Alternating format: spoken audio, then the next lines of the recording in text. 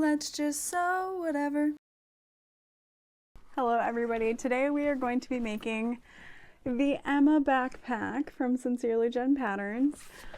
If you are looking for the most informative and helpful how-to video to make this bag, go somewhere else. Do not watch this. The pattern is currently in testing as I'm filming this, and it is January 11th. And as I was going through it, I was messaging Jenny. Dorothy was interrupting me like 50 times. I was losing my mind, losing my shit. But it turned out really good, despite my flaws. My pocket, crooked. These, pretty good. Something in the back, off. No idea why. Handles, grab handles, backpack straps. Super cute. I love these. I use the D-rings to attach. You could do like a passport while you're traveling, just something to keep right there, a little wallet. AirPods if you wanted to, if they're in a case that's not gonna like flap open. When I remake this, eventually, I'm gonna add a slip pocket back here. Even if it's just the size of a phone or something, I love a back slip pocket on a backpack. But I understand as Jenny was designing this, there were already so many pockets. So inside, there are 2 elastic slip pockets, a zipper pocket, and a big slip pocket that you could put like a laptop in. This backpack is a great size. It would be so cute, mini. Oh God. But anyway, I love this pattern. I can't wait to give it a second try and add more pockets. There's a zipper pocket there. And then inside of this big pocket, there is nothing, but you could easily add a slip pocket, cargo pocket, or even some more zippered pockets, whatever you would like to personalize this. It is finished with binding on the inside, but this is completely finished, that pocket there. So just keep that in mind. Yeah, I did my best. Okay, let's do it. I just want to kiss that bag. Show your Skittles. We have the pieces we need for the exterior front. So I'm just gonna kind of arrange my items. I've got the zipper pocket lining in the drawer, as well as the upper and middle panels. I'm gonna grab everything I need for my handles and put those in the drawer. Those are not upcoming. I don't need my elastic. I only have a 1 1/4 inch elastic here, so I'm gonna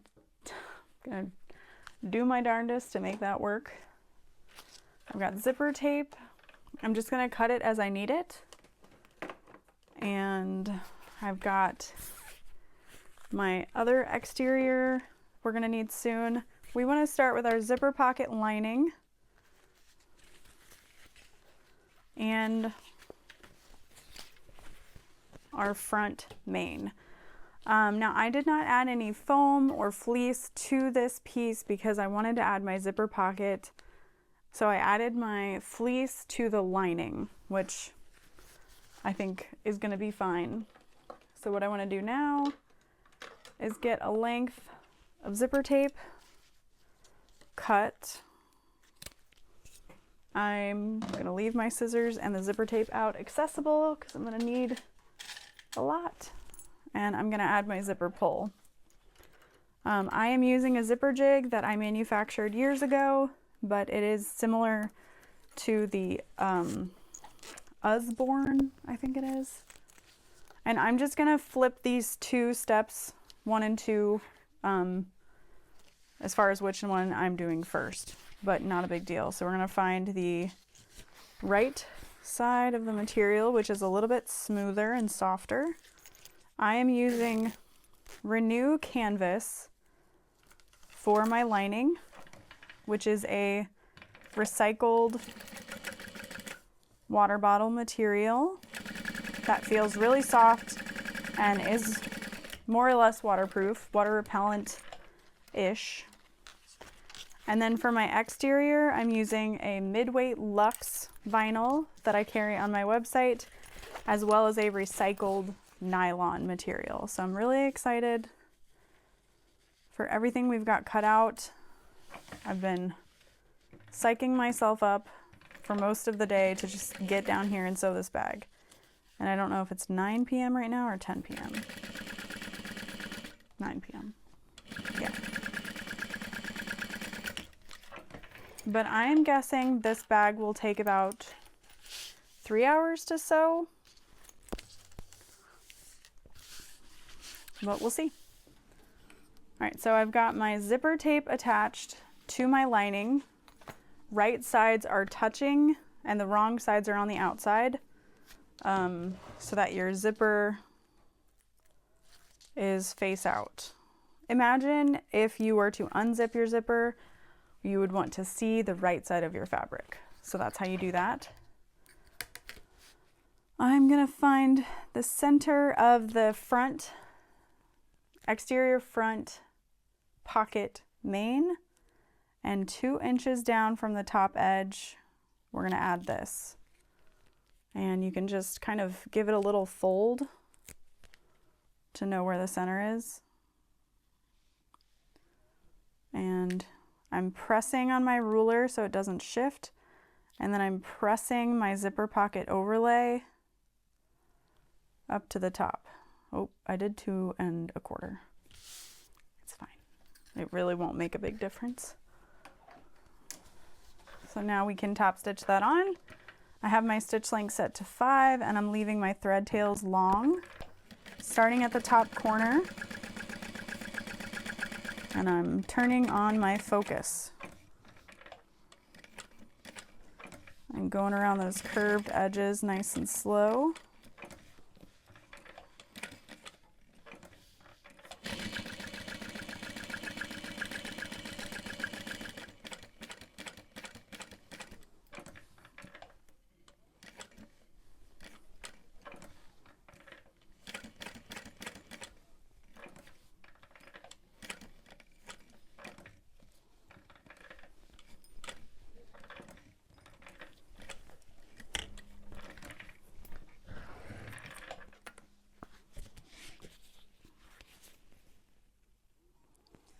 And then here we are, pulling our threads to the back.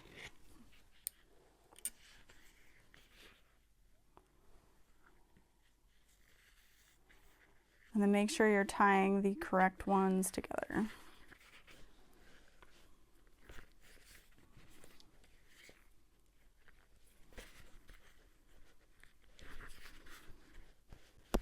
We are then going to cut away the lining fabric that's behind that overlay so that we can add our zippered pocket. If this is not something that you're good at doing, this will be a great time to practice because there's not 1 but 2 zipper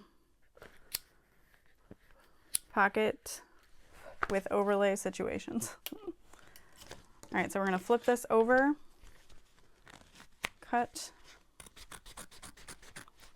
and I am just making a nice long line so that I can get to the underside of that overlay, and just glide your scissors slow.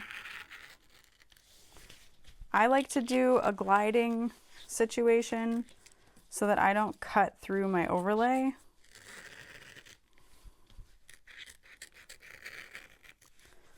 And if your scissors are sharp enough, you should be able to.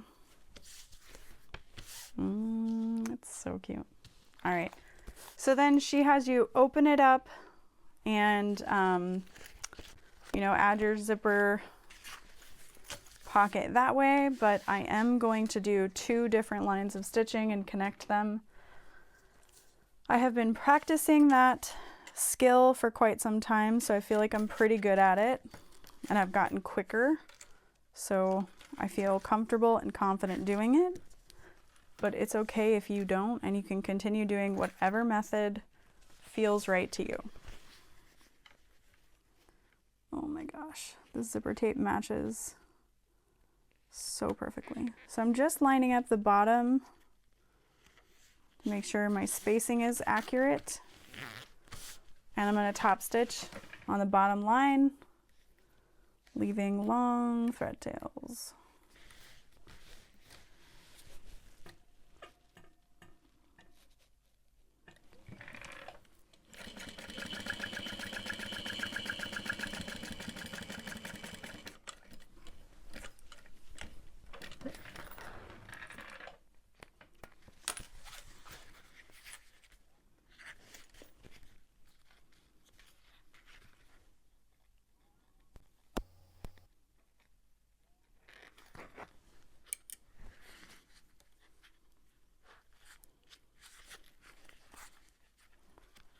And I'm going to do 3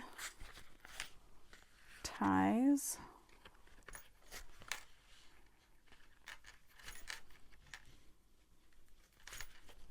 We're going to fold that down, make a nice crease, and then press that one down and peel off that tape. And then give that a nice press. Oh, it's so beautiful. All right. So because of this now, I need to push my zipper pull in. Get that together. I'm going to start where that one ended.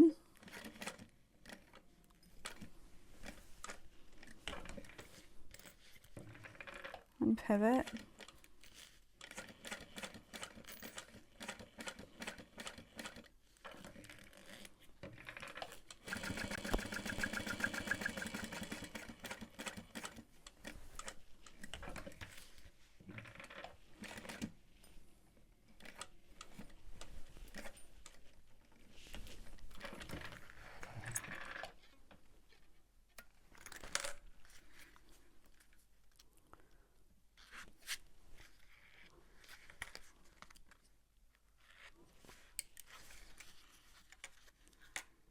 And then we can trim the excess zipper tape, and we can just close off this pocket. I'm going to trim my excess fabric down below as well. Sometimes you can, not sometimes, alternatively you could cut one piece, you know, 1/2 inch shorter if you don't want to waste fabric, but you know, it is what it is. You can also save this material to stabilize connectors if you are someone who can't bring yourself to throw away stuff. No shame. No shame.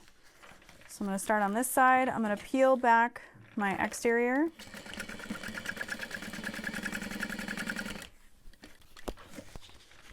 And sew that shut.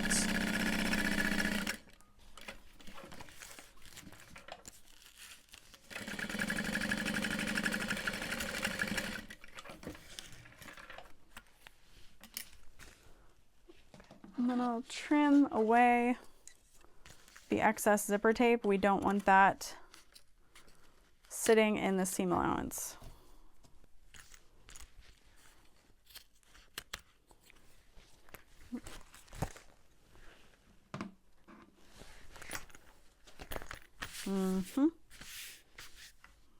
So cute.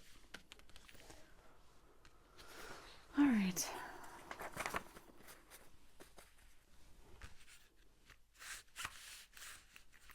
So then we're gonna just move our zipper pull out of the way just a little bit. We're gonna grab our gusset pieces and the lining. No, wrong. That's that's the lining. I just need our gussets. Hello, I'm doing fine. All right, so A and B.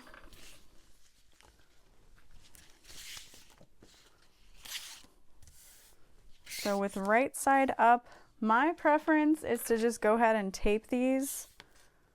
If your print has any kind of direction, you're going to want to put tape where you want the zipper to go. So let's say A and B were directional. You know, you would want them to line up. And A is technically the front, B is the back.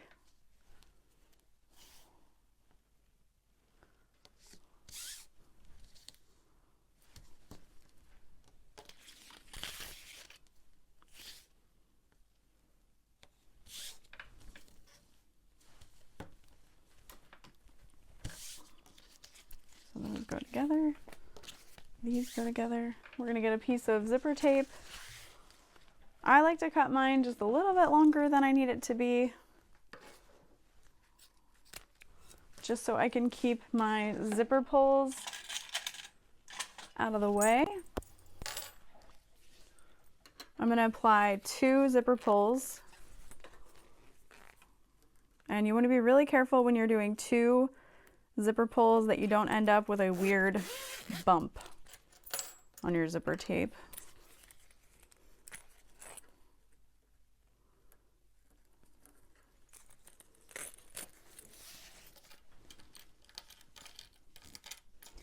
I like to keep them kind of close to one end, and I'm going to peel back the tape.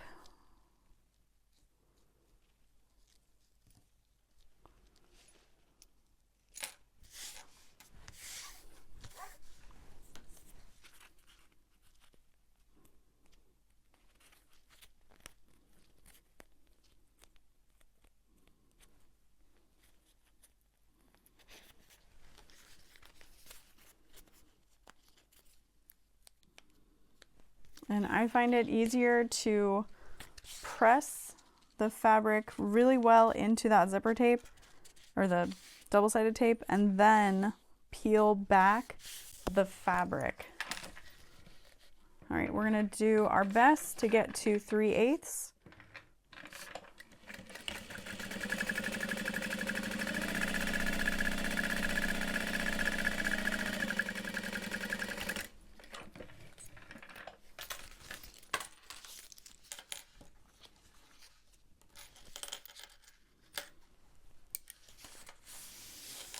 I'm gonna finger press that seam first and then flatten this one.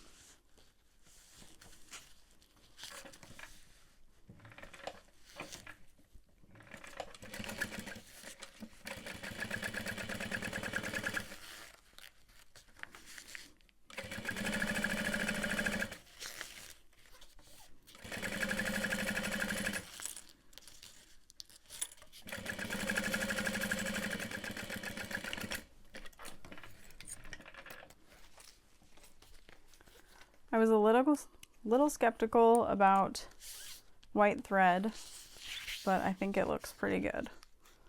All right, and then linings, touch linings, right sides together.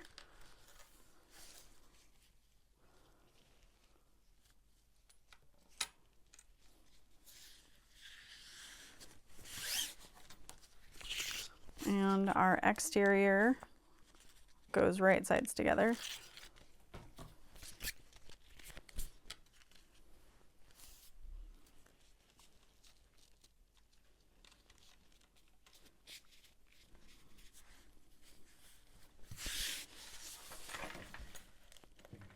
Close to 3/8 as you can.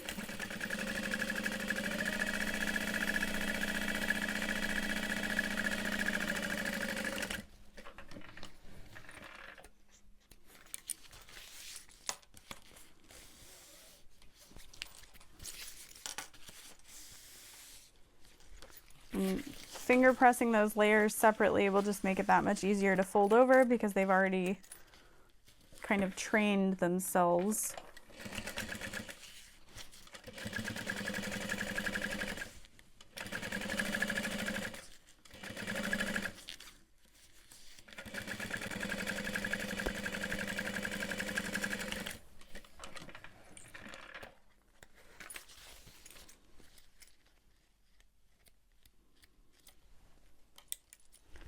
We've got that ready.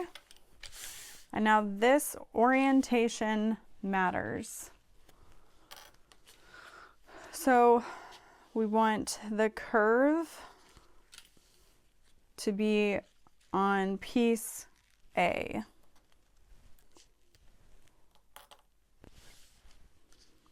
And we're going to lay that together first. Again, curves to piece A. And if yours is off a little bit, it just means that seam allowance may have gotten lost somewhere, so just do your best to split the difference. And you can baste those first if you would prefer. And again, we're just gonna match that with right sides together on the lining and right sides together on the exterior.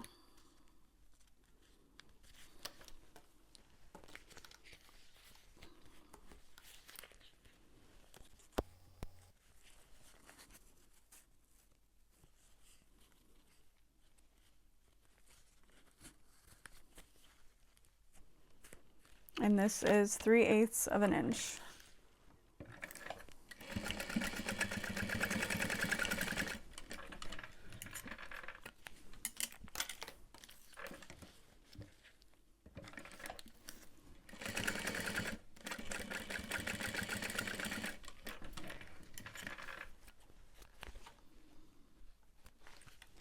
We're going to open that up and top stitch and then baste around that whole entire piece. Which technically, if you wanted this to be like one fluid top stitch, you could do it like that.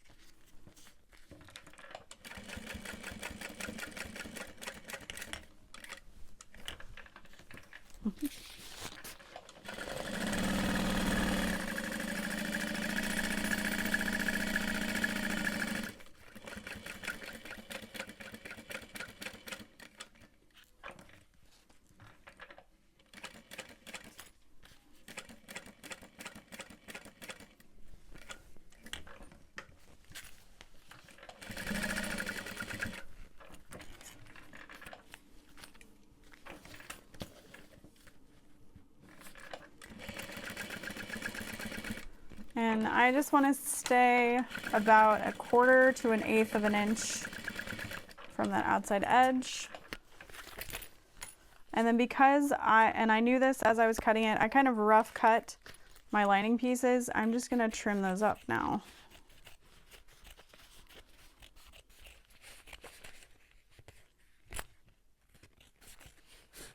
And they'll all be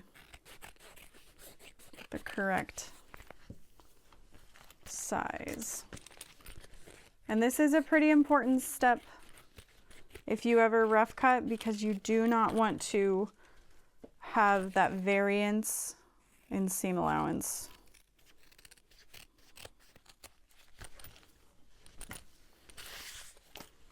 Okay, and now while I'm here, I'm gonna fold this in half, clip it together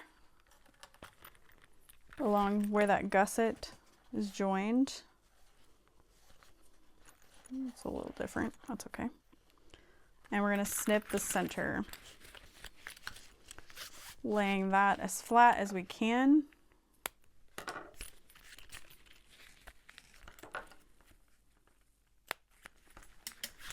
Okay.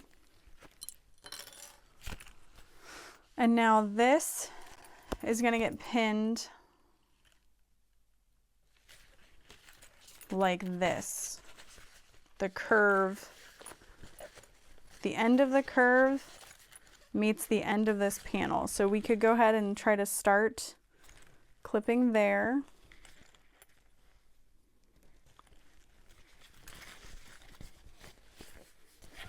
Clipping there. And clipping our center. Oh, we're definitely gonna need more clips.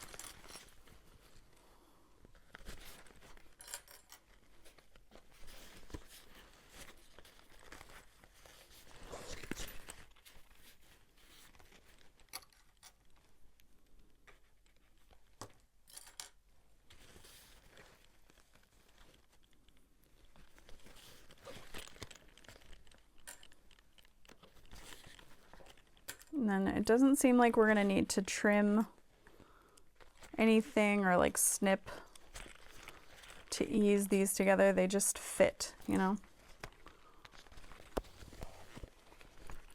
And if you need to staple anywhere you can.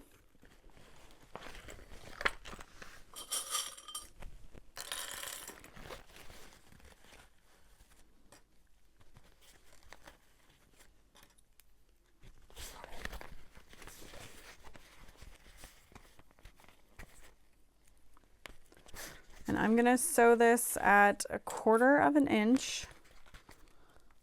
She has you do it at 3/8 and then stitch on that exact line again. I just don't think I'm capable of that, honestly.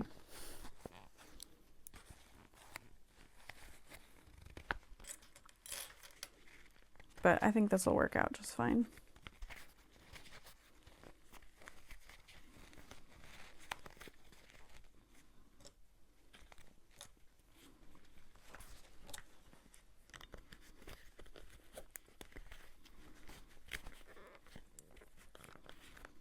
Okay.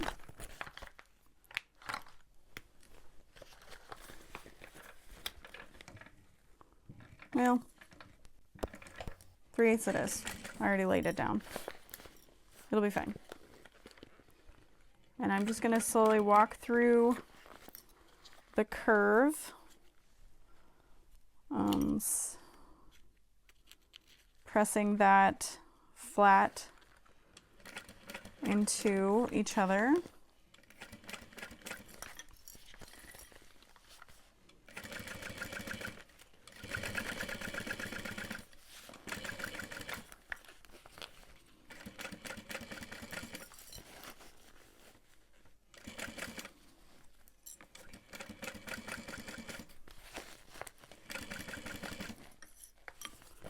Lining up the top edge with the exterior.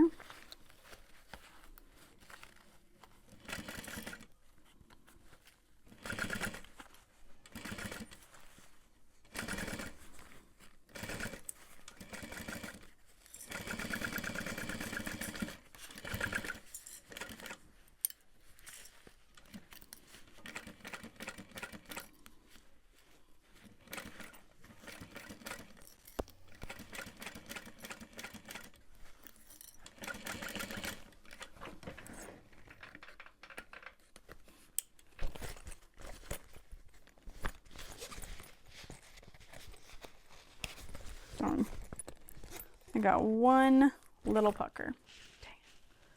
All right, so now we can smoosh that and put our lining so that they are right sides together.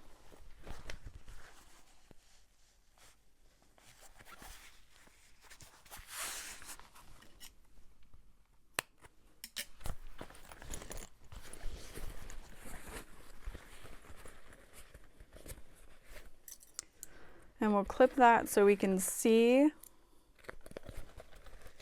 our existing stitch line.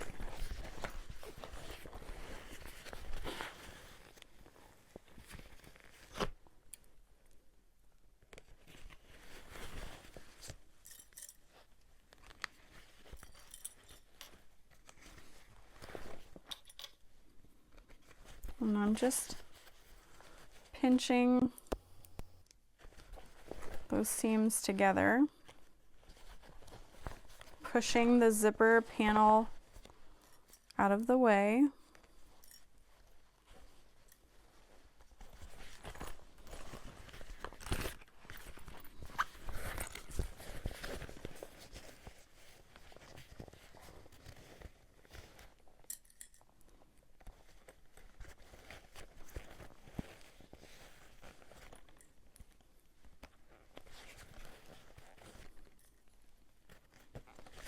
And you want to start from the bottom,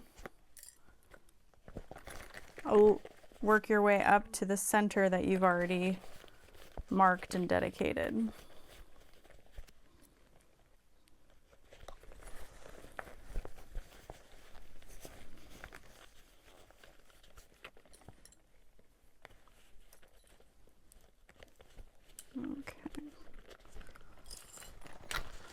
Good, good. Okay.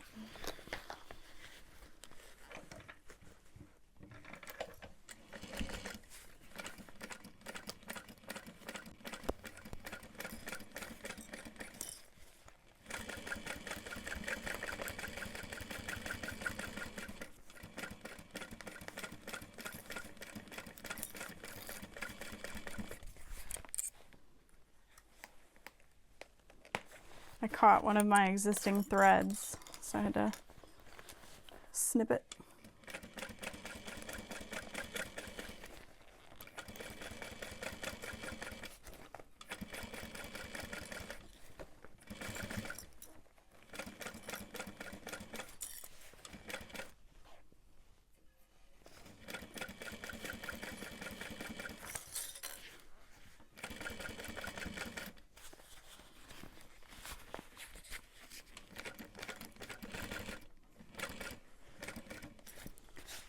And then we're going to trim the seam allowance down.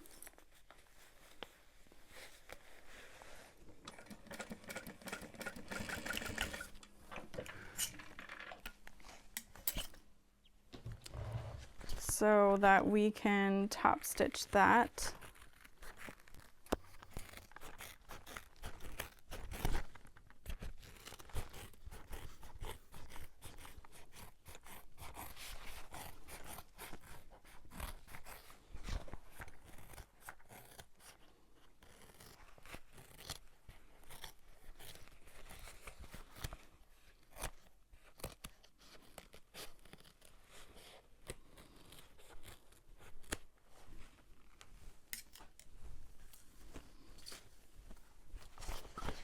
And we're going to flip this.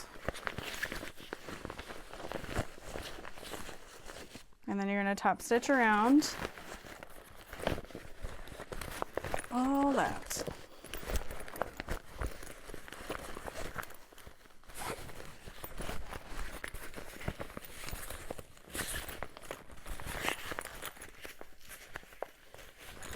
All right, pretty good. We're just gonna pull on that.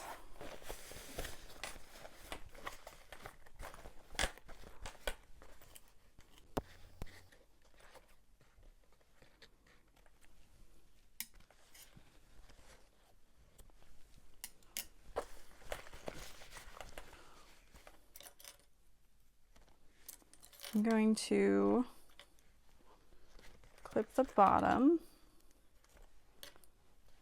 so it's shut. That'll help make sure get everything in place. Now, I feel like if you didn't top stitch this, it would not be the end of the world. It has quite a bit of structure, but the only thing you're doing by top stitching it is just kind of making sure everything fits together nicer, and your lining doesn't kind of like pull away, if that makes sense. So you're going to press flat like this. We're going to start up here.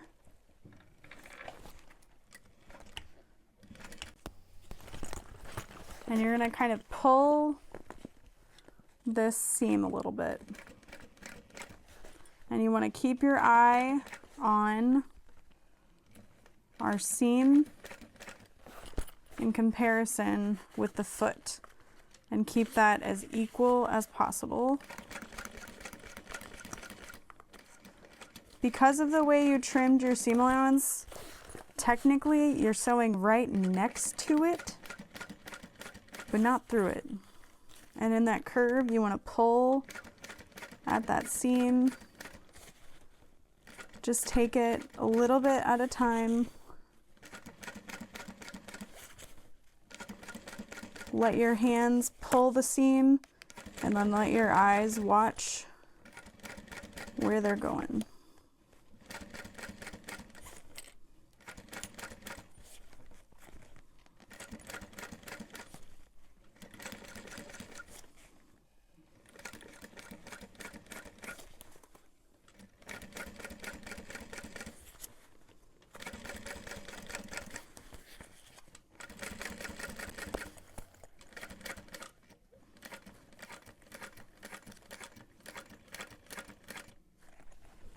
And then we just need to sew along the bottom. So that's shut. If you wanted to add a nameplate to that pocket, that would be a time to. Oh yeah, it looks nice.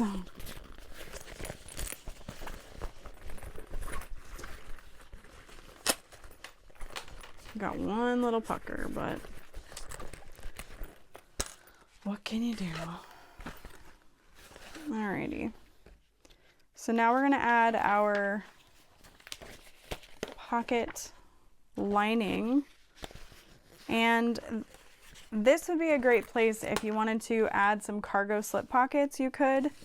I would cut it to 13.5 inches to be super safe by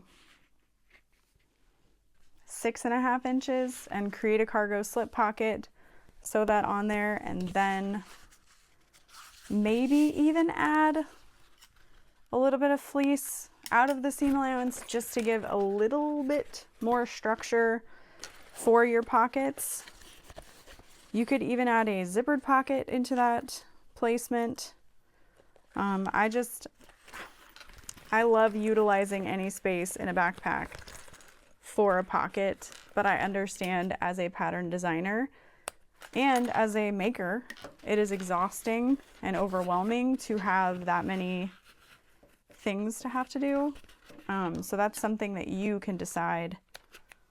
Even if you've got everything cut and you say, okay, I want to add this pocket, well, there you go. It's less overwhelming to go cut one more than cutting everything. Oh, it finally died. I've been using this half broken clip for like 4 months. All right.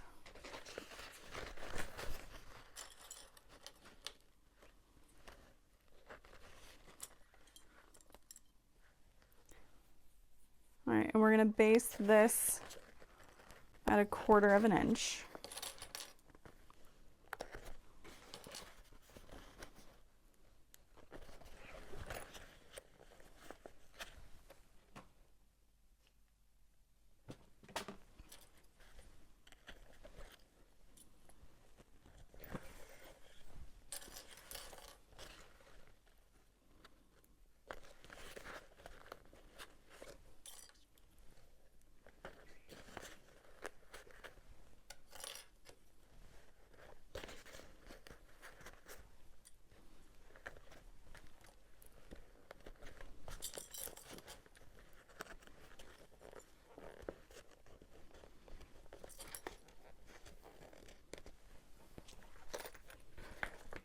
Okay, and I think I'm gonna do this way since the pocket is so 3D. And so long as you've got this attached and you're in between 1/8 inch and 1/4 inch and you don't try to go more than 1/4 inch, it's gonna be fine.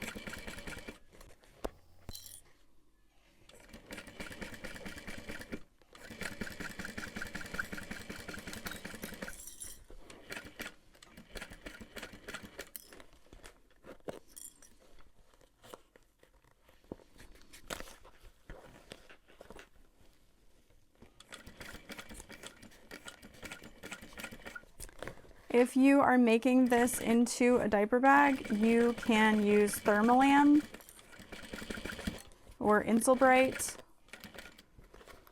into this front pocket, and then it's kind of like an insulated bottle pocket. I would do that on the front in the gusset out of the seam allowance and on this back panel if you can, so that it is fully insulated.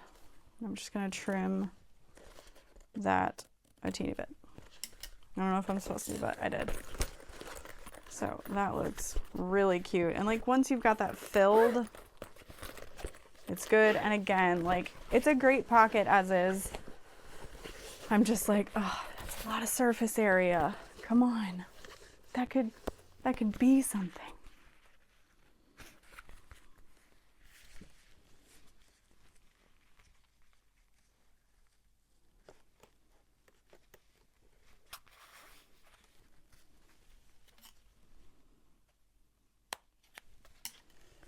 we'll find that center, and then this needs to go not like this, like this.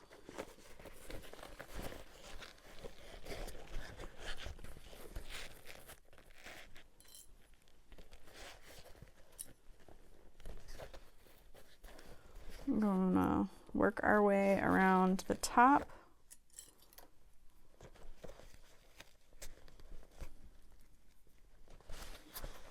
And it should meet up at the bottom.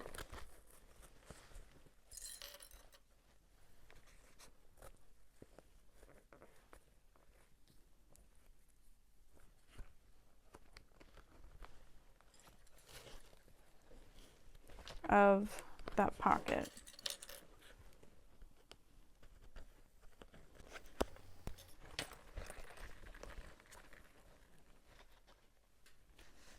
Yeah.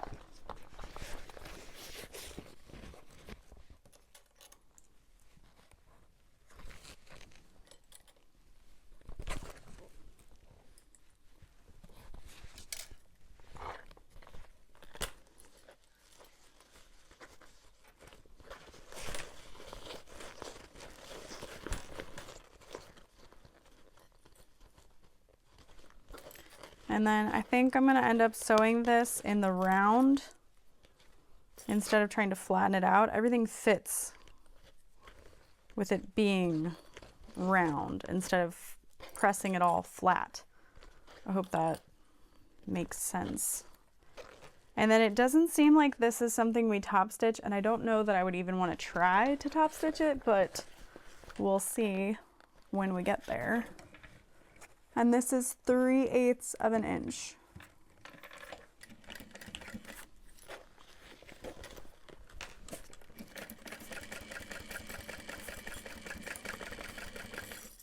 And because I can't see it, I am pressing down on this seam to make sure there's no puckers.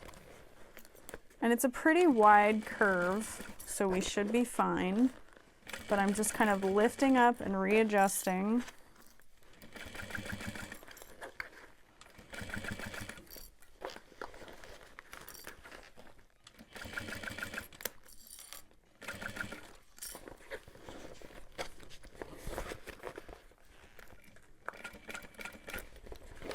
And of course, you've got to make obligatory weird faces.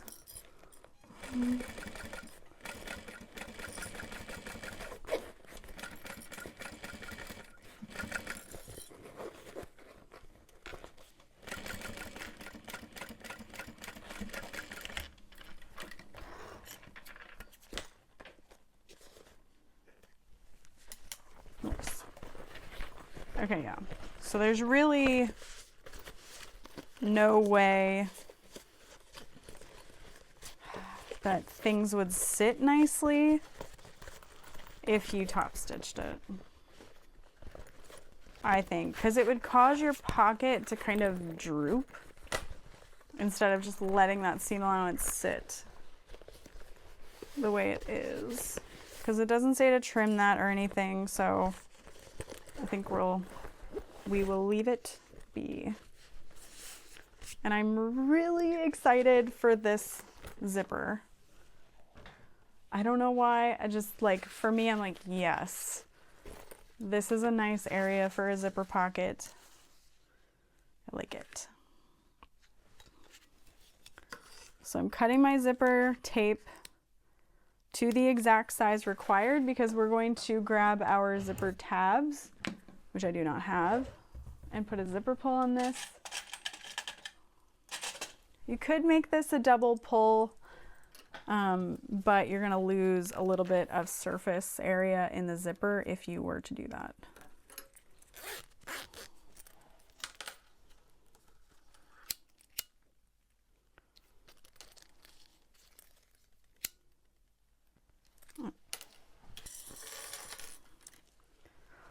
Okay.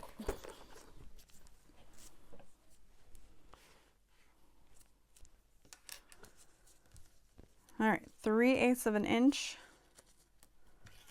right sides together. with that zipper tab. And then for your lining, like, it's really not that big of a deal. You're not going to see much of it if you get it in the wrong spot.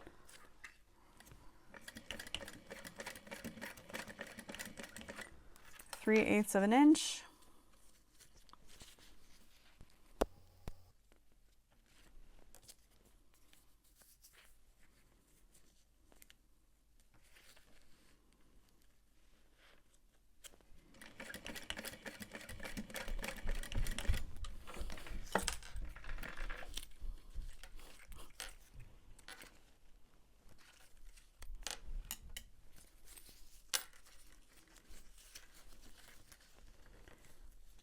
And then we're going to top stitch that.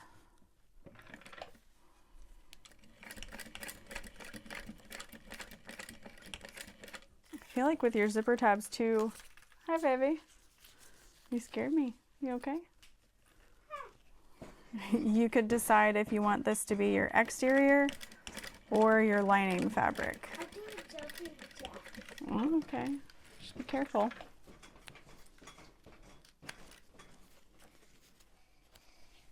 I was just seeing what you were doing. I'm working. I'm sewing. What are you doing? Then You should be sleeping.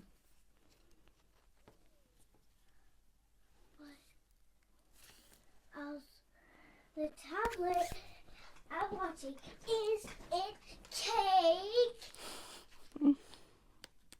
Christmas. Nice.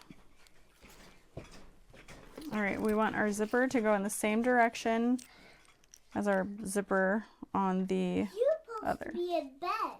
Me? Yeah. Oh yeah. I can exercise too. Careful, I do not want you to drop that on your feet. All right, so we'll base this with about an eighth. Exercise. Okay, but keep your feet far away from it. Oh, this is heavy. Yep, it's 15 pounds. So we've got that basted. Let's first exercise teacher. First, do 15 jumping jacks. Okay. So now we're gonna grab our lining. You have to count. Baby, I'm working, I can't count. 1, 2, 3, 4, 5, 6, 7, Softer is the right side. 9, Yep. 10, 11, So this is 13, 14, 15, 16, 17. Is that 17? about a 1/4 inch on each side of the tab. What's next? Now you're going to do some yoga poses and stretch. Okay, pretend it's this weight ball. Okay. Keep your feet far from it. I really want. Is that available to open? No, Why? because I said no. Why is it not available to open? Because I said so. Yes. Okay, and then we'll, yep, 3/8 or as close as we can.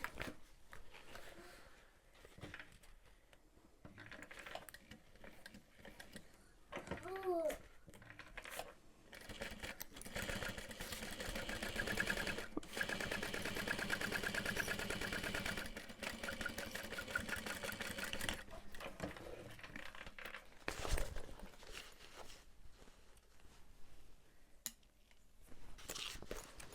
And then we're going to press this flat. Ooh. Is that lip stuff? Okay. Lipstick. Okay. And we're going to pull My, and top stitch all the way across. for my lips to get moisturized. What's moisturized mean? Moisturized. What is that? It means to have moisture. To To moisture my lips. yeah. And then we can grab other pocket lining. Right sides together. Happy Meal. Oh my god, my coffee rat. It's a type of rat. Capybara. Did you say a coffee rat? We'll base that at 1/8. Can you help me put 1/4 1/8. Yes, I can put your capybara in here. Pretend I ordered Hold on, babe. I'm sewing. like you baked me something and you say, Dorothy, your order's ready. I have a pickup order for Dorothy ready. I will. Wow. Here you go. Thank you. Have a great day.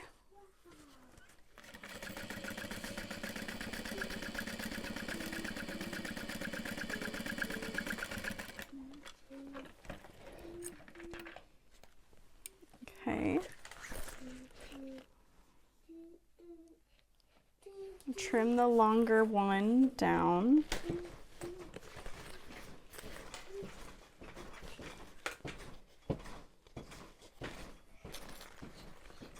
I'm going to clip that flat together.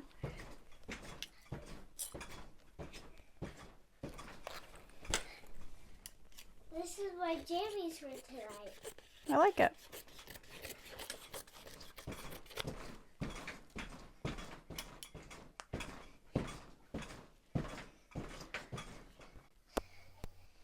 Hey, pretend I'm the mail girl and then I'm like saying outside, Mom, I'm gonna go get the mail. Okay, bye. Okay, we're going to sew as close as we can to that top. Mail girl gave us. What is it? I don't know.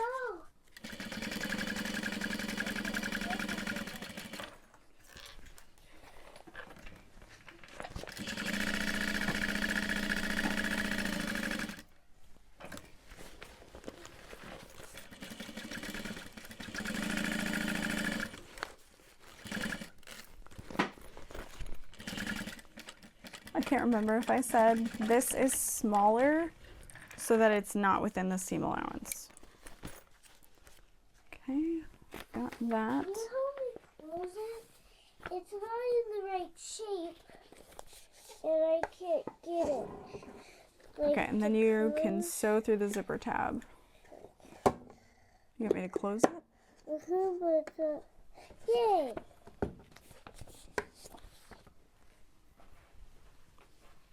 And that will close the gap. I don't really want to sew through them again, but you definitely need to. So maybe I'll just add a second row stitching, or maybe next time I would skip top stitching the zipper tab altogether. I accidentally opened it because I was making a mystery box. And can you close it? Yeah. What you need to do to close it is push it this way. Oh. And now it'll close. There you go. What? So what I'm going to do to close it is just create a second row of top stitching. I'm going to leave my thread tails long, and I'm going to start as close to in the gap as I can. Let me take you to the checkout person. Hi, I'm here to check out my things. Boop. There you go. That'll be $20. Here you go. Thank you. And here's some of cash. Thanks. Bye. I love Target. Your store is amazing. Oh, thanks. Last time I went here, you sent me a big trampoline. Oh, that's right. You were the winner of our trampoline. Yeah. Yeah. Now I heard a mystery. Now you've got a mystery box. Here, Ted, this is the cash register girl said, "This is a collectible." Oh, it's a collectible. The basket? Yeah. Thank you.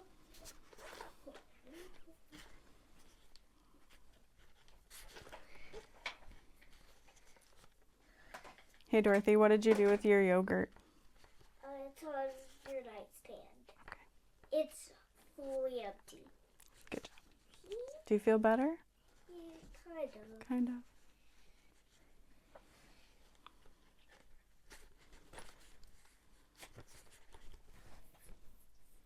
Okay. There's just a little gap still that I can't quite get, but I don't think anyone would ever, no, it's not big enough to matter. So now we're going to do the part I'm most excited for, and I don't know why I'm most excited for it, but we're going to put the exterior front on. It's just so cute.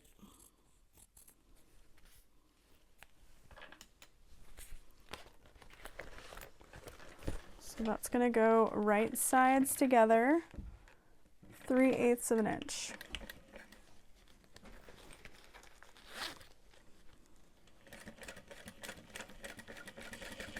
Okay, unzipped my zipper slightly. I'm going to re-zip it so things stay nice, lined up.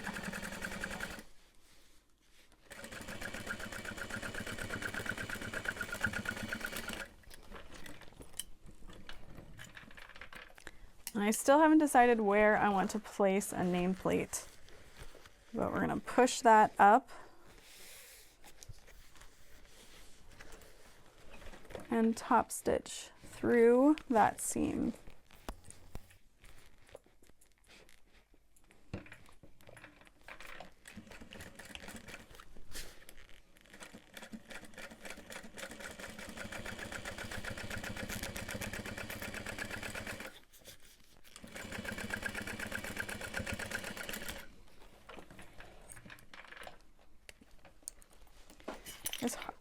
It's hard because I feel like through this would be a cute place for it, but maybe also just above the pocket on this area could be cute.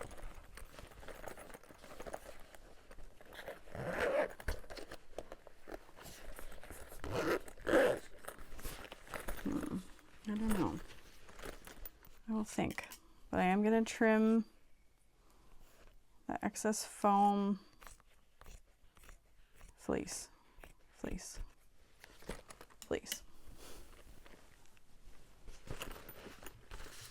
And that closes off that zipper pocket. I really want to see what's inside of it. Is like cutting it open and turning it out, and then I want to feel it. No. Why? Maybe someday. There's a yucky one, but we pay good money for those. And I'm not letting you cut it open when you've seen what's inside on videos. Are you tired? You want to go see if Daddy will let you play Minecraft? Well, I'm actually taking this mystery box home. Okay. All right, so now we've got our handles. We can mark a line down the center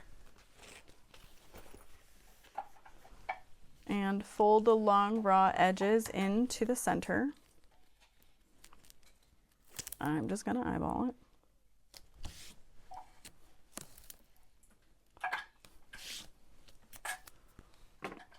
I don't.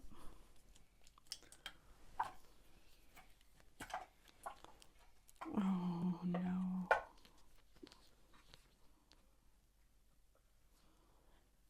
It would be cutest if I could like cut this all scalloped.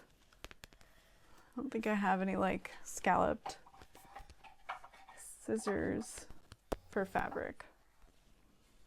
Because that would be like, it would give it the femininity. But it's okay, not gonna do it. I'll probably add the nameplate on the main panel. I'll be my Target. Okay, bye. Where are you going? Going home.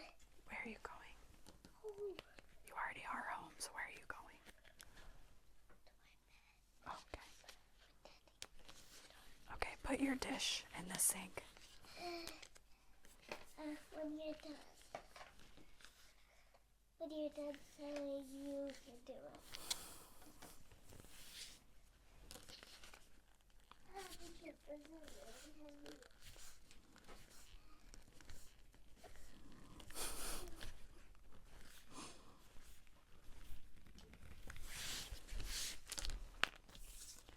I love how CJ and I are to a point where we're like, are you gonna parent her or am I going to? Because I don't feel like it.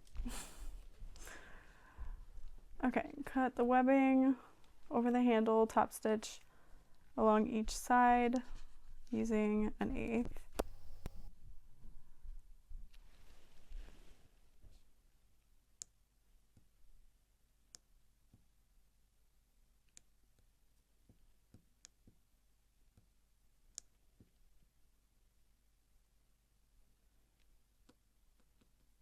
Oh, okay. I see, yes. I was like, in the picture, it shows 2 layers. I'm confused. So you're gonna top stitch it once and then twice. I check it once and then I check it twice. Oh. Ooh.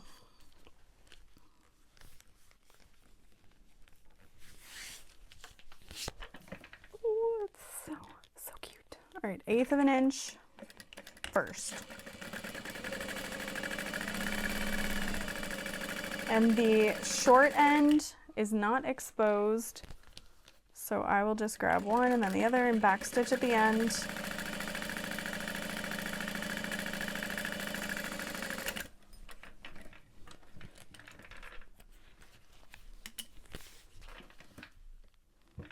Eighth of an inch, come on.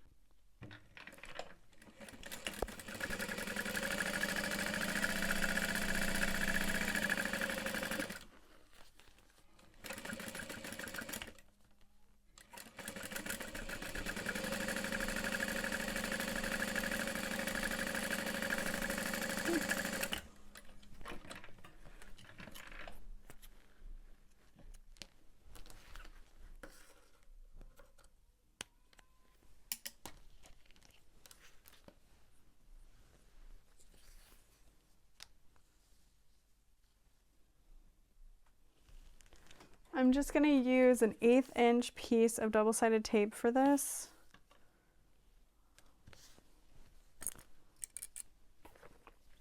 I don't want to use a thicker tape because I feel like sometimes double-sided tape with webbing handles can like cause it to like distort a little bit. So we're going to center that.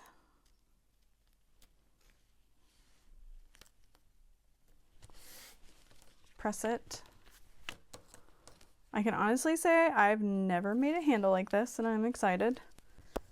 It seems like it's going to be thick but sturdy, which is good. And so now we're going to top stitch 1/4 of an inch,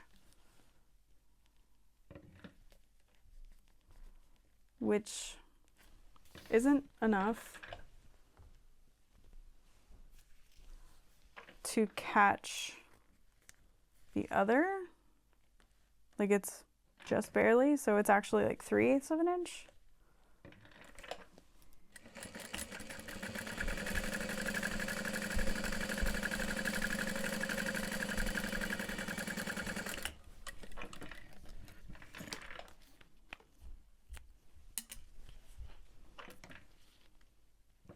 Yeah. I'll write that down.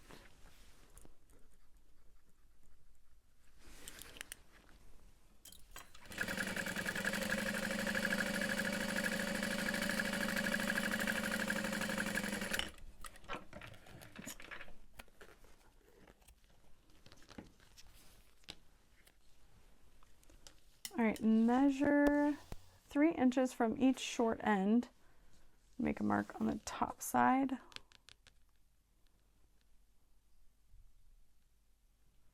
Okay. It's a cute handle, I'll tell you that.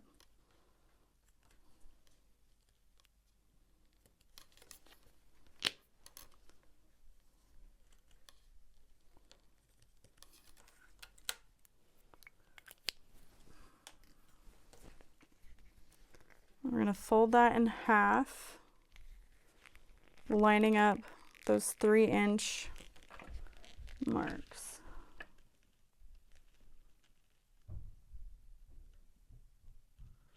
And that's going to be kind of right over top where you've already top stitched, or if you wanted to, I'm going to do that. I'm going to kind of go in the middle.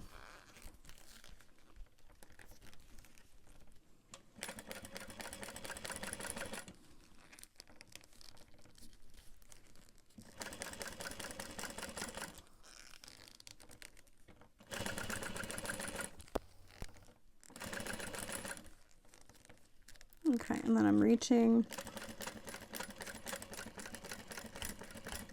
the line we made.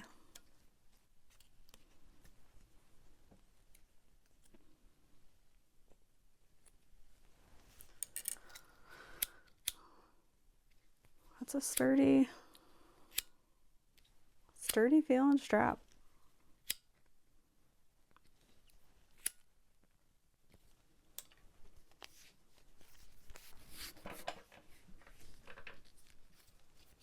Okay, I'm going to work on this one in a second. Mark the center along the top edge, the exterior accent, and measure.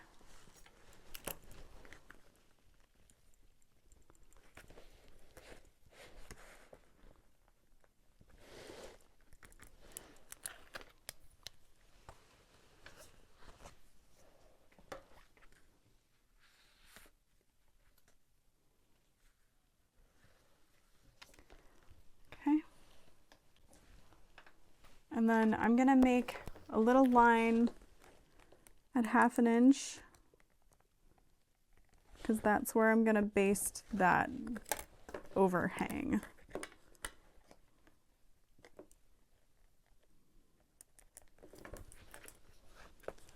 And you want 4.5 inches between the handles, so you're going to lay that at the outer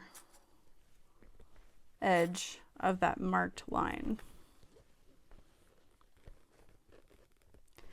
And your handle should naturally fall into place and look very aesthetically pleasing if you've done it correctly. So then we can baste that down so it doesn't shift.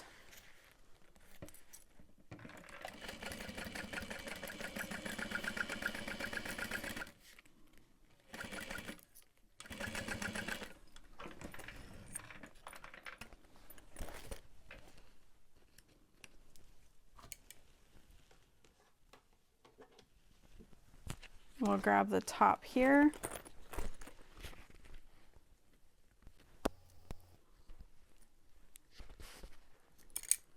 And sew that at a 3/8 inch seam allowance.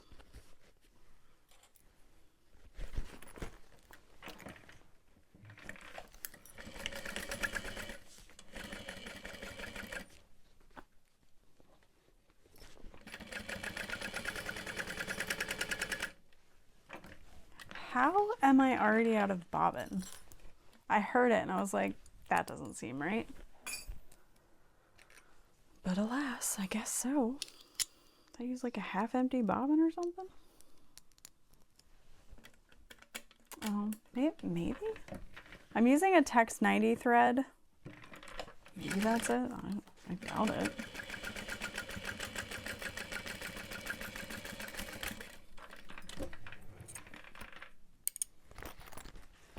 Okay. And then you can backstitch over the handle pieces. Okay. And we're going to top stitch on the vinyl accent. So we're going to flip that up and top stitch on the vinyl. Oh, it's so cute.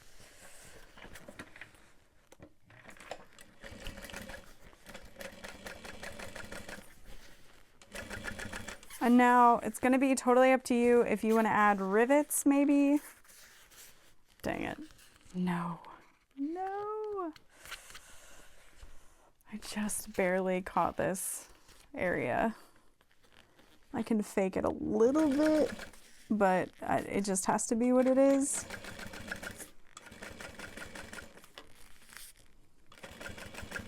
It's okay. That's what testers are for. Should have recut the piece. Maybe we'll never notice, but it's super cute. Now, if this is as far as you get in the day, that's amazing. If the zipper pocket is all you got in the day, that's amazing. If you made the handles, great job. Whatever you can do is going to be enough. We'll go ahead and snip the center at the top, and then I'm going to figure out where I want to add my nameplate.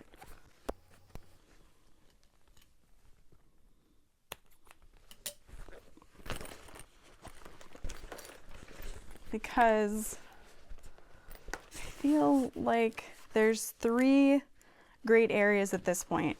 There's 4 altogether. You could add it a couple inches below your overlay, maybe above. You could add it there. You could add it on your accent or just above the accent. I'm gonna do just above in hopes that that keeps my exterior fabric from creeping up and undone, because I'm a doof who messed up.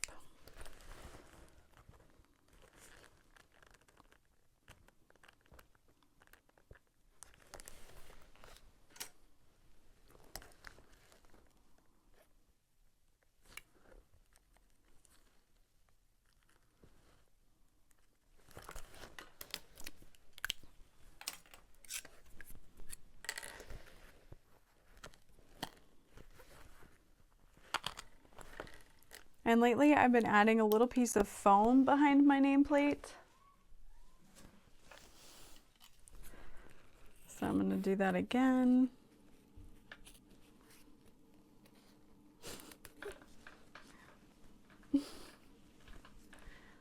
Dorothy is basically just an orphan at this point. Neither CJ or I.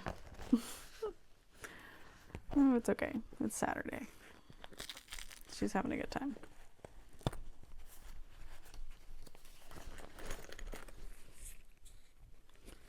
Yeah. And then add the plate.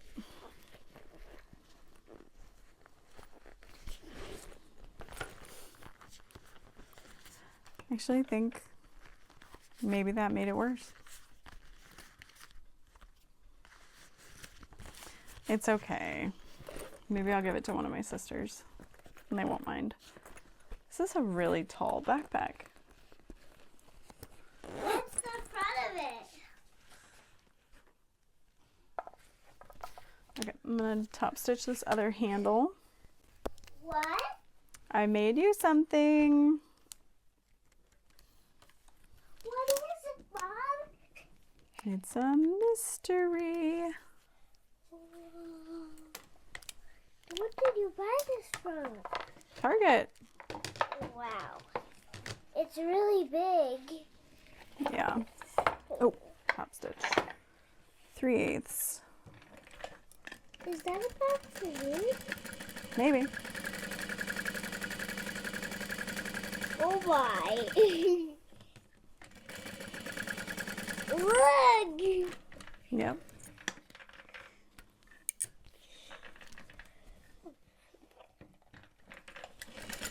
What a school.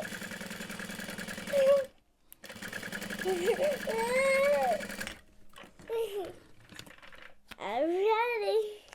I'm ready for sewing. Can I cut it? Yeah. What is that? Hey, don't mess with my little ghost. It's from Thea and Brittany. I want it.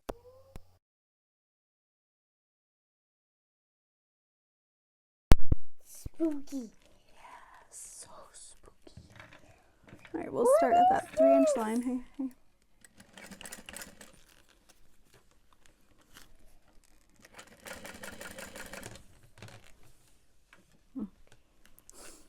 Let's see if I push it away. Let's see if it will push it.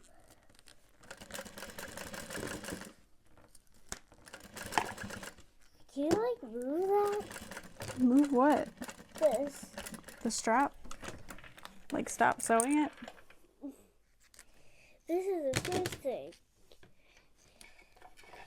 Ooh, thank you, Mommy. Let me open. Hey, have you been drinking your water? No. You need to drink your water. What water?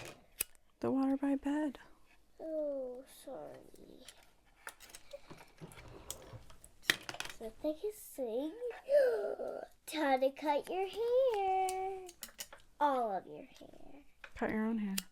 No. Not for real. Yes. They're fake scissors. All of your hair. Okay, no thank you. Okay, so now that that strap is finished, I'm gonna... I was scared for a second. I know they're fake, but... We need real scissors. Never. Yes. We never cut hair. Ow! Actually, we need to cut 2 9-inch pieces of webbing. There. The music is up, so Thanks. everybody can hear you, Taylor. Look. Thank you. Look. Thank you. Okay. Watch out for the cords. Oh, fire. Well, you gotta stay away. Fire. How do you make fire with those? Ah, so crappy. All right, so we're gonna grab 1 mirrored set.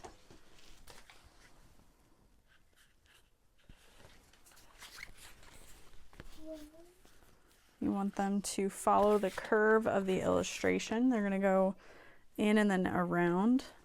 We'll move our webbing for now. We're gonna grab our accents and our D-ring tabs. Okay. And then for the D-ring connectors, I cut those as 1 long piece.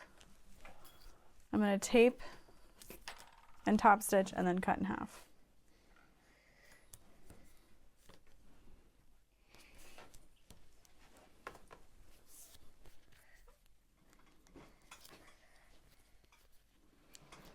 No, yeah, that's why I said no, don't do that. Take a deep breath. Don't do that again. Just a little push. I can do it better. No, ma'am, that's not meant for that. Look, it did it. Just because it didn't do it that time doesn't mean it won't do it again. I don't want you to be unsafe. You could really hurt yourself.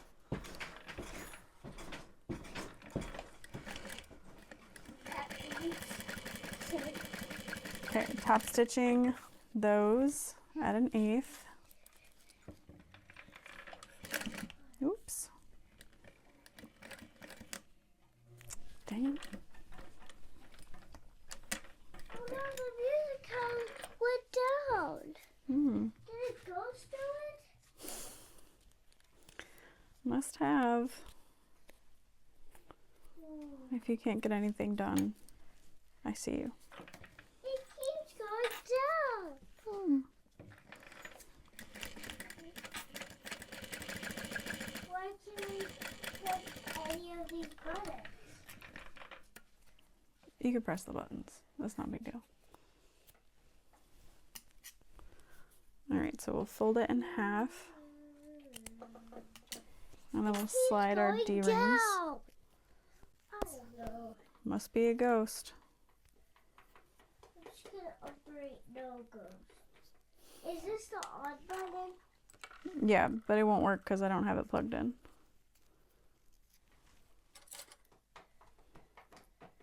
Okay, so there's that. And for the strap accents, we're gonna fold those in half. And I went ahead and cut these out of vinyl. You could even cut your D-ring connector out of vinyl. It just will depend on what you want the finished strap to look like. I want to draw your eye. Okay, that's fine. But I don't know your code. I know, I don't want you to know my code. Why? Hold on, let's see if the pen's charged. Is it? No. Oh. So you gotta let that charge for a little bit and come back and see me in a couple of minutes. Okay? What can I do with your iPad? Well, you can draw in a little bit. Don't jump with it or anything, please. Can we draw? Not until the pencil's charged. This is the charger? Yep, that charges it. Why don't you go see what your dad's doing? He is watching Star Trek. And what else? And doing painting. Okay.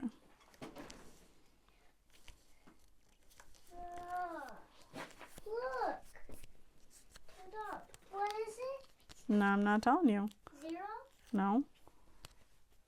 Tell me. Hey, don't freak out. The pen needs to charge. Let it charge and then I'll open it for you. Okay, Mom. Thank you. How do you Hey, why don't you take it upstairs with you? And Daddy can open it for you when the pencil's charged. Okay. I'll come back. Keep it closed while you walk with it. I'm gonna keep it. I'm gonna come back down. I'm gonna come back down. Okay. So I've got my overlays folded into the center and I'm top stitching them. I've got my webbing prepped. My D-ring connectors are prepped. And so now place 2 mirrored straps right side up. Oh, transfer the markings from the pattern piece. What I'm gonna do is I'm just gonna fold this here and place that down.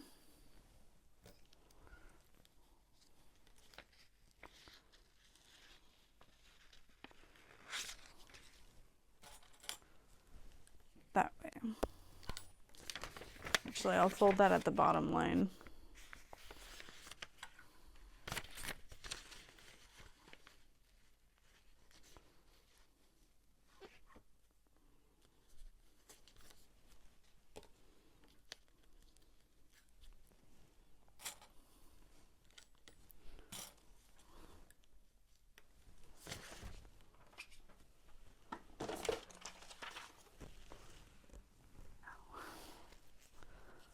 Okay.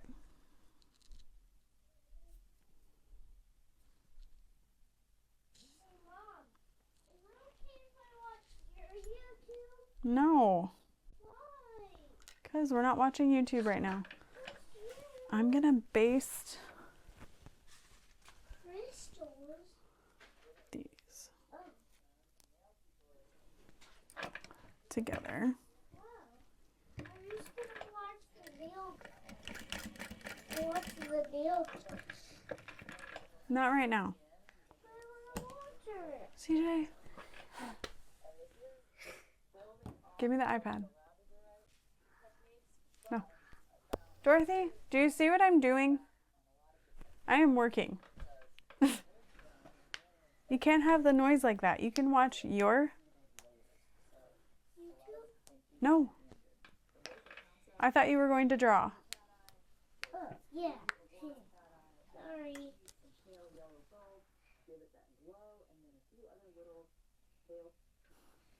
I really like her. She's the greatest art nail girl. And I do not know her name. Okay.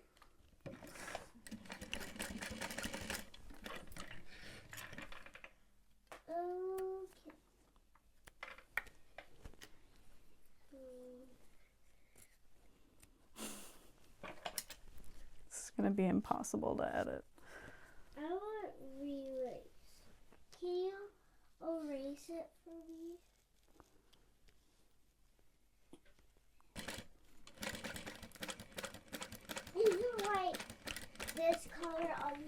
top of it. Mm-hmm. You're gonna can't wait to see what I'm doing. Just watch me. And then you can sew the top line first, press this into place, pressing it up against. Look at the little nose. Look at the little nose. Yes, Dorothy, I hear you. Okay. Okay.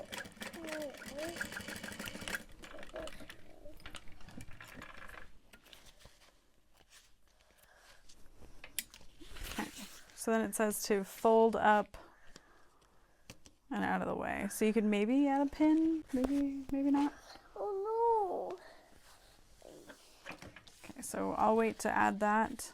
I'm gonna top stitch top line first. Look at her shirt. Look at her shirt. Nice. Why did you put a Mickey on her shirt? Oh, because I was pretending she's going to Disney. Oh, yes.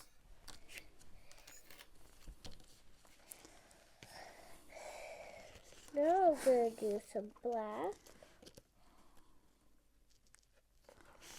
Okay, pressing that all the way up into that seam.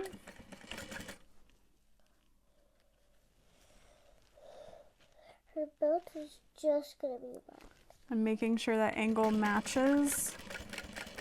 Are you going to like her belt? Yes. Sounds like it'll be great. Look at her belt. Love it. Thank you. Okay. Now I'm going to need... Next page. Oh, eraser. Place the remaining 2 strap panels right sides together. Place the foam. Yeah, fold this up and out of the way. On the top, it's going to be orange. Look at her shirt And match now. these right Look at sides. her shirt now. Is she a white bunny? Yeah. Okay. What color skirt should I make? You could, it's your picture that you were drawing while you were playing Mario Kart, so you're drawing. How about a blue skirt? Oh yes! Light blue or dark blue? Ooh, you pick. No, it's your drawing. I know, but you've got better art sense. Okay, light blue. Light blue? So Human piece. clipping these together It's gonna be really... first, and then I'll add the foam. Okay, so let's do it higher. And my webbing is out of the way. Look at that. Look at that. Look. Perfect. Is that a good light blue? That's great, Dorothy.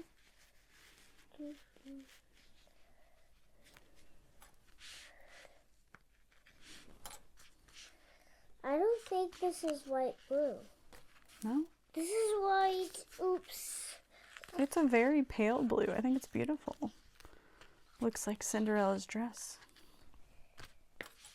That's a perfect blue. Oh, now that one's pretty too. This one. Okay, so this one is all good.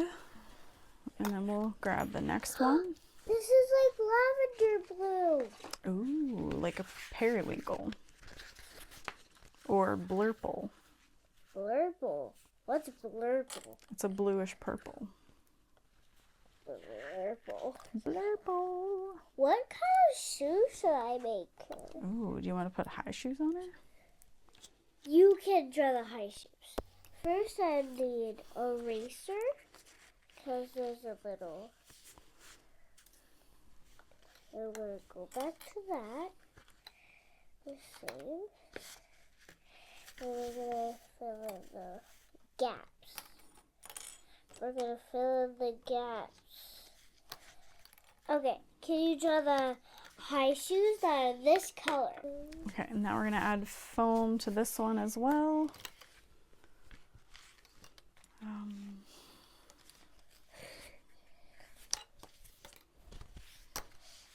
I'm all done with Freya, right?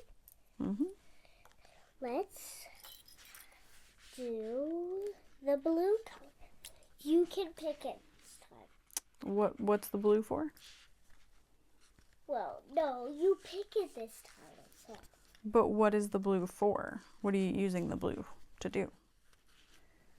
Not the blue. Oh, Just okay. pick the color. Oh, I'm sorry. Hey, please watch out for that light. I don't want you to fall over it.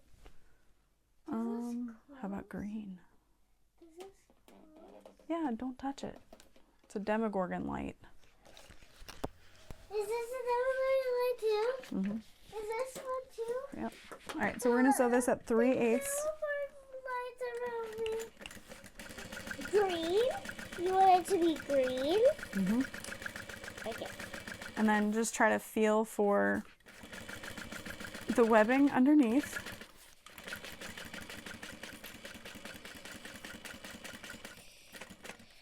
I think I'm gonna go.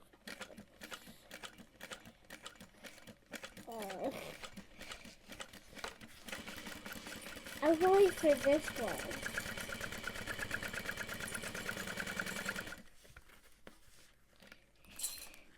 I'm gonna lift up and just really press that Oh my god. out of the way.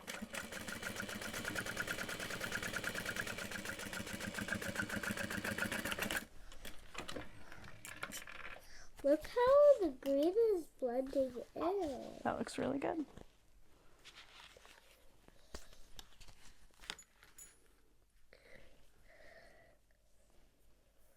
And then we're going to trim that seam allowance down to 1/4 of an inch. And let's erase. So,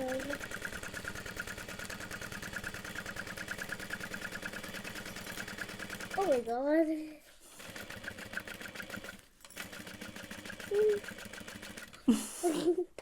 Maybe don't stand there. I don't want to go right here. Okay, I like you near me.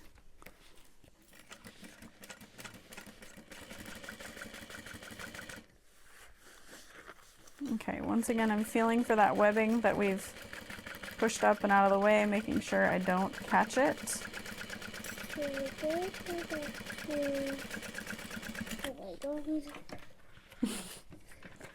Okay. Going back.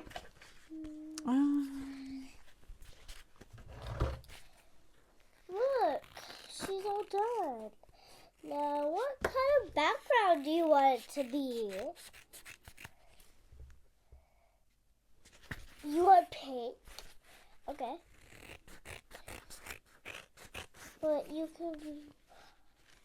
Look how pretty it is. Ooh, I like that. What if you did? Here, hold on.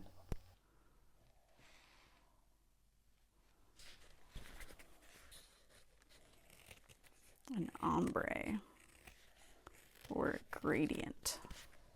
All right, ready for new color? What?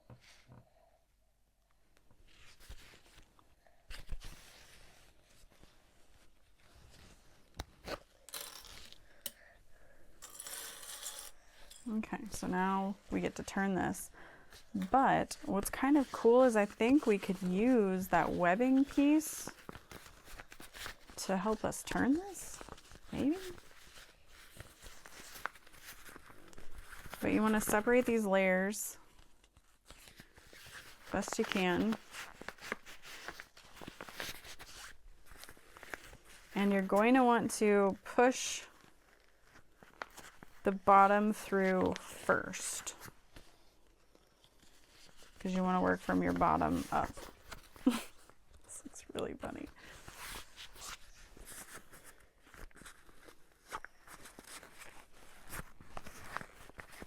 Now look at this purple.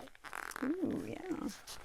And try not to use anything sharp when you're doing this, because you don't want to perforate your layers.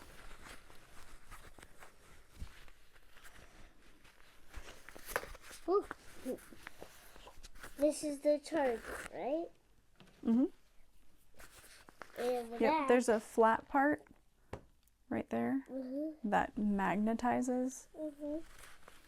and charges it.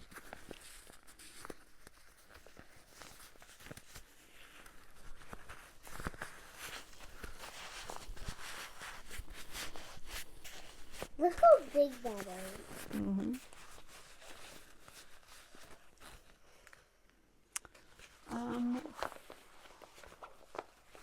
Forceps might help. Look at.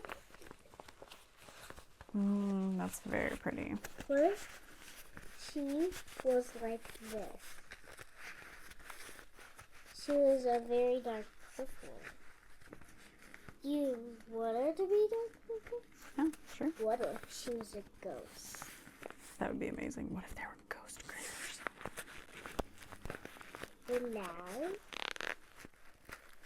And now, black. Okay. So now I have that piece of webbing. Look what I just made. It might help, it might not. Okay. So.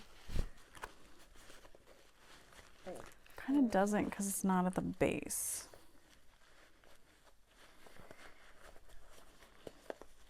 So maybe it just made this harder? No. Didn't. Yay. But before we get too far with that, we want to take some kind of point tool. I know I have one. Where is it?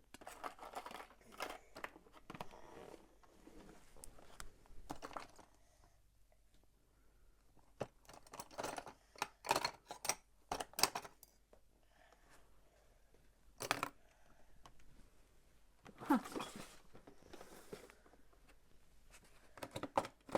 Well, I'm not seeing it.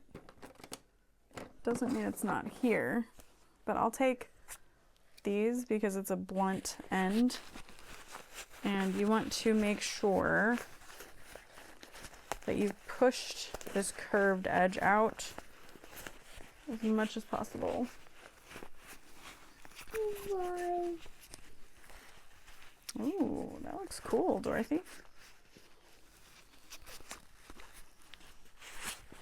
Do you like that? I love that. Oh, What's wrong? Messed up. You trying to write my name?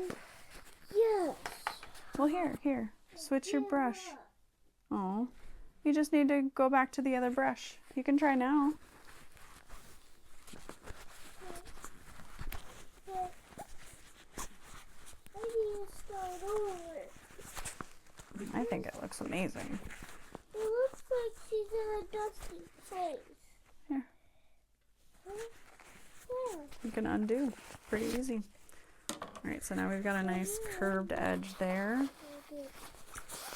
Turn the rest of this out. Oh.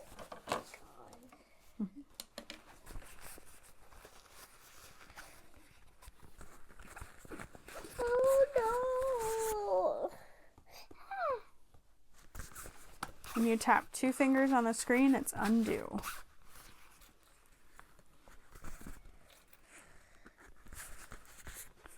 Ooh, these feel nice.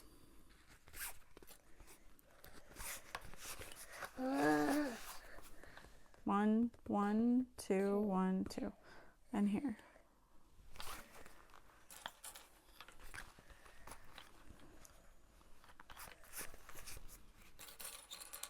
Can you write your name too?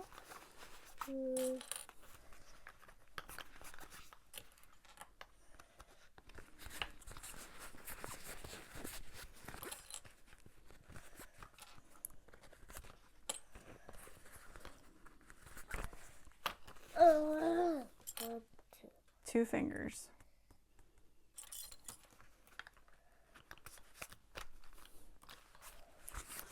Okay. So cute. Sorry. All right, so again, the way we did that is we opened up and separated our 2 exterior fabrics.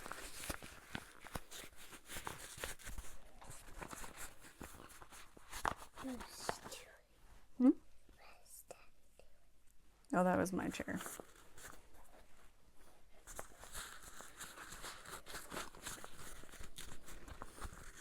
And we'll start by pressing this in.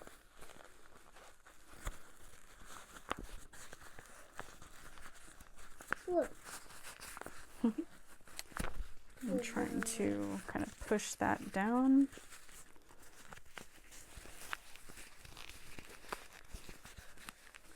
C-R-A. Here. R. A. V. E. N. What? N. There's no more room. There is. You've got room here.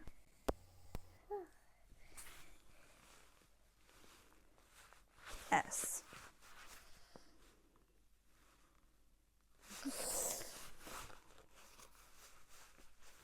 I read it. All right, so what I did this time is I used all of my fingers in there to spread that curve out before I get What? 2 fingers. There you go. At the same time.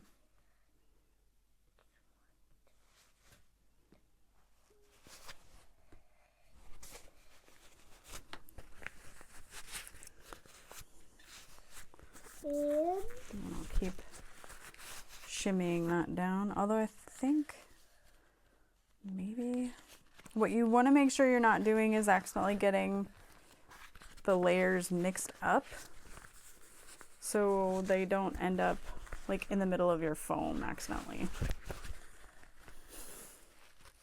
What did you write? $100? and 2. $1,002.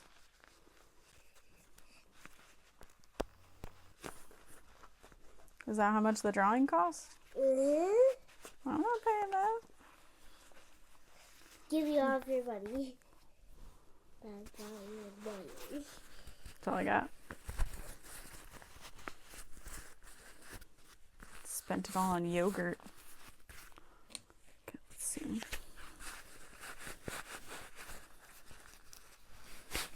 Next.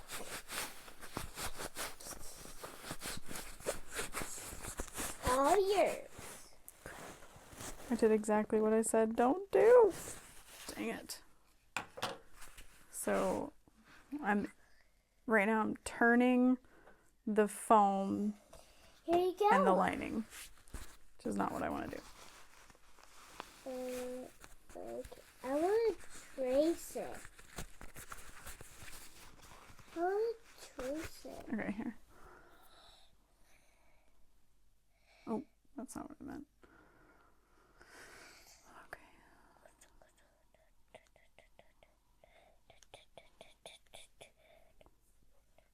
Okay, here you go. So I have to undo all of this.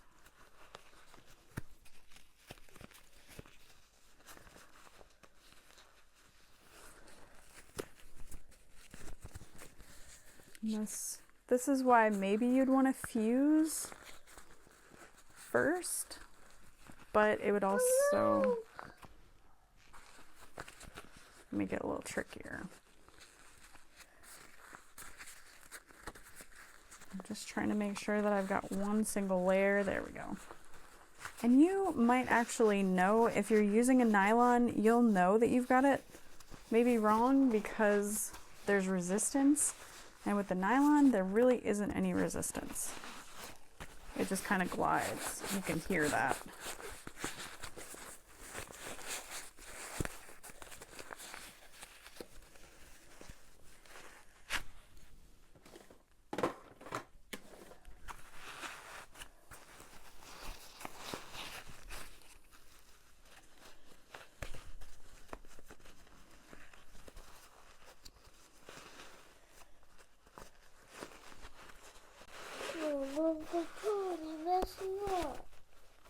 Just here. Okay. You don't need to do that. You can just undo. It didn't look messed up though. Here. Hold on, hold on. Hey. So the main reason I don't want you erasing that hard is because you're going to wear down the tip of the pen. what you did to my old one?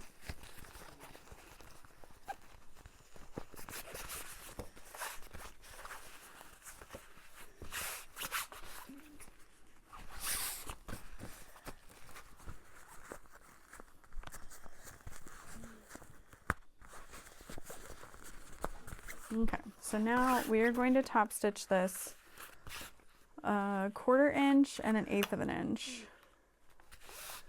And then we're going to attach the ladder lock.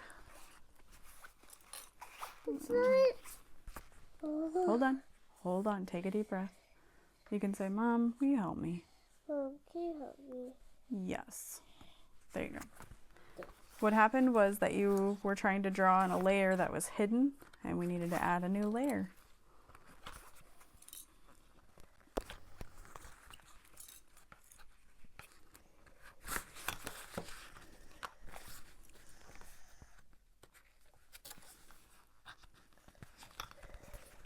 All right, I'm gonna sew again, okay? So I might hit your arm with my sewing, not with the foot. So I think I'll do a 1/4. No, do an 1/8. Okay. Here. There you go.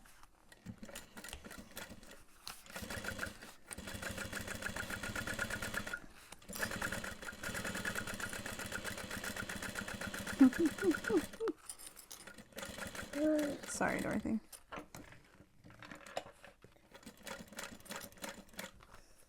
Thank you for erasing it right.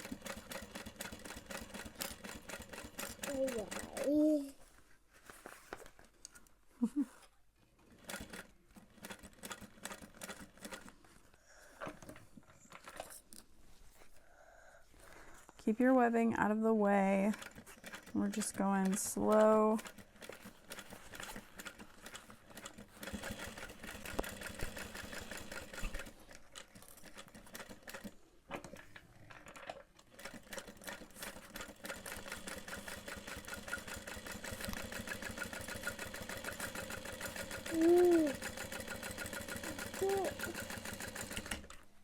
Can't do this.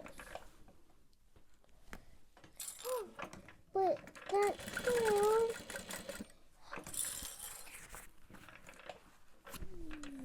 What's wrong? All right, so now we're gonna do a 1/4. Oh.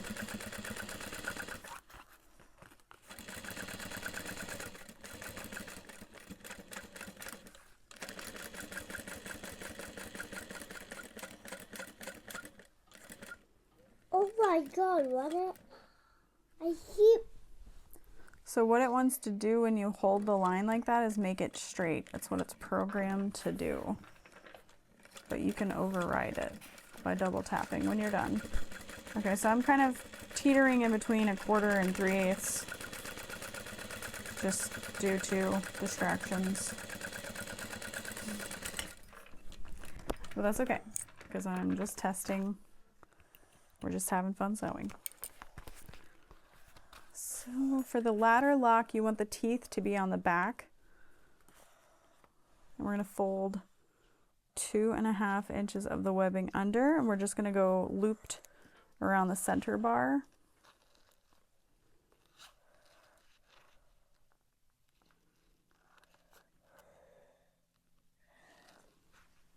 And we can use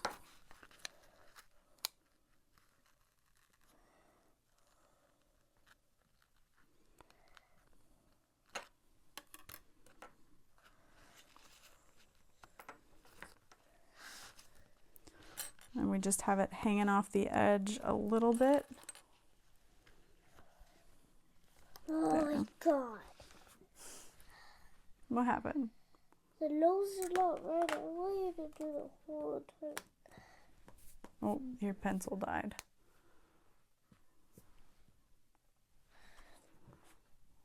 There you go. There you go. My pencil died. Can I just watch a little bit? I love that game. Hey, I'm gonna turn the volume down. Okay. I can't have the volume up, Dorothy. I'm working. Just a little bit up. Can you hand it back to me, please? Can you please hand it back to me? It's your stomach.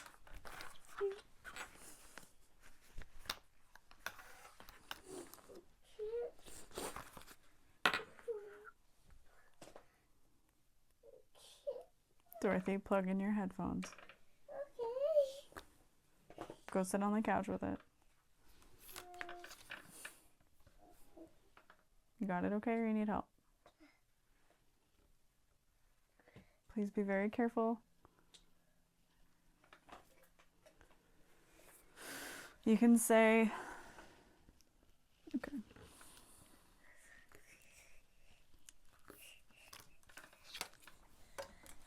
Go sit on the couch. All right, 1/8 of an inch and 1/4 of an inch.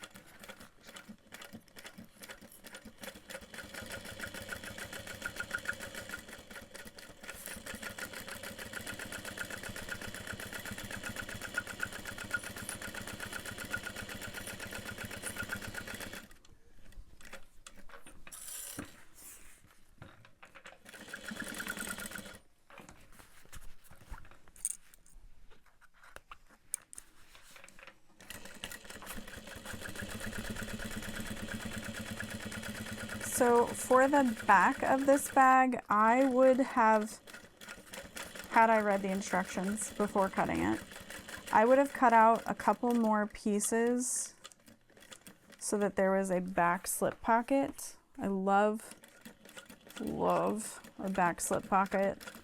It's a great place to just throw things like papers. You know, it's good surface area, in my opinion.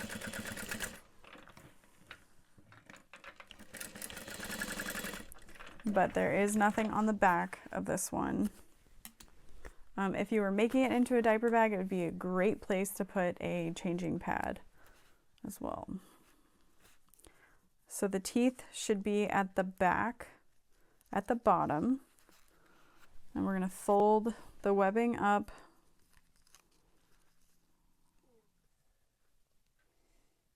two and 1/2 inches.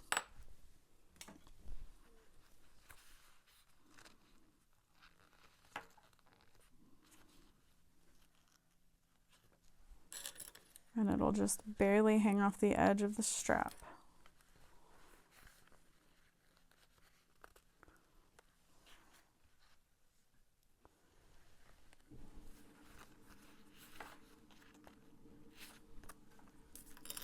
And then I'm going to use a marking pen to mark my start and stop points, because I'm going to do 3 1/2 inch box. Looks like 1, 2, 3, 3 and 3.75. Yeah, 3.75 inches.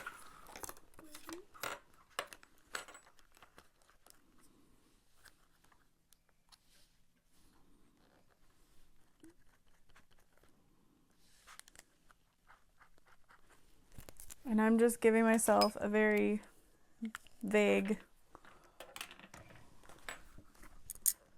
start and stop line.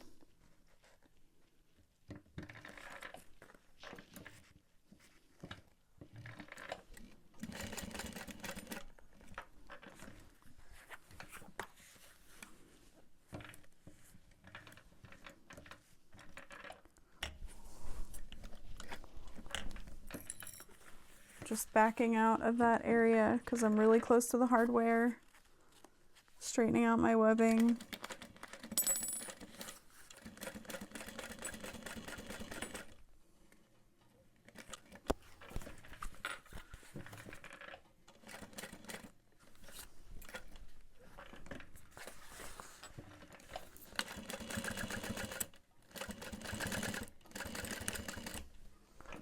And then I'm going to do one more line of stitching across about 3/4 of an inch up, just to help with that strength. So it's pretty cute. I like it.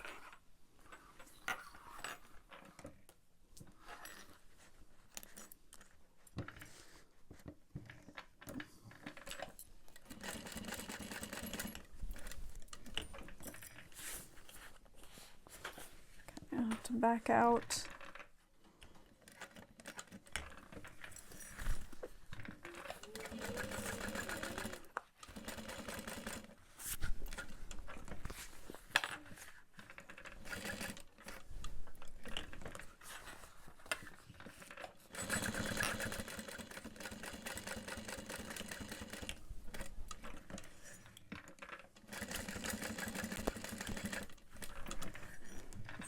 And then if you really wanted to, you could do a box stitch within that little 3/4 inch situation, but it looks really nice on the back side.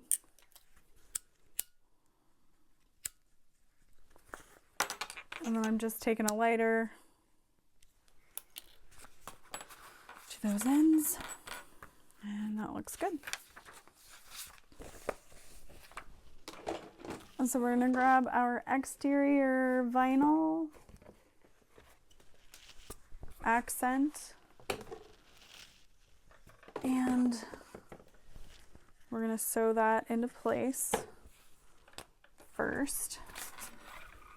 And so yeah, like you could add a sneaky slip pocket to this section. You could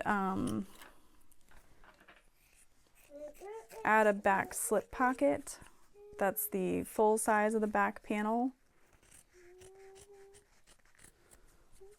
And so that's kind of what I thought those two lining pieces from this were. So you'd want one exterior, one lining, and then your other lining to get attached to this, and then place this over top, and then you'd have a big slip pocket.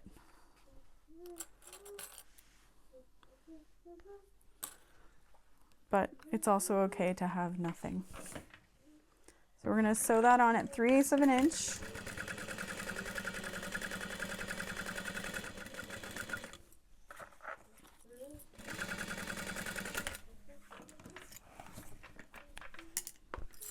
We're going to top stitch that up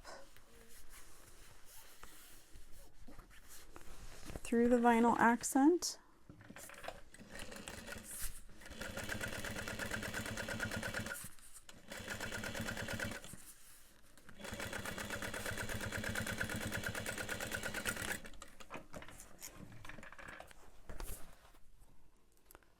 And we're going to find the center.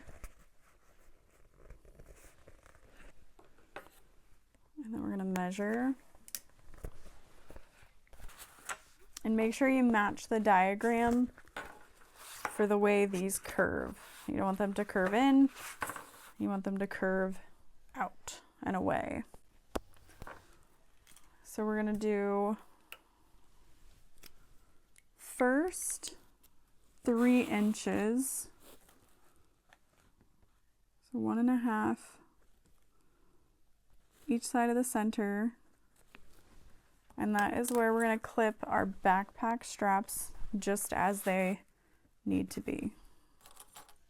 Oh, 1/2 inch up. Okay, I can do that.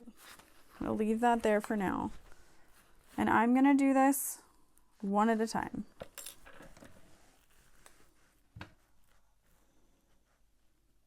Oh, hi, Anne.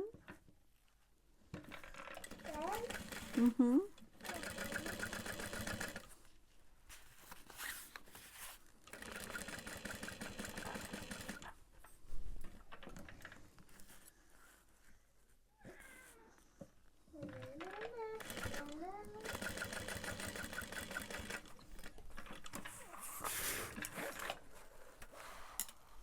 And now we need to grab the grab handle, and this is going to get attached at the 4.5 inch, so 2 1/4 from each side.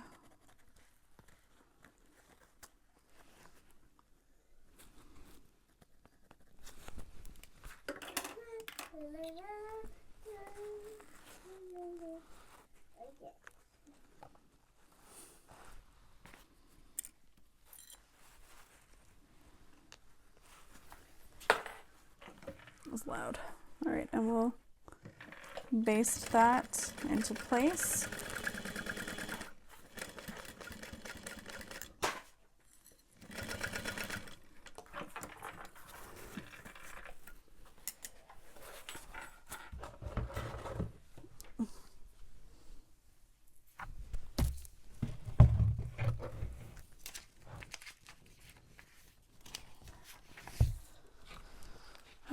This is going to be the most impossible to edit video that ever existed.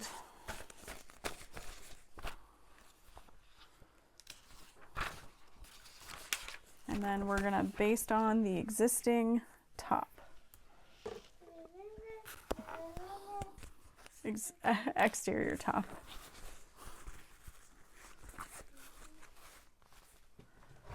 I'm going to make sure I don't have extra fleece, because that will just mess up the seam allowance. If you would like to mark out your center, you can. I don't think it's necessary.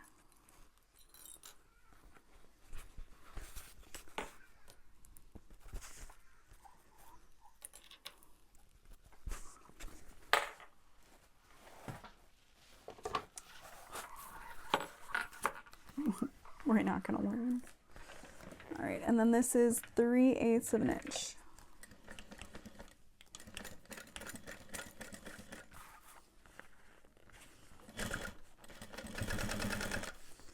And we're sewing through a lot with all those strap.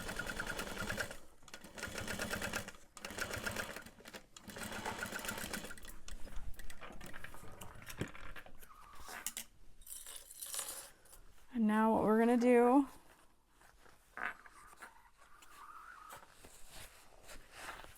is fold this up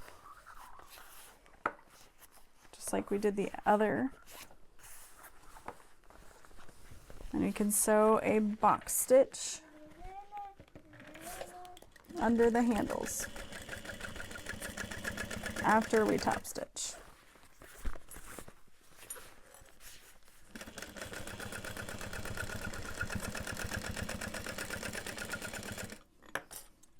Although, I'm gonna be honest, oh, that makes sense why it was making noise. I don't think it needs it.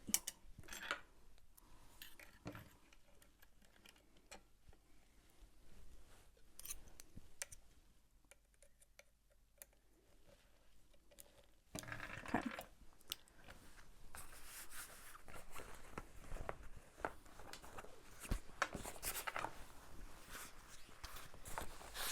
I just love the grab handles, man. All right, so I'm gonna call it for tonight. I'm tired. I need to put this kid to bed.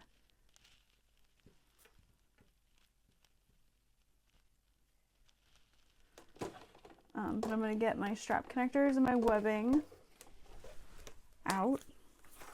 We're not gonna need too much webbing on the bottom. "24 inches each. Oh boy. I'm just gonna cut this in half. It's 22 inches. That's nothing.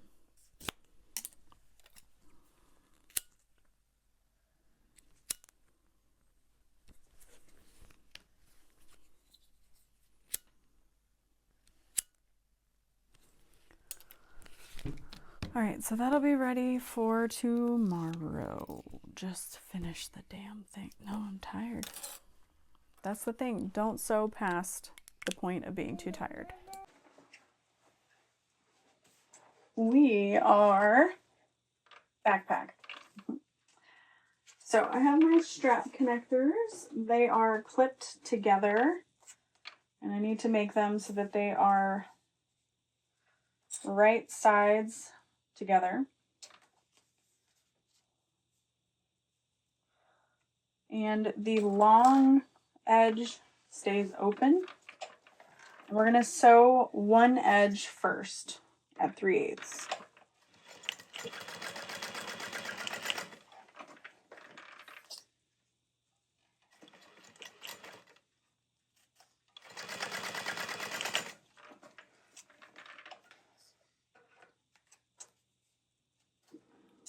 Then we can unclip that. And then I'm going to place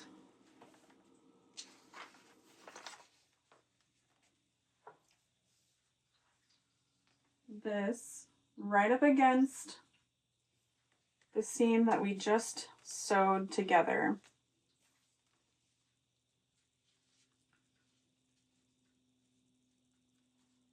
Okay. Should be good. Leaving about 1 inch of the webbing in the seam allowance. And we're going to sew that 3/8.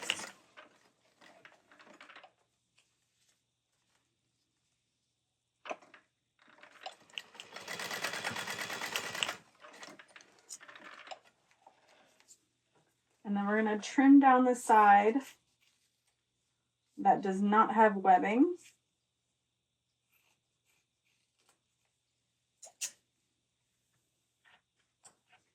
And we're going to pull this out.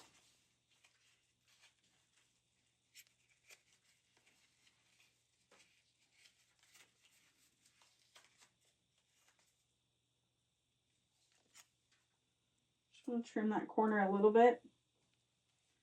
Although I saw a trick from All So Petite that you can like press this open first and then turn it, and you'll still have like a nice sharp corner even if you don't trim your corner. So I was like, oh, that's pretty cool. I like that.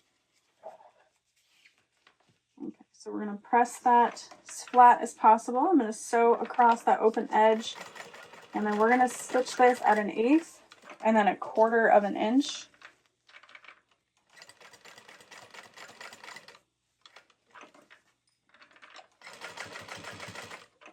And those 2 rows of top stitching just help reinforce the webbing.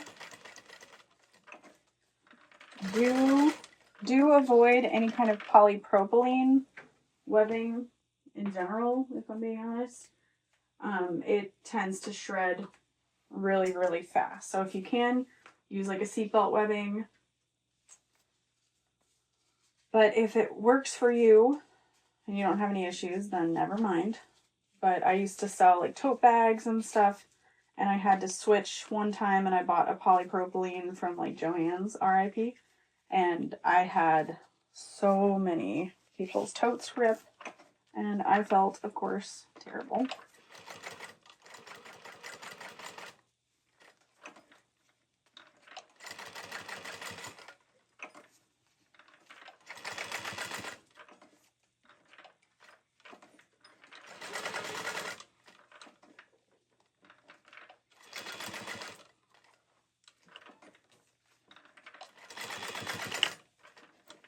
And then we're trimming off any other little spots.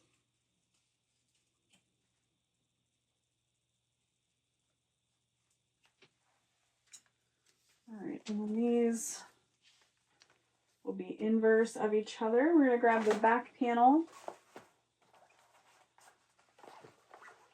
And this is going to sit 2 inches up from the straight bottom edge.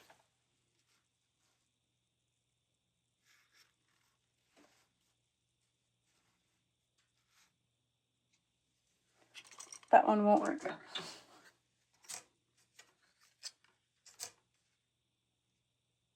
Okay, well, I guess technically it did. So I'm going to press that there. Press the other one. You want to make sure that the webbing is pointing up. And we've got that in place.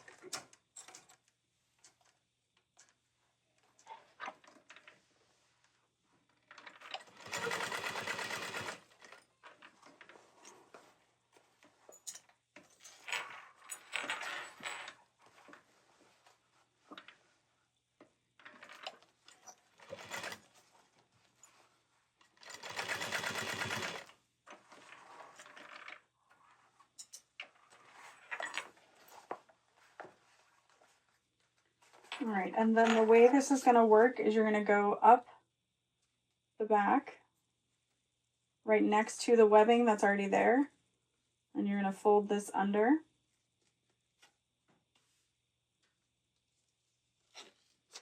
Just like that.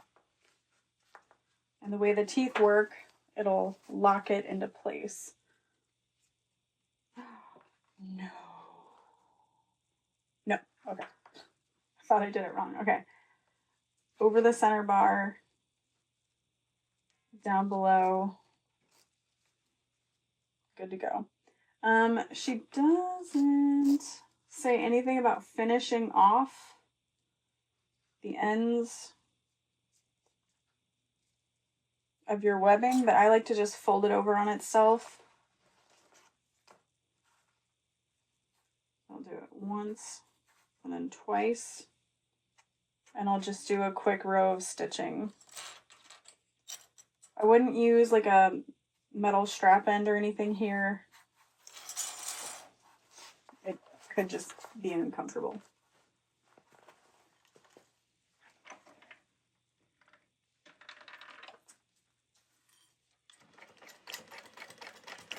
And I just backstitch at the very edge, and then I'll grab the next one.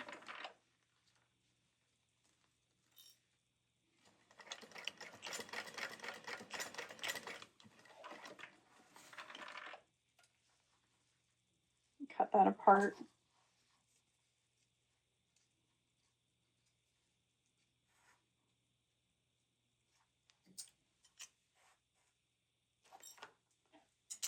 And then I'll use a lighter.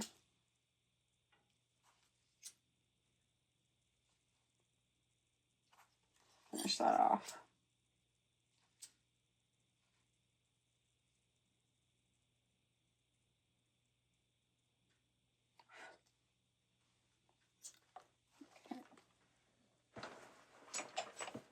So now back panel is done, and we can move on to our interior. You might be thinking like, wait, I want to do the gusset. You're gonna have to wait. Okay? Just need to be patient. I went and got 1-inch elastic from Walmart. Let's grab all of our lining pieces. So we're gonna start with our interior zippered pocket, which we've already done one of as far as a zippered pocket with an overlay and the pattern, so shouldn't need too much of a refresher. And you really don't want your lining to have too much weight to it. So if you're thinking like, man, I really want a little more padding to this or something, you could use foam in a slip pocket maybe, but I think it's going to have enough structure as is.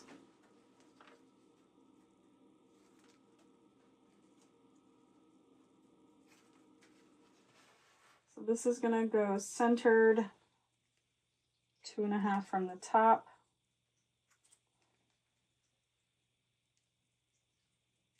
Pressing the ruler down,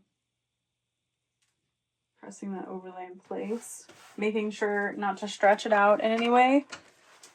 And then if you want to add a woven label, you can here. I think I'm going to add this little, so cute label.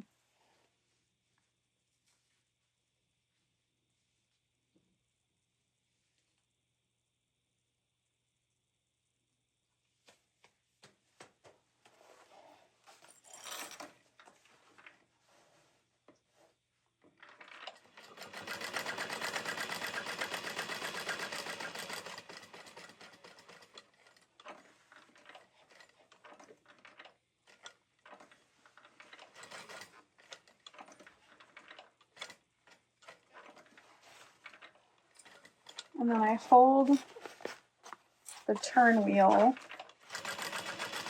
so that I can kind of slow my machine down along the curves. And you can also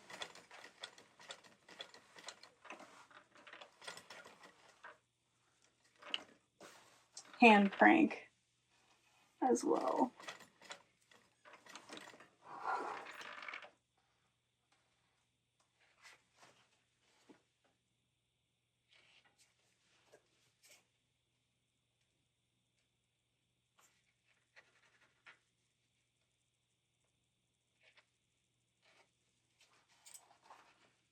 And then we'll make sure we didn't skip a stitch accidentally when we pulled our threads. I've done that. You pull the wrong one and you're like, dang it.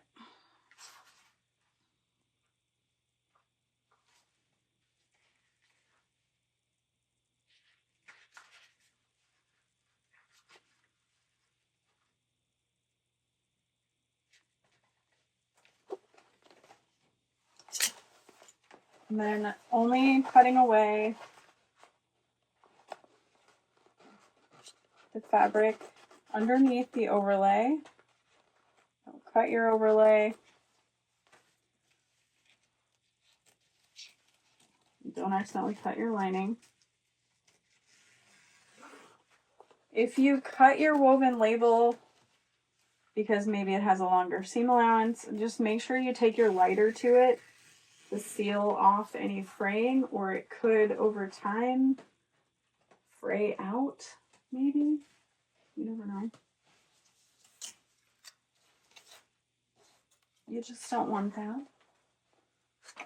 We'll set that out of the way. We're going to grab a zipper and a zipper pull. And I think I'm going to add a rose tab to this one because I don't need the cutout for this. So it'll coordinate in shape, but it'll just be a little different.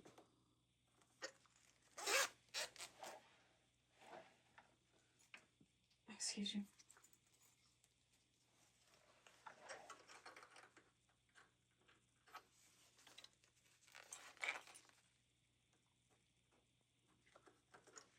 There we go. And then just make sure, although I think this was just a square, yeah, so it doesn't matter which side you decide to start with.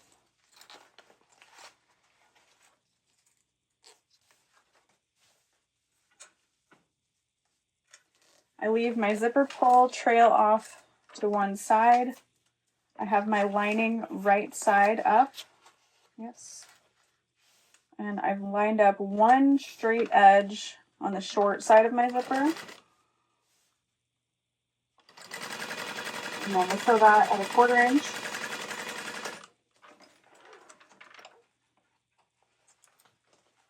And then the other lining right side up, attach the zipper. Keep that lined up edge on the same side so that your linings are aligned as well. And then, as I stated earlier, I'm just doing it a little differently than she has you do it in the pattern so that I can top stitch one line under first, fold things out of the way, and then sew it again.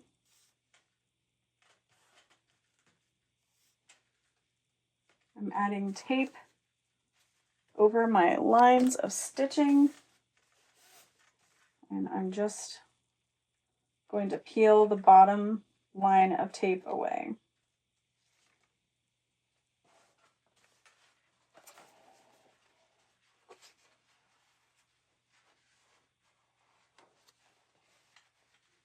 And then you want to make sure that your overlay and your lining are equal in distance. So my overlay and my lining line up. I'm only worried about the bottom edge right now. So I'm going to start my stitch about a 1/4, or I should say about 1 inch past the box, and end it 1 past, 1 thread tails, pulling that to the back. No more than the one. You can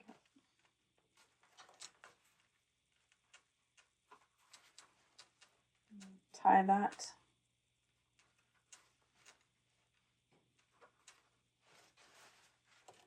And the pattern only has you do one zipper pocket on the lining. The other side gets an elastic slip pocket as well as a regular slip pocket, but you can interchange any of those pockets that you'd like. You could add another zipper pocket. This is your backpack. Do whatever you want. Pressing that one down, pressing that down. Everything lines up pretty nicely. So we can peel the rest of our tape and just lay that flat. And then honestly, what I really prefer to do is start on this side. That way my zipper tape stays still until the very end, so I don't get any bubbles. But right now I'm reminding myself, bring the zipper pull in, bring the zipper pull in. I'm going to go there where I need to end, lift the foot up, and then I'm going to press this back in. And this is only going to work with this size zipper pull. If it's any wider or like a character pull, you need to give yourself more space than that. Okay, then we can turn and finish that off. Thread tails are long, so I can pull the thread to the back.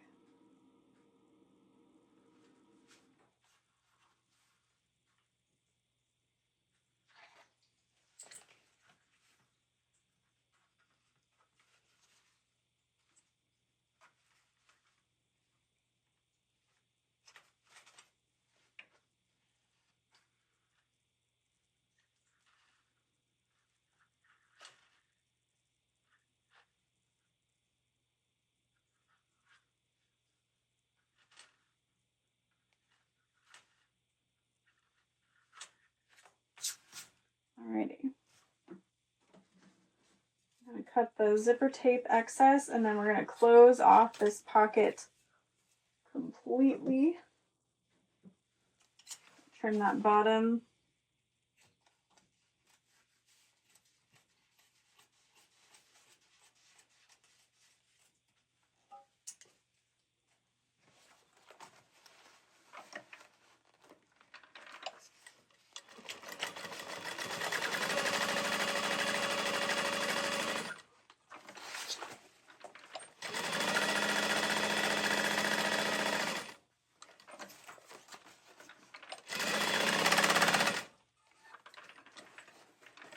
Bobbin got me. I'm a little worried about this one. Yeah. Might be okay.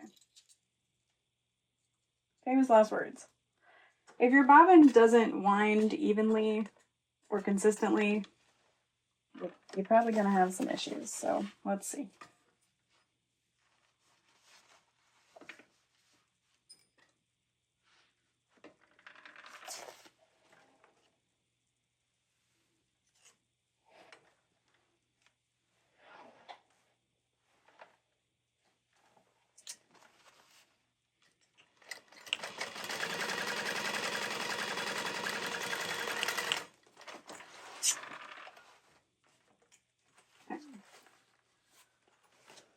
There's that. And then really quick, I'm going to do the slip pocket, and then we can focus on both elastic pockets. I'm going to snip my centers really quick.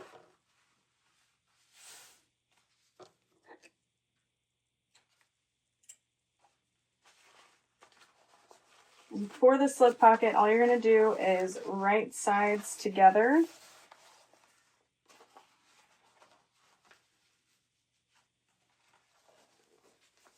Boy, oh boy, did I not iron those. I think that's okay. They're right sides. It's a little difficult to tell on the Renew sometimes, but there's like this matte surface, and that is the wrong side. But again, if you can't tell, probably no one else will either. Press that and fold down, and we'll just sew around the whole thing. Triple checking. Yep.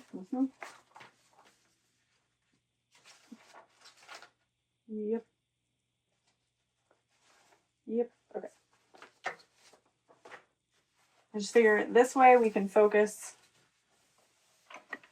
and do the same thing over and over again for those pockets. If you want this to be a laptop sleeve, you can go ahead and add some foam, add a little bit of quilting if need be. We're going to place this on this piece. And I'll go ahead and base this down.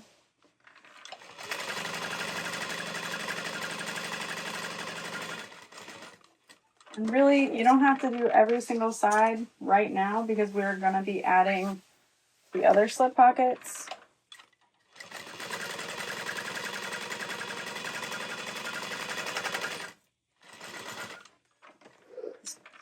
Just get it in there.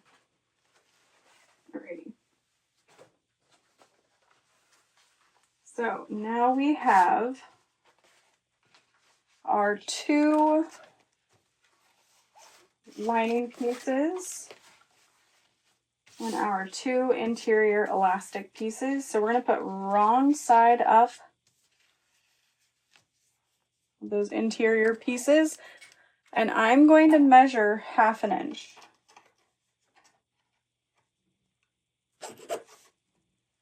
This is just going to help me know where the fold line is that I need it to be at.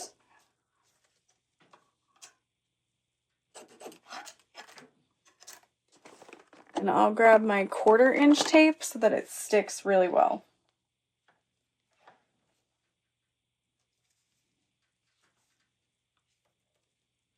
And you can either line that up on the inside of the line or just on the very edge of the fabric.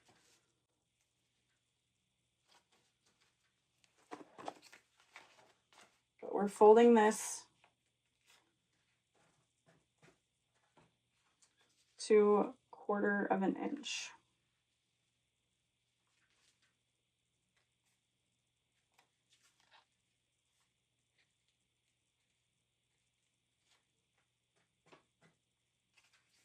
And I've only done a few elastic pockets in my time, but this definitely feels like a different method than I've seen, so it's kind of cool. This pocket is unlined, so if that irks you, you could also follow directions for a different slip pocket, but this helps keep it nice and lightweight. All right, so we've got those two ready to go. And with the interior elastic wrong side up, fold a 1/4 inch down, and then again. So one thing you can also do if you don't want to measure all of that is use 1/4 inch double-sided tape. And then your fabric will kind of naturally know where that tape is, and you'll fold it down at that line.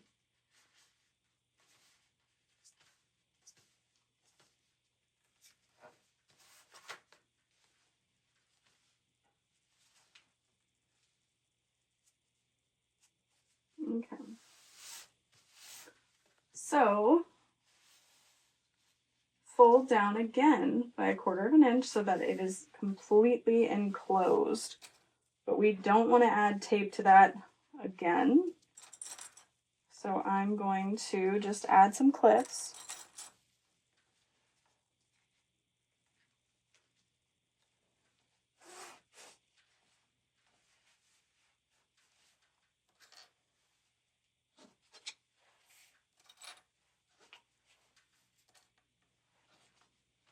And then we want to find the center again.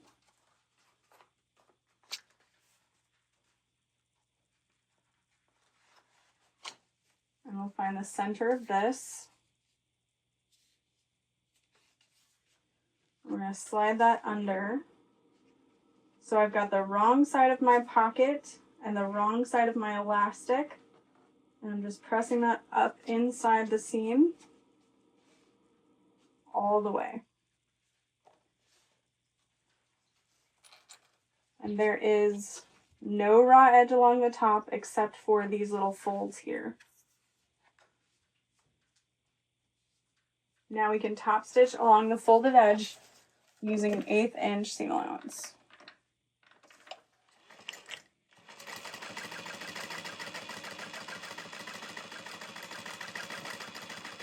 And we're catching that elastic casing. The wrong side is up.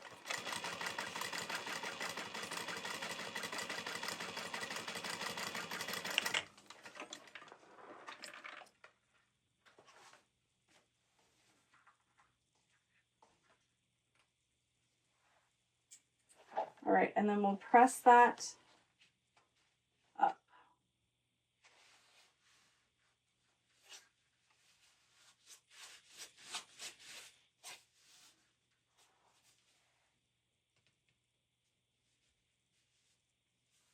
And then it says to top stitch that again at an 1/8 of an inch. And that's okay because you're going to cover this anyway.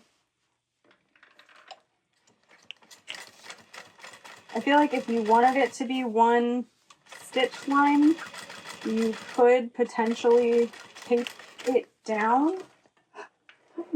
Are you okay? Yeah? Are you hungry? Alrighty. You scared me. And so now we need to press this other raw edge on the seam down by 1/4 of an inch. So you could do that same 1/2 inch line or use the 1/4 inch DST and fold that down.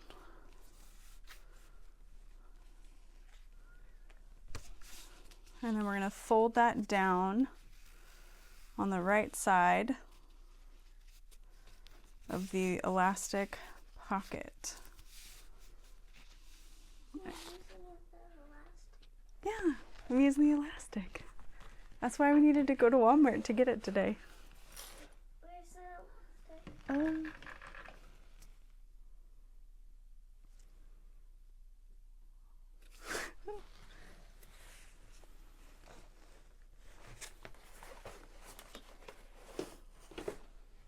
It's somewhere. You lost it. Maybe. Just like my laptop. I guess so.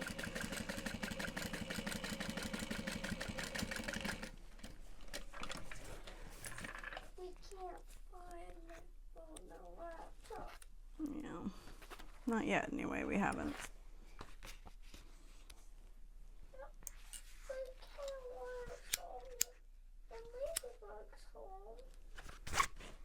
We'll find it, babe.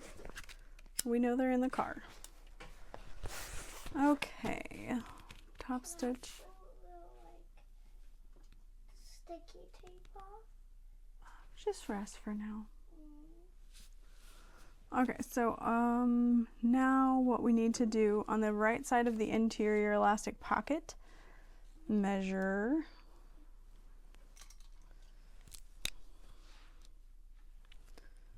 a measure and then another measure.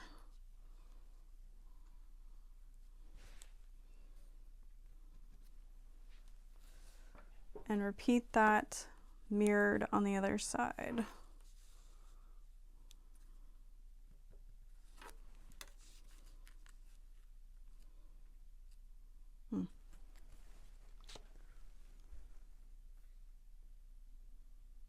Dang it. this is supposed to have that raw edge enclosed as well. And I was supposed to top stitch. That's okay. I'm not worried about it. I'm not going to seam rip it. My pocket will just be a little bit wider, and that's okay. But I'll do it correctly on the exterior. Okay. Ah. So, here, got it. Found it. Yeah, you can open it. You can throw that away. Here's the plastic. Here. You got it? Can you reach inside? Thanks. Okay. So then I'm gonna pull off this one here. Okay, I'll let you know when I need to know. How's that? Alright, so fold the interior pocket wrong sides together. So what I'm gonna do... This heart is also fluffy. And there's padding under it. Yeah. I'm gonna... Even the other one? Should be. I'm gonna fold this so When that... I tried out sitting on the other one, I didn't feel any. No padding. But this one, it feels so comfy on my butt. I love that for you. Okay, I'm gonna fold this didn't so there's... that. No, you didn't. You want to? You need to. Yes, you need to. So it's going to be off by about 1/4 of an inch, but that's okay. And we're going to top stitch I don't need it. this edge. You actually really do. Careful. I don't need to take it there. Yes, you do. I don't. Hear that.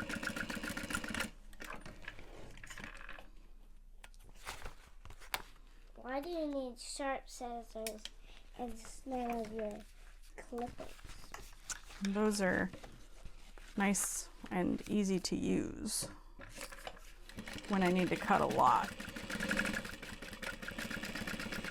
I need to catch it. Thanks, babe.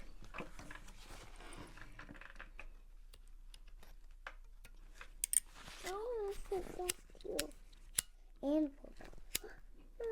what is the lighter for? That is to prevent the threads from fraying. See that little tiny thread there? No. Melts. Like this? Yep. All right, so now we're going to fold Down here. it to meet I saw the this bottom of the line. sewing machine when I looked under. Mm-hmm. I didn't see inside it. Well, maybe someday I'll show you. Like, right now, but I think it's too... The sewing machine! Back there! It opens! Which one? I'll show Oh, you. the serger? Yeah. Yeah, it does. Can I... Yes. Yeah, I can only do that one. Yeah, okay. Not yours. Not yours. What? Why do you need a brush for it? You clean it. Oh. So now that we have that folded and top stitched, that we're going to fold the rest of the fabric out of the way, and we're going to top stitch underneath at 1/8 of an inch.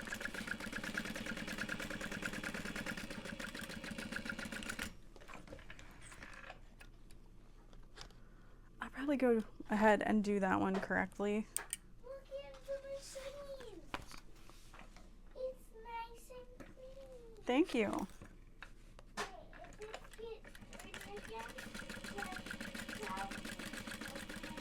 I will.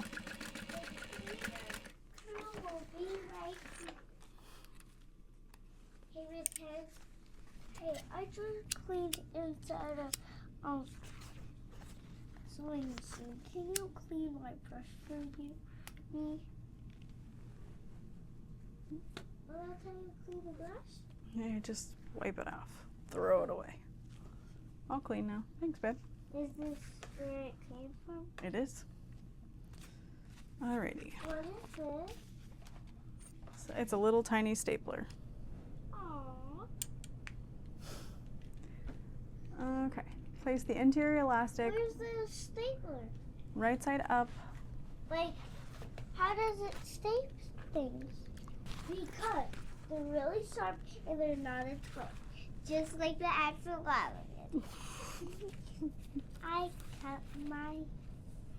I found some scissors. Do you want to use my scissors? Yeah, kind of. Okay, I trust you. Okay. I need you to cut along that line. Do you see it? Okay. Oh, right on it if you can. Yep, there you go. Pretty good. Yep. I'm gonna do the elastic only. Okay. Okay. All right. And a sticky tape too. Here, I'm gonna move and avoid your feet. Okay.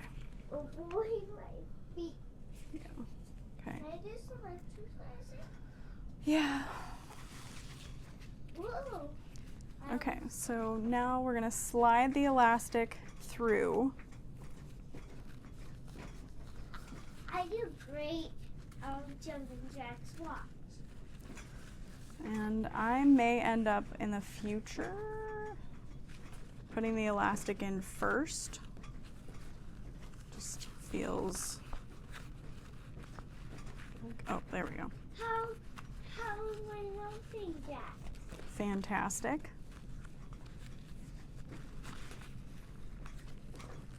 Jump, jump, jump. Split, split, split. Now, move the weight. Are you ready to see me? Are you ready to see me do it? Yeah. Send my I did. Send my jumping jacks today. Send a video. Send a video. Send a video of me jumping jacks. No, I'm not gonna do that. Oh, that's a little Alright. video. Just a little So I'm gonna video. use, Just a little video and then you're done. I wanna do that. I wanna do that. but you gotta be careful with this because it's a sharp point and you don't wanna rip your elastic. But no, I don't wanna do it. Okay. Can I cut any, Nothing yet. And you have to get it for the whole entire thing. No, not for me. Hey, I thought you were gonna rest on the couch. Yeah, but first I have to exercise. Did you do the jumping jacks on trampoline? Not today, I haven't. I need to do my exercises. Can I watch you? I'm not gonna do it till later. I really need to finish this backpack. 4 When steps. you're done with the backpack, can I watch you? Well, hopefully you'll be asleep. Ugh. No, I want to watch you. Are you okay? Okay. I know, that's what, Another boob. oh, you're okay, but that's what we're, No, that was there before. oh, gotcha. Yeah. But I didn't, this is not from the trampoline. It's just a bump.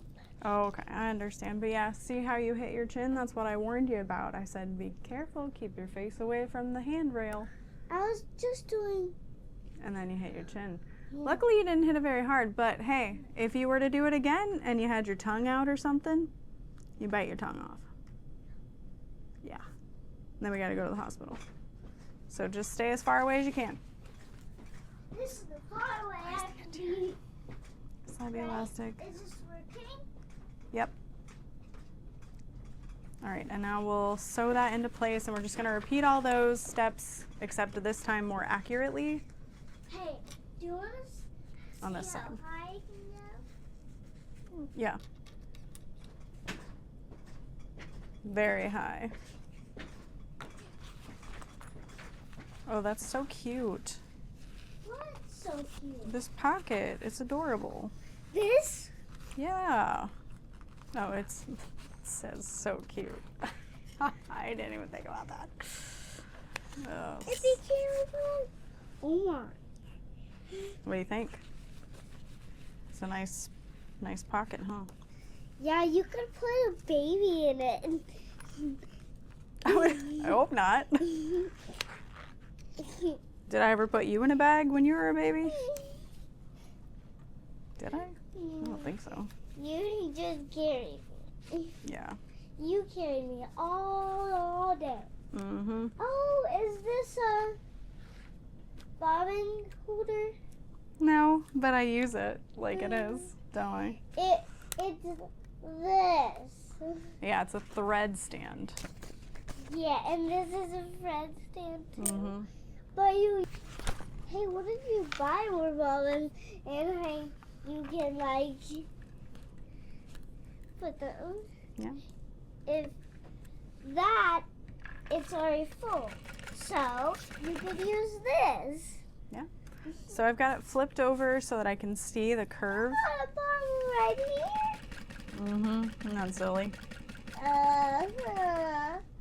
So it goes. Can we take it off? Why is that there? Can we take it off? You can take this one off. This? No, No. Okay. I wasn't sure what you meant. not bottle. Okay. Just that, but just bobbins. What about them? Like we can only take only bobbins can go here. Oh, no, thread could go there. I just don't usually have 2 spools of thread, so I put bobbins there instead. All right, and then I'm going to trim any excess. Okay, I'm gonna look if the pretend you call the cleaner crew to check if it's more dirty. Okay. You have to call us. Hi, cleaning crew. Can you check if there's more dirt in my sewing machine? Okay, Thank you. I'm here. Which one? The serger. Okay. That makes clothes. You mean That's so cute. That's fun. Wow, that holds a ton. So I'm gonna, before I baste, I'm gonna finish this other one and do it correctly. So we're gonna fold that and then we're gonna top stitch it 1/8 of an inch from the edge. 1/8 of an inch? Yeah, okay. I'm gonna do 1/4 of an inch, so that way it's nice and tight.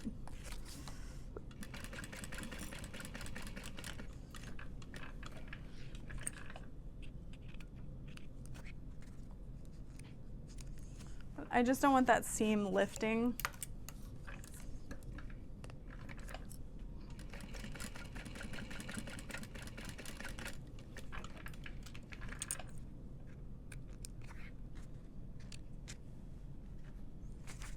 Alrighty. So then we're gonna repeat folding this. I'm gonna find the center of this. I got the 2. Oh, it's me. I'll find. Okay. So we'll grab our 1/4 inch double-sided tape. This is optional. This is just my preference to get a nice clean top edge.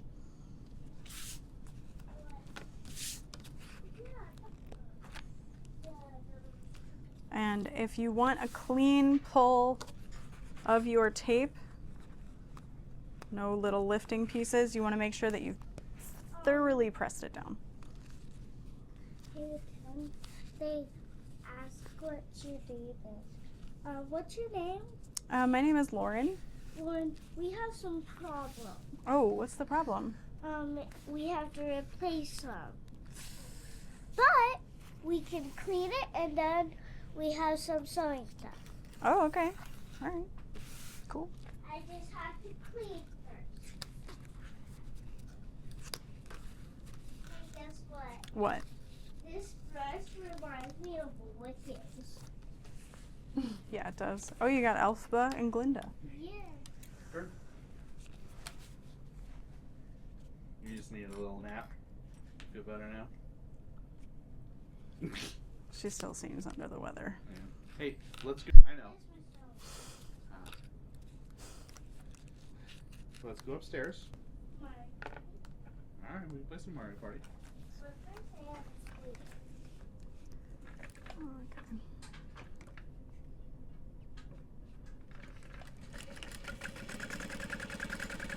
It looks clean enough to me. That looks pretty clean to me. Come on, let's go.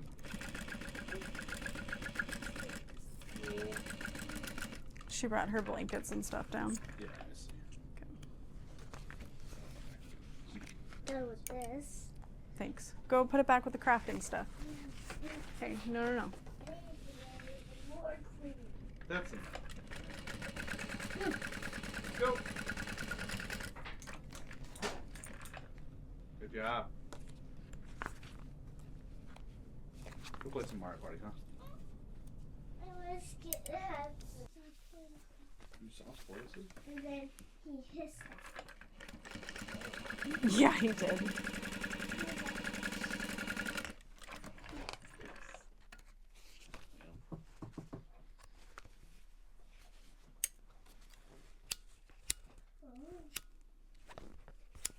Dorothy.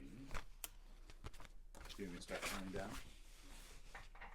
Pick them up. So we're gonna fold that down. That becomes a finished edge, but no, because I'm like, that's not gonna fit.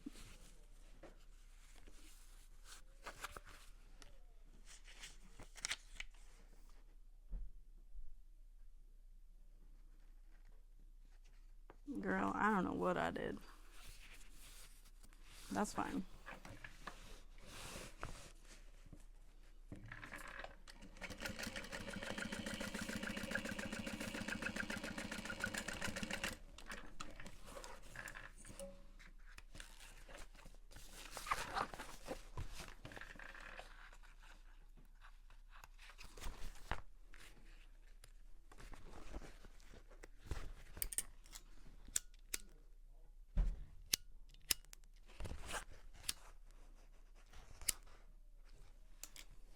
Okay, so now that 3-inch line, and we'll fold this to meet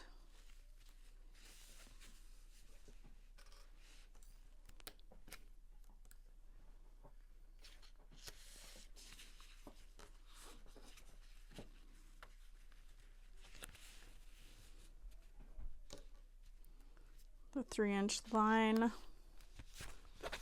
and we'll top stitch on that.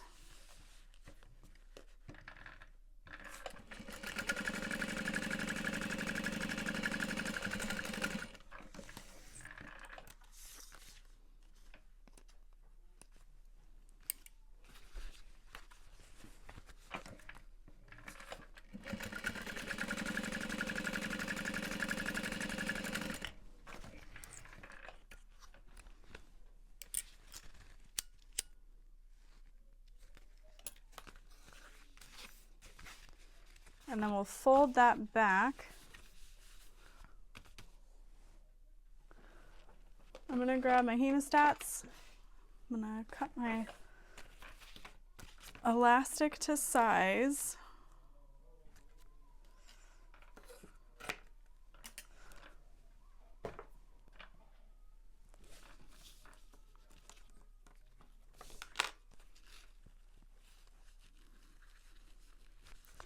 Yeah, I have no idea what I did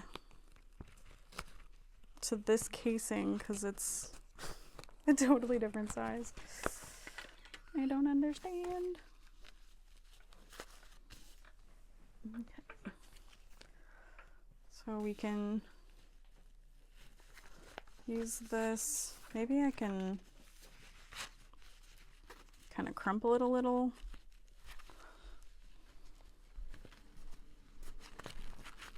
Yeah.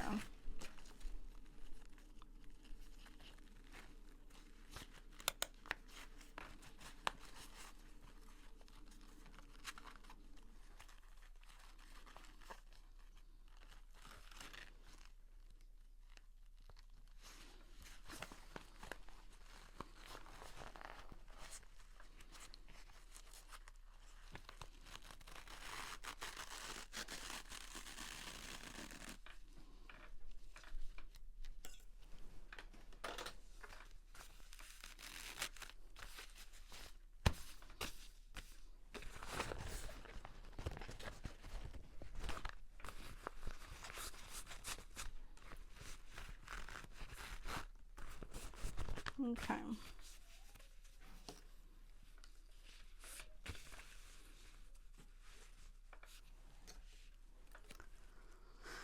And we'll lay that on top of our slip pocket side.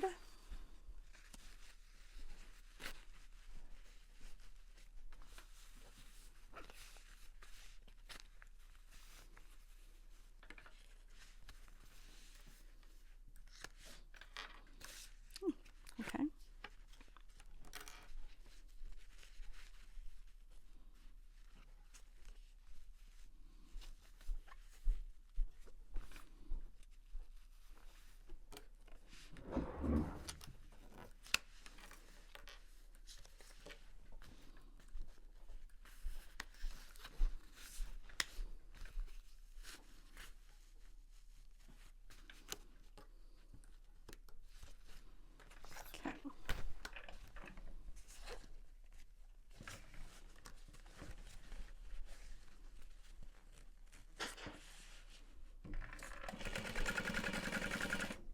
And we're going to sew that into place. And then we'll refer back to those directions for the exterior pockets.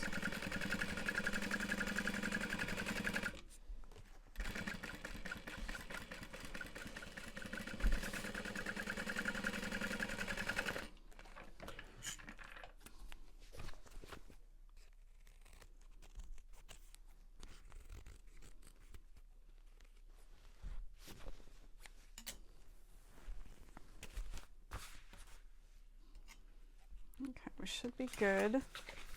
I love the size of the pockets.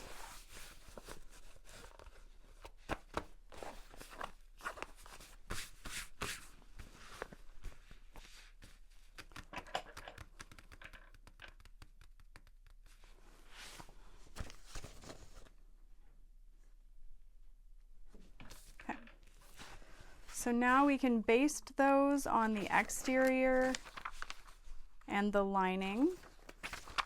And then we'll move on to our gusset. And we're getting closer to the end. So you want the slip pocket to be up against the back, and we're just gonna line up all of our centers.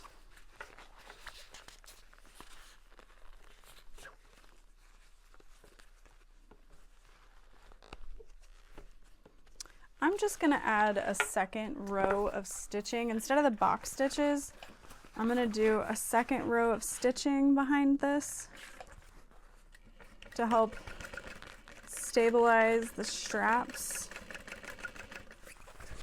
Oh my God.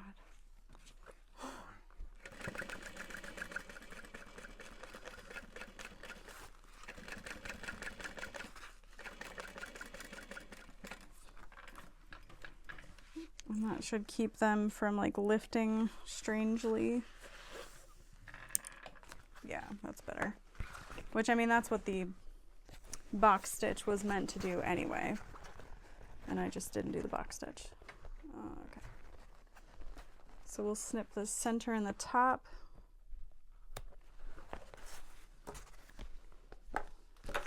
And the bottom.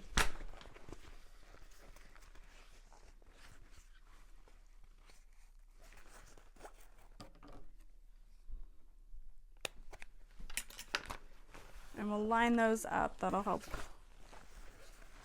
me.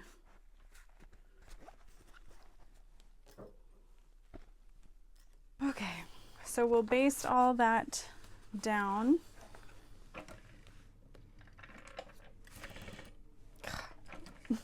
Motherfucker. That's a noob mistake, man.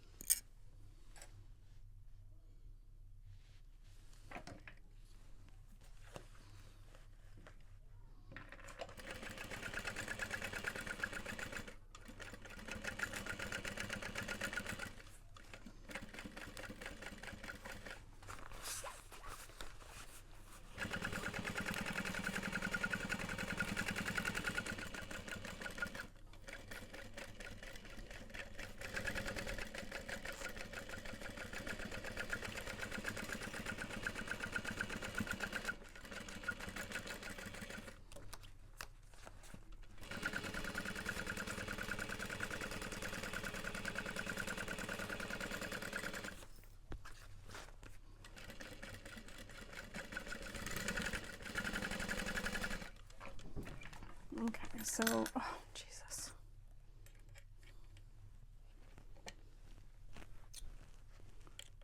Okay.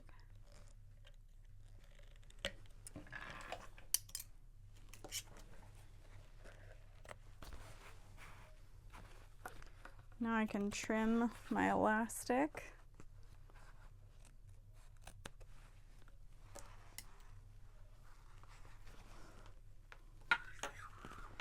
So we've got a nice slip pocket, nice elastic pocket. Part of me is like, what if you put a stitch line down the center? Especially if you're using it for like a diaper bag, but maybe not. I don't know.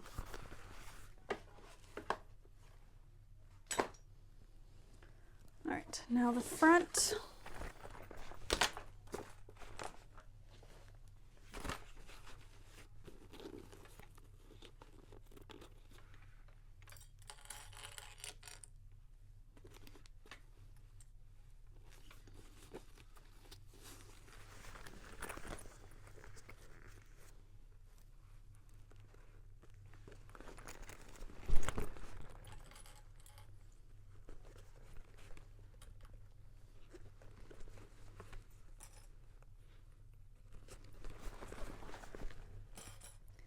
Just clipping around that.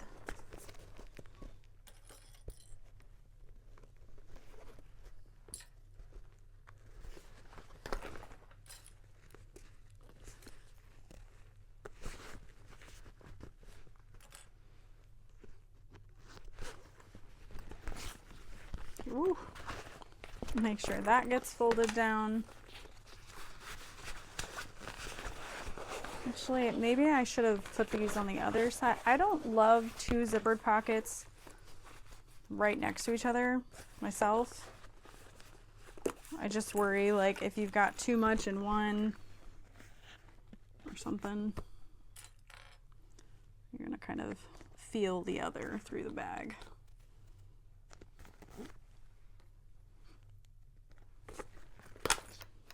Uh-oh. All right, well, my front is bigger than my lining, and I don't know why.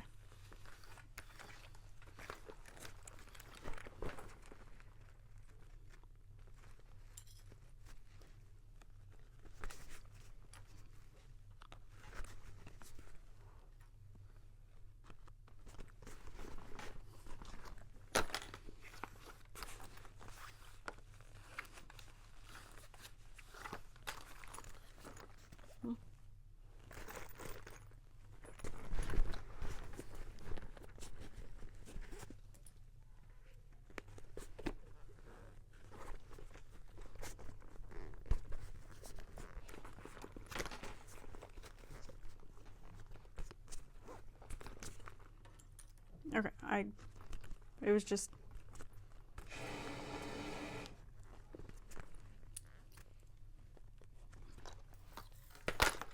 I don't know what it was. All right, keep your handle out of the way. Let's see how this will go.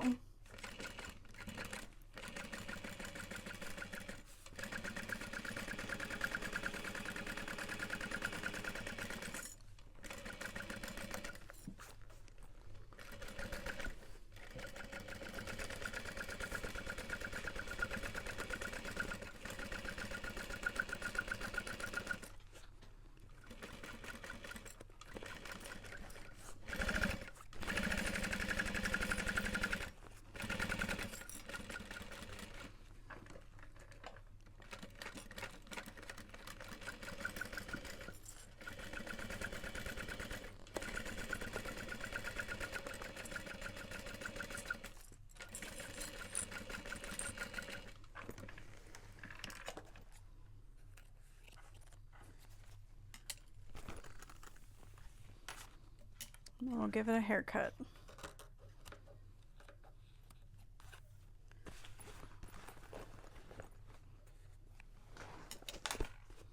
It is now time to work on our gusset. So we want our zipper to be the same length of our gusset. And I believe this is going to be our last, yeah, this is our last zipper. And then we want 2 zipper pulls. You could opt for just one, but it's such a long zipper that it would be nice to have it zip together at the top or all together on one side. And then if you do 2 zippers, you could potentially add like a clip tassel to make them lock together and kind of make it anti-theft. Okay, I'm joining those 2, making sure there is no gap. And then I like to use double-sided tape along the edge where I'm going to apply that.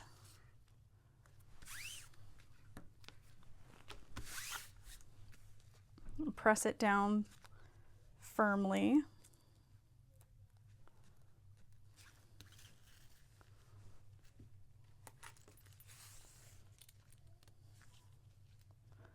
And then I've cut my zipper longer than it needs to be. I like my zipper to trail off into my seam allowance.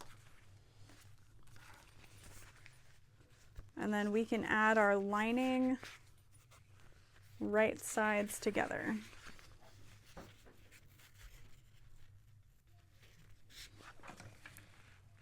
And that is a 3/8 or quarter, close to 3/8, but quarter if you have to. Just know that your gusset might be a little bigger in the end because it's designed to have a 3/8.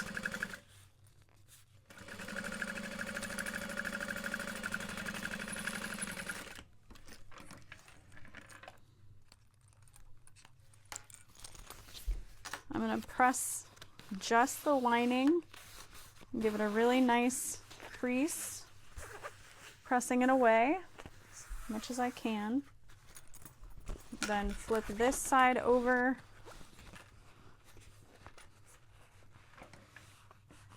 and bring the exterior down on itself.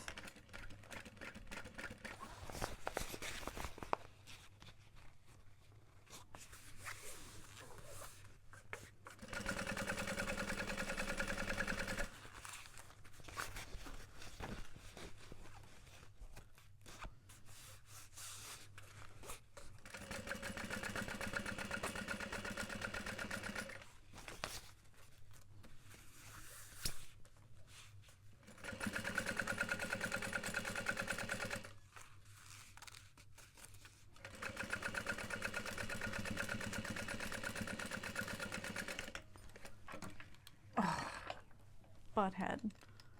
I knew I was gonna have to wind another bobbin, but I was hoping I'd get a little further. All right, I'm gonna switch to cream colored just for a second. And then I'll wind 2 more bobbins. If you were gonna add any of the quilting to this bag, I would say have at least 5 bobbins wound.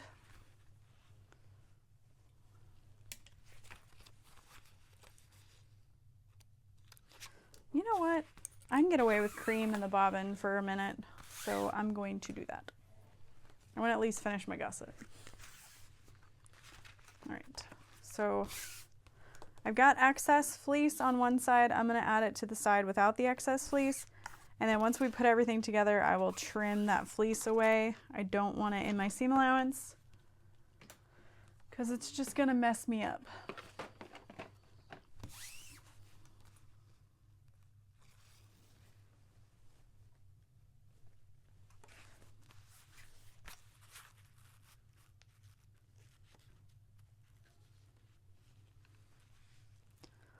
And for this one, I actually don't have the fleece in the seam allowance anyway, so that kind of works out.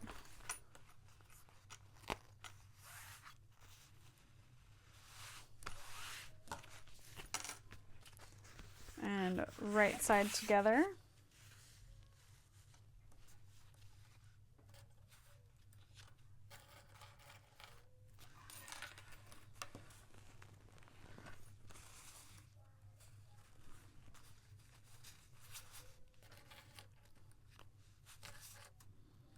Okay, 3/8.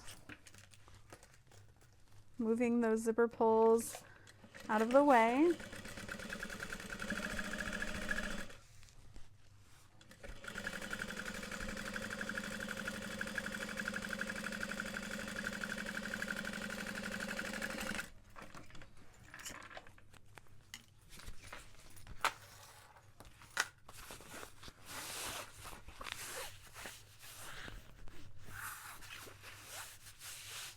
Press that down and away.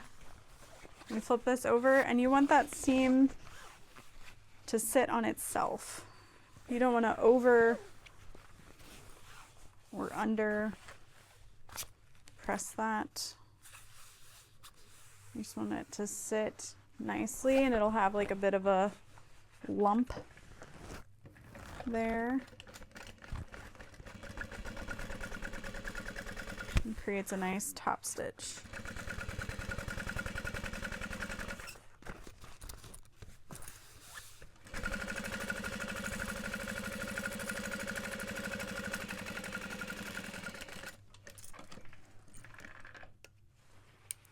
And then bring your zippers in. And then we're going to add our side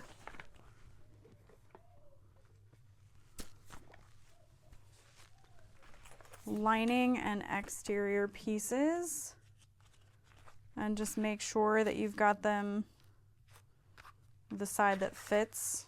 One side fits, one side is a little different.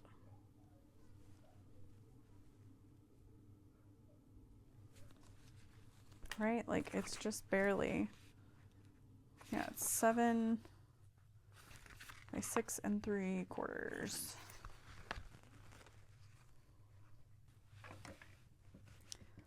I'm just going to baste that.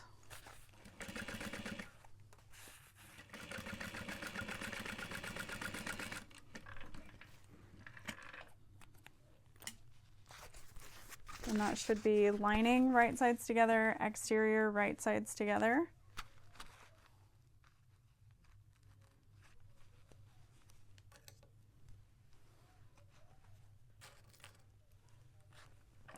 And then this is going to be 3/8.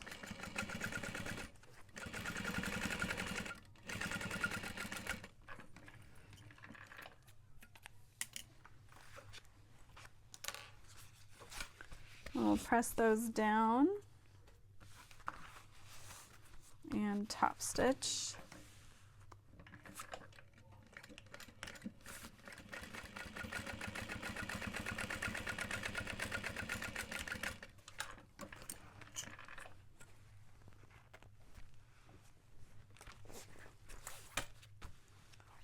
and then again, find that edge that is correct.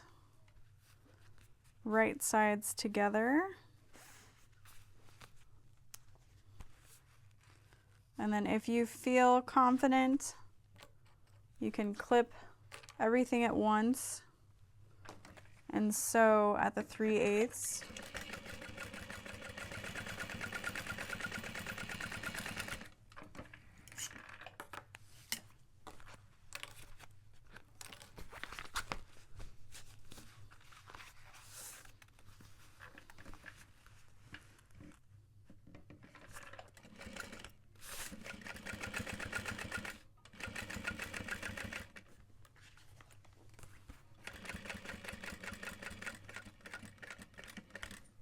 And now we're going to work on those cargo pockets.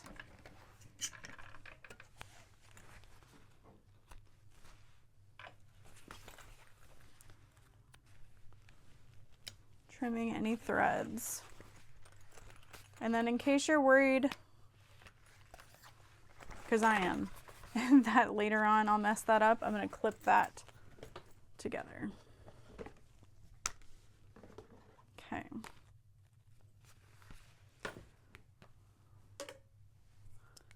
No biggie.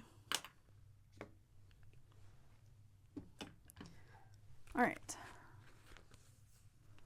So now we're going to repeat steps with our elastic casing. I'm going to alter mine just a little bit since I'm using vinyl for them because I think it will look ridiculously cute. So mine's going to look a little different.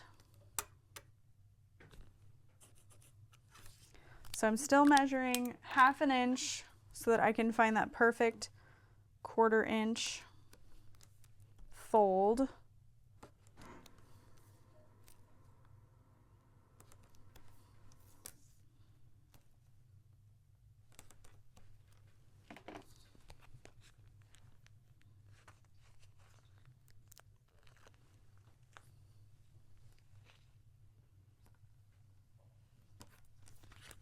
And I'm going to top stitch this at that line. And I'll be top stitching right along the edge, the raw edge of the vinyl, just so it doesn't lift. Okay, that's okay. It'll be fine. I forgot my bobbin thread was a different color, but it's not that far off. And like, there's already so many things I've not done perfectly, so it's gonna be fine.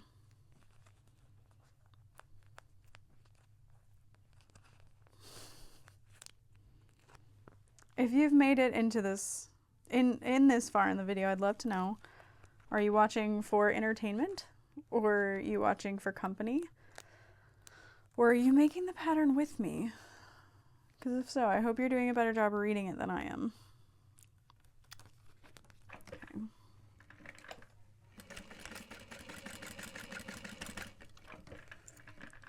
Although if you're watching this, you already know, like, how I am.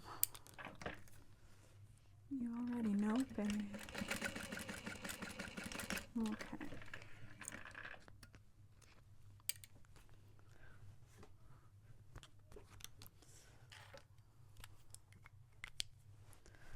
So what I think I'm gonna do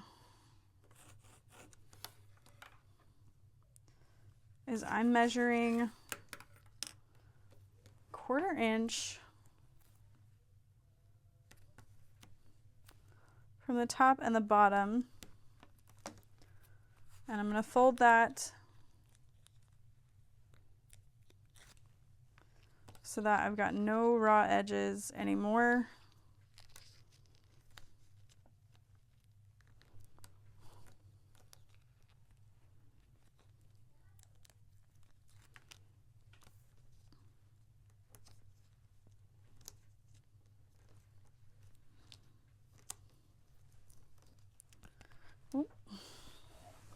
Immediately throws it on the ground. Okay, and then I'm going to just clip those edges for now.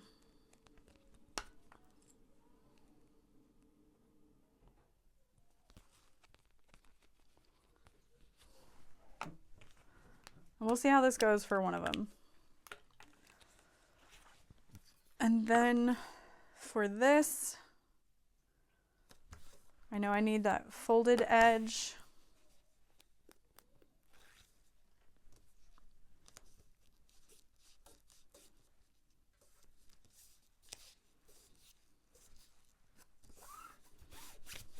Okay. So I'm going to kind of reverse engineer because I want my print to be directional. So I'm going to mark my centers. I'm only folding the top edge of this side once. This nylon could get pretty thick. So what I want to do is line up this edge together, flip that over, and top stitch.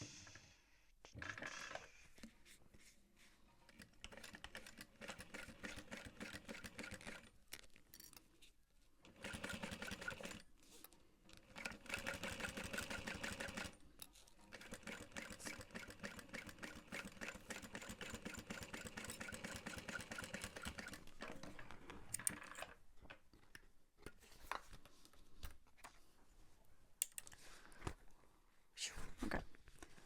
And now I'll fold this down and I'm going to top stitch it again. Right over top the vinyl.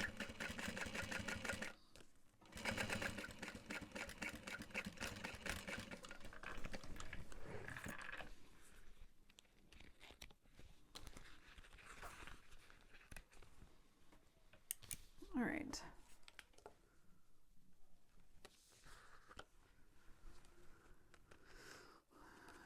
And then we're going to cut this to be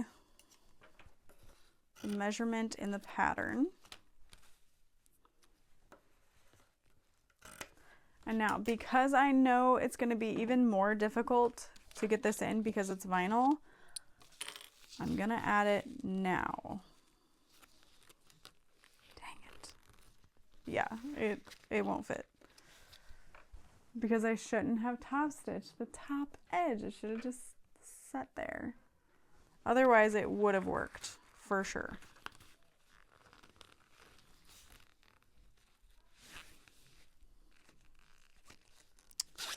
So I'm gonna make it work by stitching this on as little as I can. And I'll just make it fit.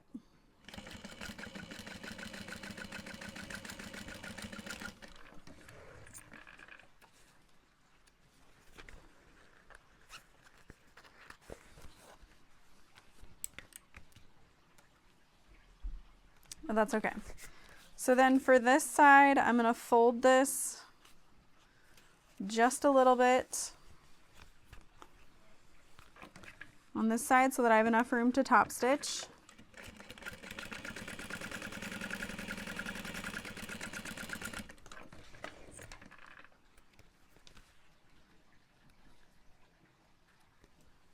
And repeat that to look the same on the other side.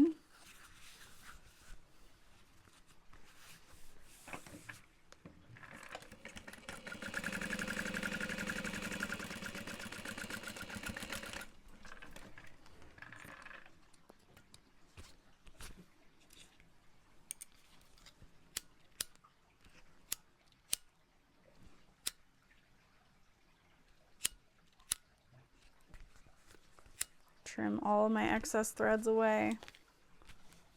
And then I don't think we're going to need to top stitch that seam. I think we just want to kind of fold it.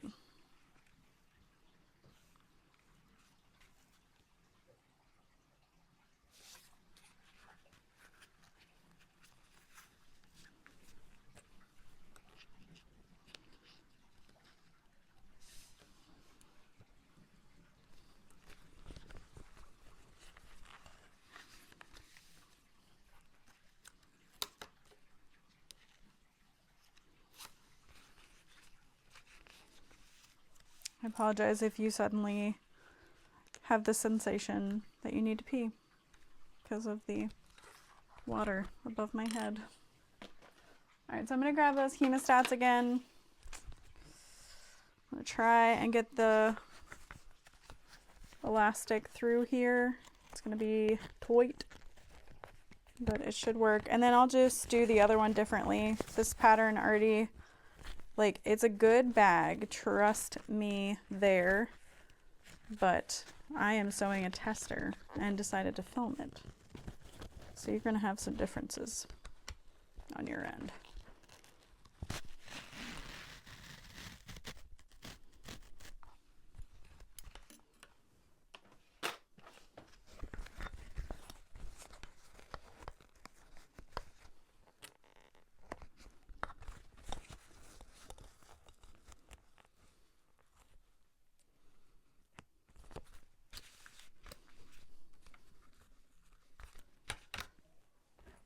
Okay. We are going to line this up on the bottom edge,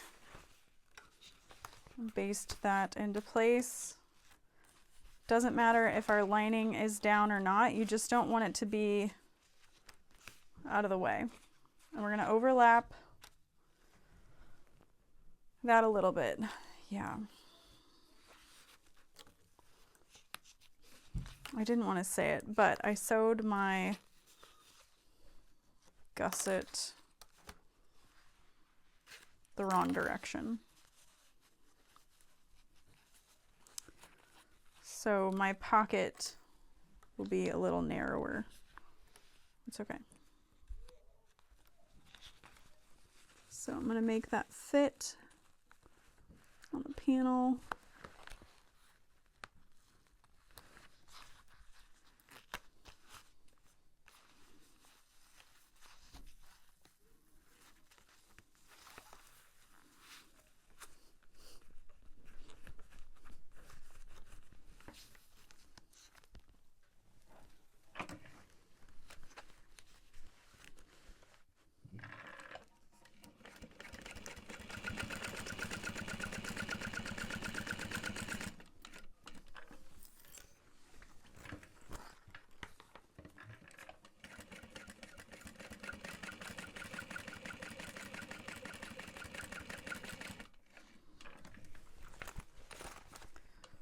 Wait, I just need to do an 1/8. Yeah, okay. So since I added it wrong, all I need to do is adjust my seam allowance to be 1/4 of an inch instead of 3, or like a scant 3/8. Closer to 1/4, because 1/4 off altogether, so I just need to adjust it by 1/8. Okay, no. 1/4, yeah, it is 1/8. Like it. Yeah, that works. Cool. So then we'll repeat that on this one. I liked my idea, but don't top stitch the top.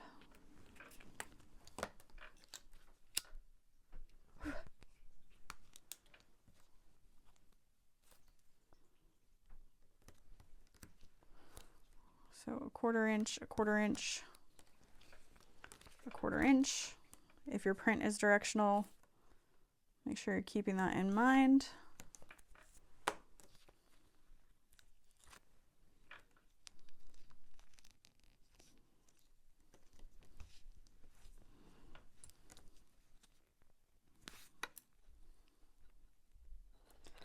And the only reason I'm able to do this with this vinyl is because it is pretty thin.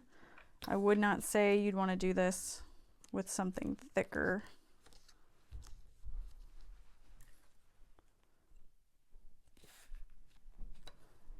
Okay. Fold that in half. Fold this in half.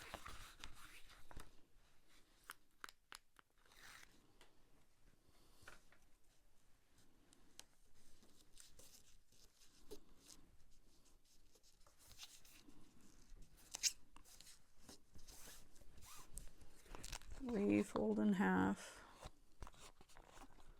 because I want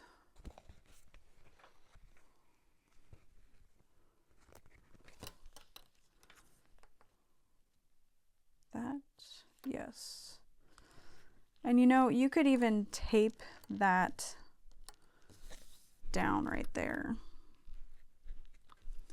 But yeah, we're gonna top stitch this.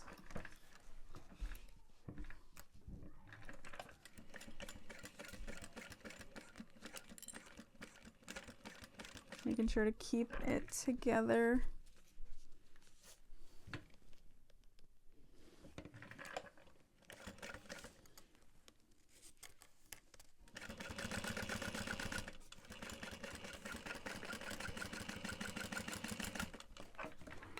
Okay, that's good. Fold it down, but don't top stitch. There we go. And then top stitch the bottom. You could even add a woven label under there. And I think I'm gonna, because I didn't add my little L heart situation. I think it'll be really cute there.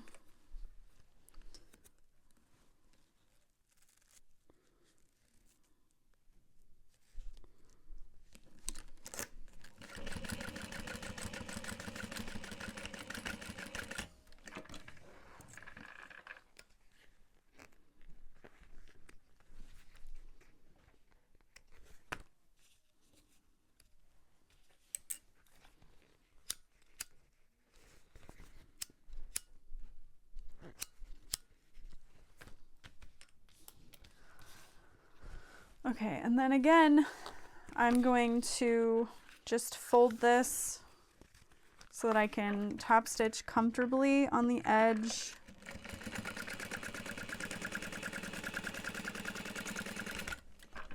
Just keeping it equidistant, but it can't hurt to really measure.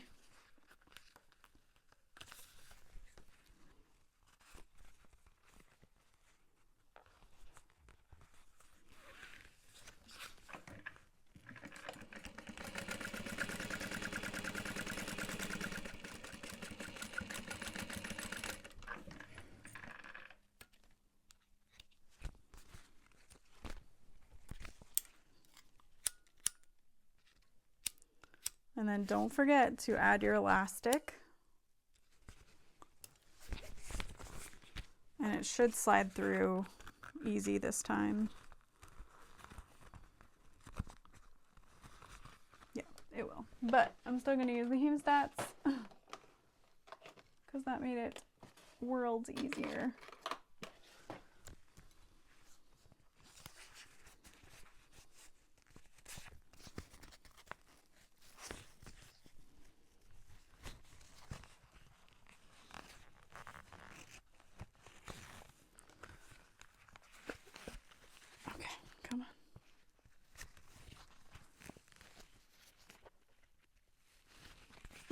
I don't know why, I just imagine it as like a tiny velociraptor, like, yeah, feed me.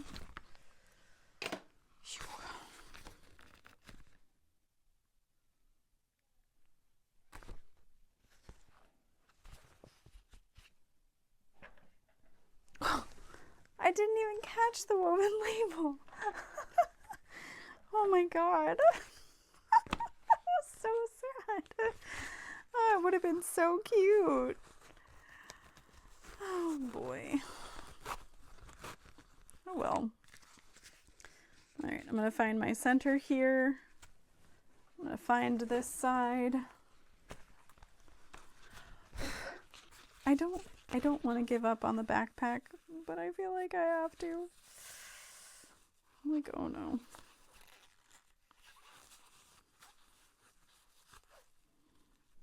I'm just like, have I messed up beyond fixing it?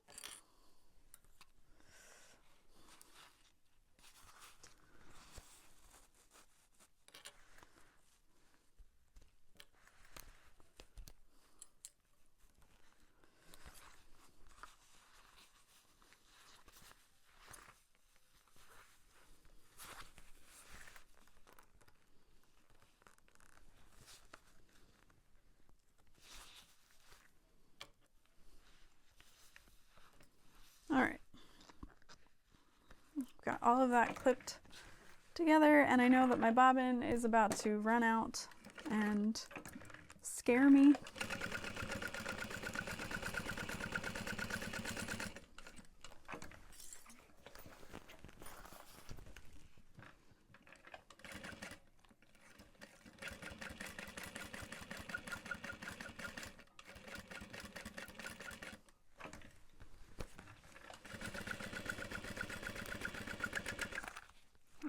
There it went.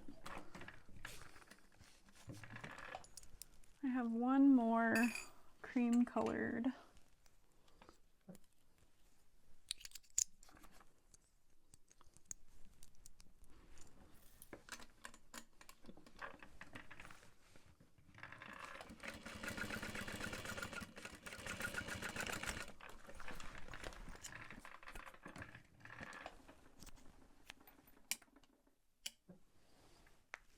All right, so now we are going to add our bottom panels, and then it's just put it together time. So I will take a break after that because there's no more pieces left in our bin, which is so exciting. I can't wait. All right, right sides together. I'll start with our lining. I'm going to base that on 1/8 of an inch.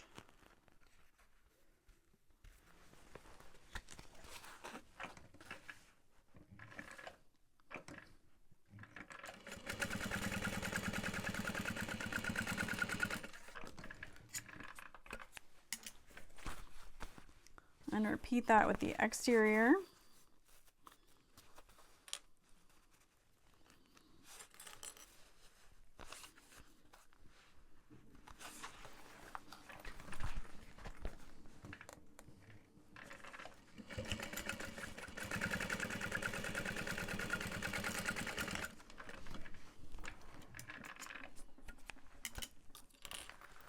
And then I'm going to choose to just top stitch through the exterior.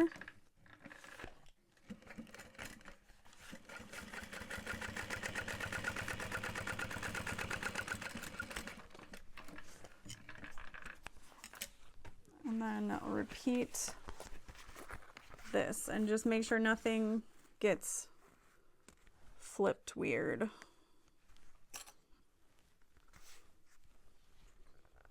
And that we're lining things up nicely.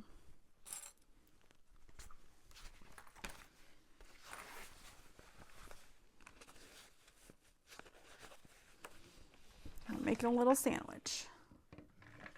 And then use the appropriate seam allowance.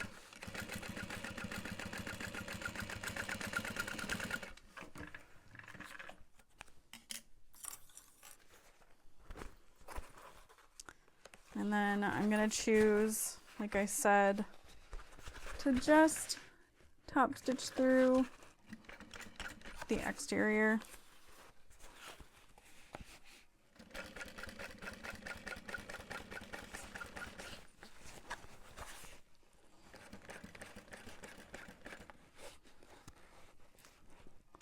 It's a tricky biscuit.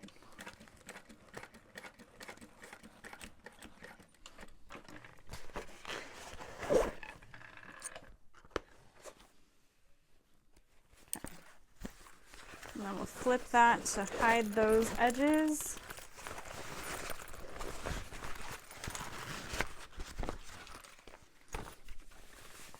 And then you got yourself a big old gusset. I'm gonna go ahead and bobbin dump and baste everything together.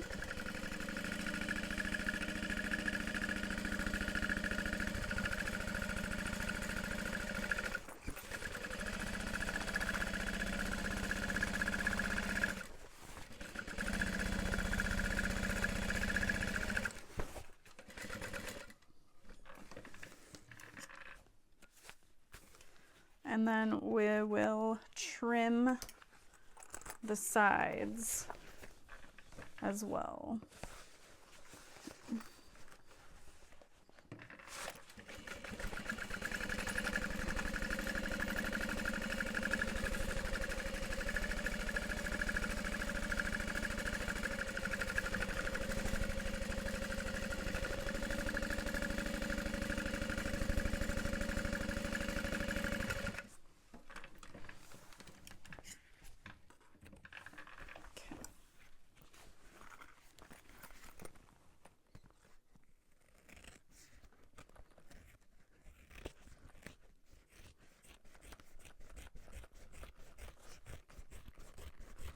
And because I had a little seam allowance issue at my zipper, my gusset is a little wider than my base.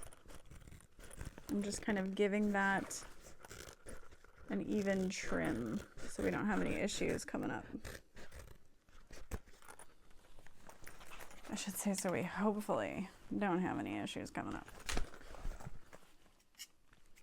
You can kind of see that where the base meets the pockets.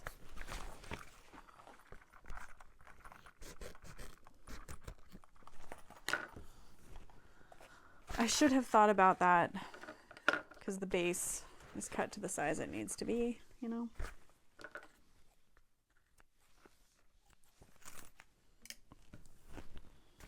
Okay. So now what we want to do is line up our seam allowances.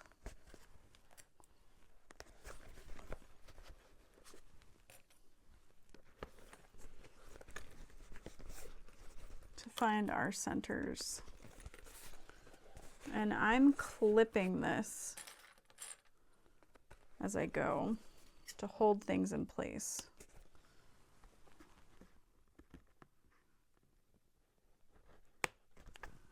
And I'm going to leave that clipped together as I do the other side.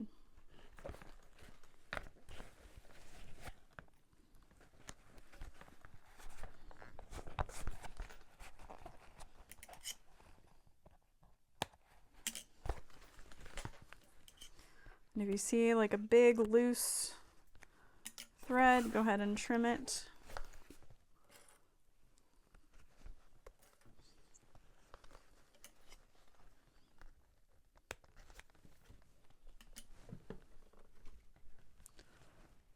Okay.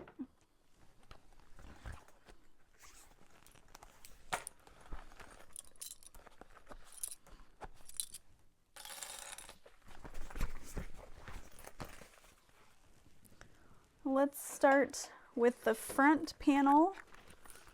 The gusset is equal distance on each side of the zipper, so it's not a big deal which one you want to start with.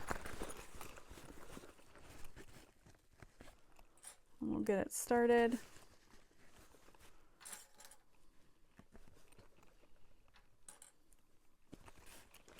Once you find your center, if you feel confident, you can go ahead and staple that just so things don't shift. But we've got our gusset like wrong side out, lining side out, and flipped around. The bottom area is going to be a little bit difficult because of that curve down below, but it should be okay.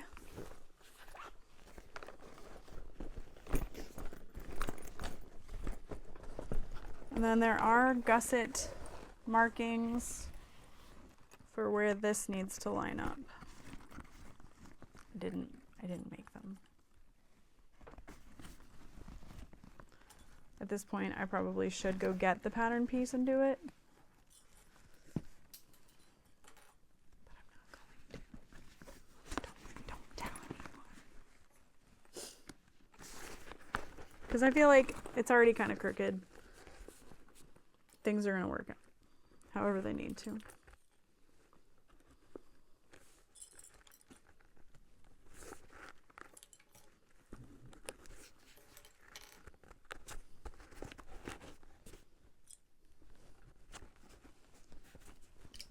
All right, and then I confirmed with her that that just gets trimmed. And now it will fit just as perfect as I thought it might.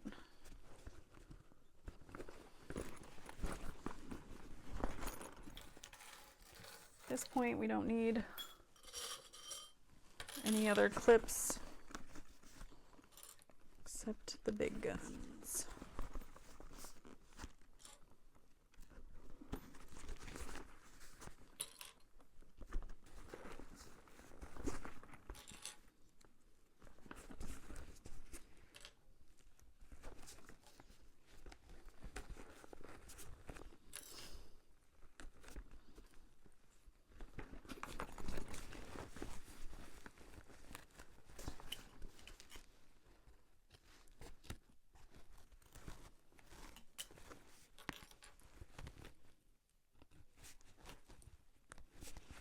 Okay, and then this one I have clipped with the gusset facing up. Again, there is no shame in stapling any of these pieces together if you need to. Oh, buddy. Let's see. So I'm just gonna measure the distance under the zipper. It's like 4.5 from the top edge. Yeah, they sit at about the same spot. They just look different because I tried 2 different methods. I guess I could technically seam rip that. Technically. It's fine. What am I gonna do with this? Maybe sell it cheaper someday? Maybe use it for a little bit? I don't know. I'm obsessed with my backpack, so I doubt it. But this one is still really pretty too. So you could sew at a 3/8 and then attach your binding at a 3/8, but I'm gonna sew closer to a 1/4 and then attach my binding at about 3/8.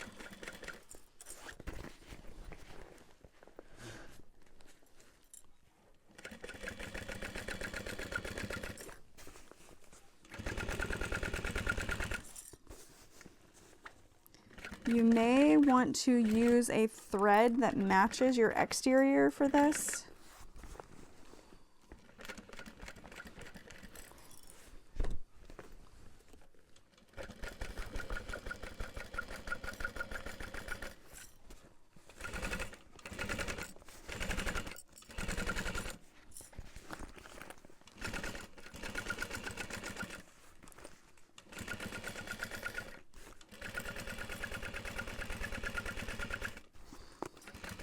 Yeah, everything fits nicely. I didn't have to snip anything, so I know my seam allowance was okay, but if yours isn't lining up, you could add a couple snips and you should be fine. There's a lot of bulk to go over, and then normally I like to bind this side now and then do the other, but this backpack is big enough and not one side is any different than the other. So I am gonna go ahead and just attach both sides. But yeah, you definitely need that 3/8 to catch everything nicely. And then make sure you've got each side oriented correctly, because there is no difference from the top and the bottom in shape. So, yeah. But yeah, I'm just gonna do both sides right now because I have the same thread color, and then I'll swap the bobbin again for whatever binding I decide to use. Jenny does not give specific directions for the binding method. So you can use whatever you prefer. I am gonna use my bag binding that I carry, and I'm just going to use 1 inch wide, fold it over the edges. I also have one that's a little bit wider so that you could kind of do it like a kind of like the rosy sling, but you could also bind it like you would the rosy sling if you would like. Okay, so the back is sitting a little trickier, but however you decide to clip it, if you're not matching up those gusset marks, but you should probably match up the gusset marks. Just make sure you do that the same on both sides.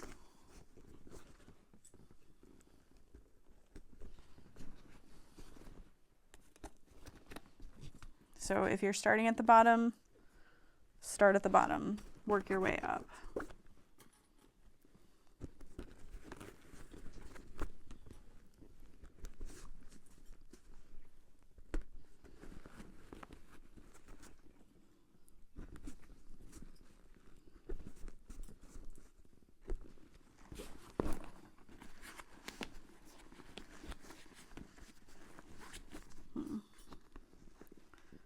So now I've got all this on the back. I'm kind of clipping it from the wrong direction, actually. So now my gusset is a little smaller on the back side, but that's okay because I can snip into it 1/4 of an inch, quarter at a time, and flatten it, and it'll fit now. So if you run into this issue, that's okay. Snipping a gusset is a good thing.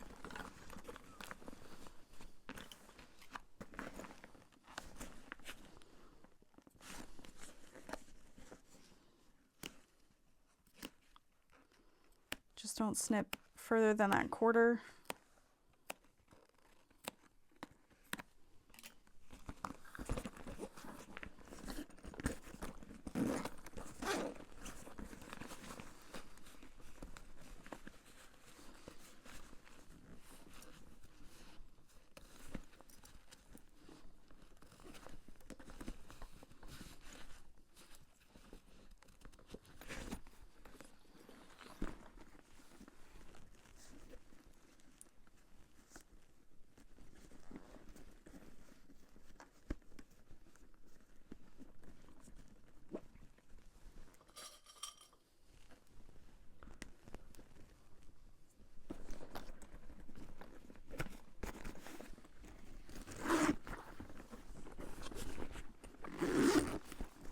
I'm gonna unzip it, just make sure things are looking okay.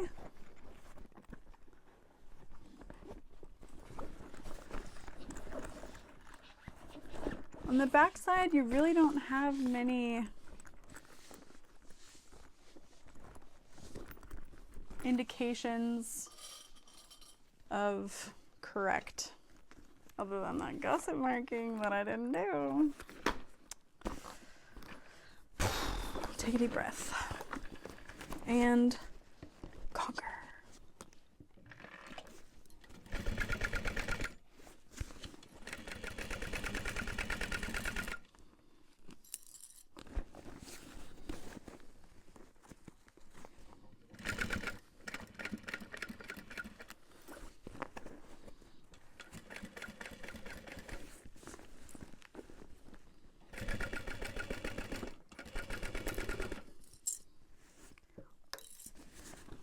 Do your best to keep an eye on your center snip.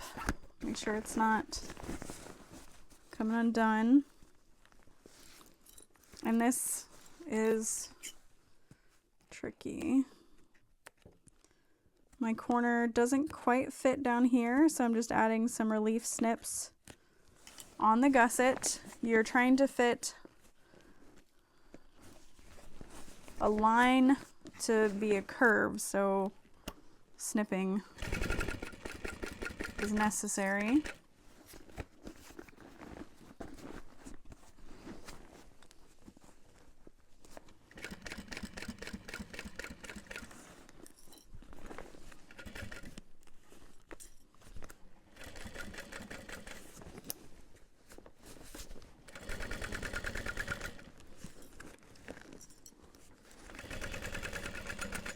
If you're worried about the bulk, I would definitely omit the fleece, or if you decided to use foam, eliminate that from your seam allowance. You should be fine.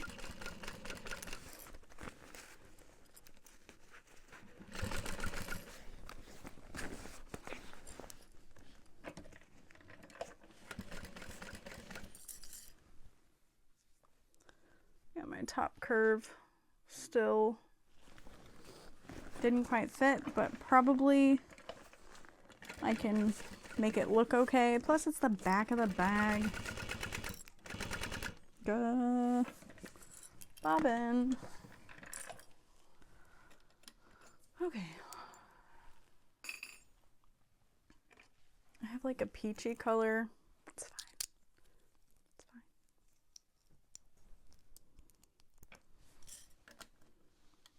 Part of me is like, should we even bind it? But I have to, or or I have to sew it with that seam allowance. Oh, it's fine.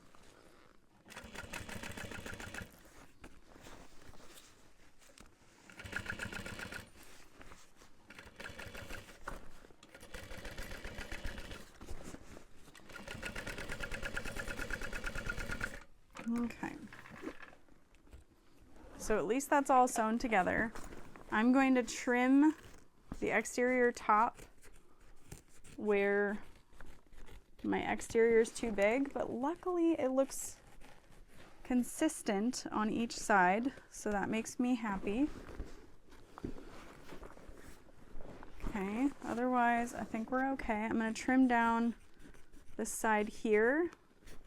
All of this is going to add some extra bulk, making it harder for me to get to that consistent 3/8 inch top stitch for the binding. So keep that in mind.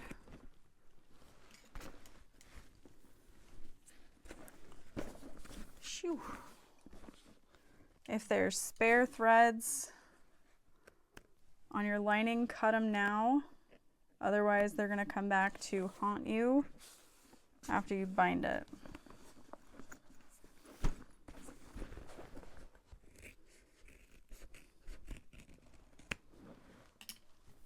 Okay. It's fine. I'm going to use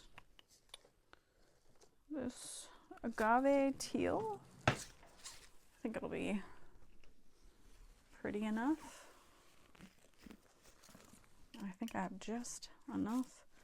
So I'm going to measure out both pieces. I'm just doing a gentle measuring and trimming my excess. I'm not going to need that.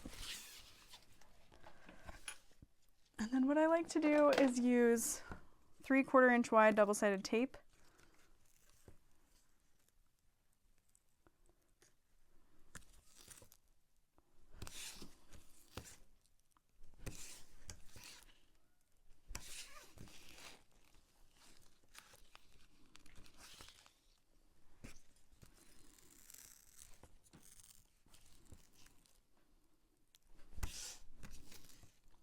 Centering that down the center of the binding.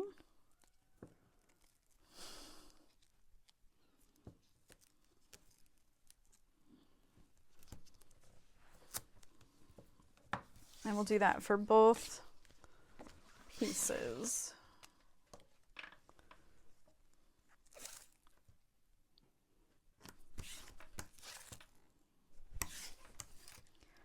And this binding does not fray except for the edge that you cut, but the other sides of it will not fray over time. All right. So then whatever side you're going to sew it from is the side you want to clip it from. And I will sew it with the gusset up and the exterior flat. So we're going to start here, just eyeball folding it down. And then over the corner I pull, get past it, and then I pinch around to place it.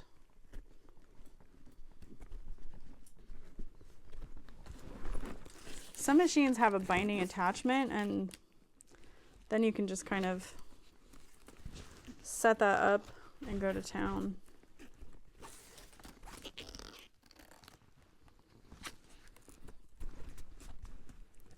Used to be very anti-binding.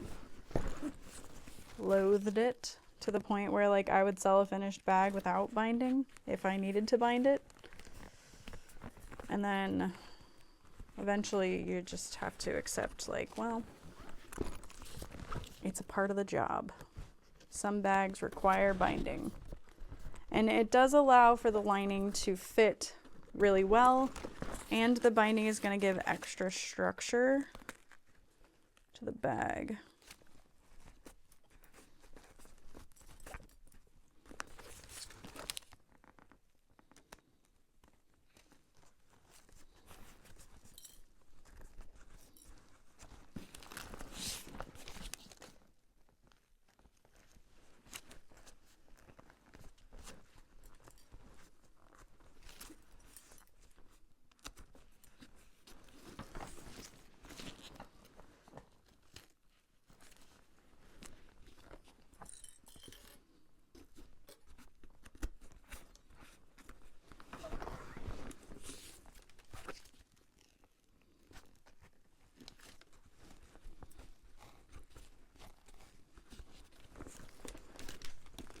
go. And then you could just use a lighter on this edge to clean it up. Or you can fold it over so that it has a finished edge. Either way. I don't want to add more bulk, so I'm not folding it over, but it is thin enough that it would be fine. All right, so now as consistent 3/8 as we can.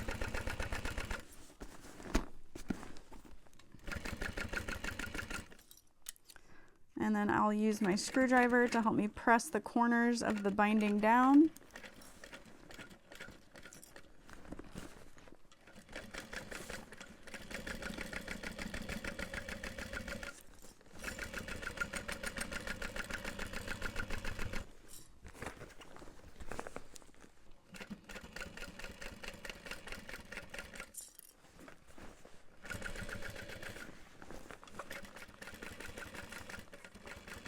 And I'm moving my eyes kind of back and forth, keeping my binding up against my seam guide at the 3/8, and then I want to check that the binding is actually under my needle as well.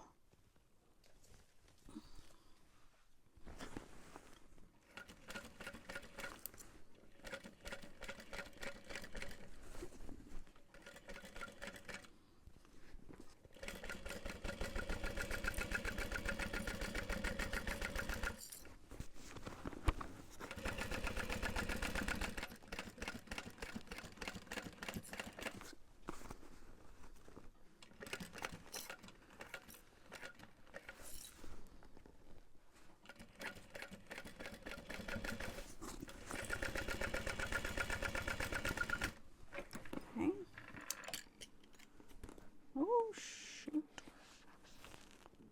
And then the other side, whew, looks good. There might be some areas where a stitch doesn't quite meet the binding, but it's going to be tucked into the corners, so I'm not going to touch it up. I'm done. Okay. So repeat on this side. However you're going to sew it, that's how you want to clip it.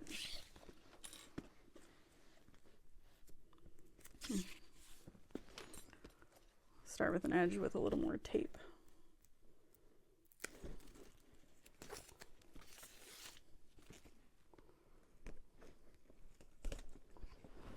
I'm so glad I trusted my guide. I was like, there's no way. Okay. So now we're gonna sew this 3/8.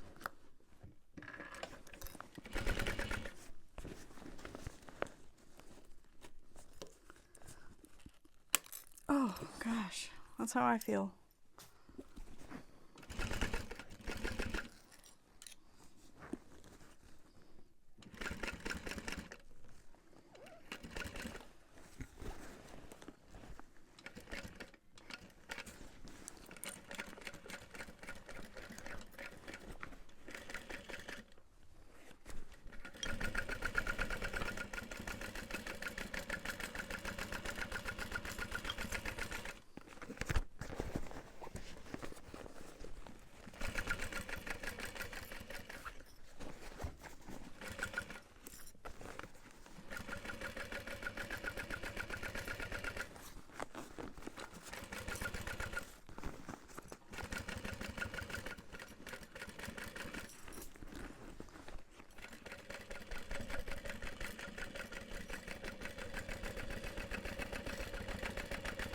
I don't know what fell. I can't pretend to care right now. Almost done.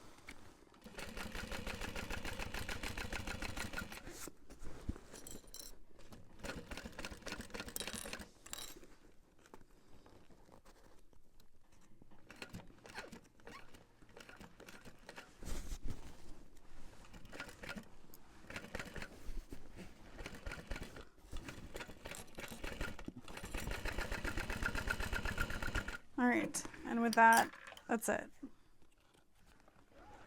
She done.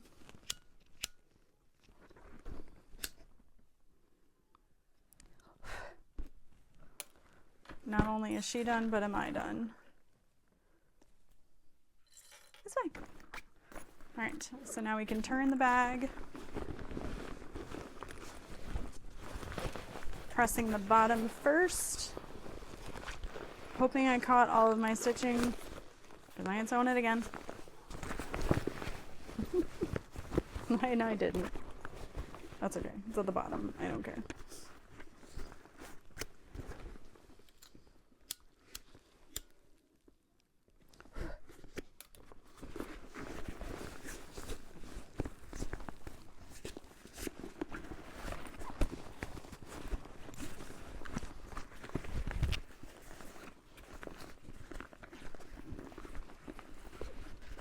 And then you want to press that binding into that seam allowance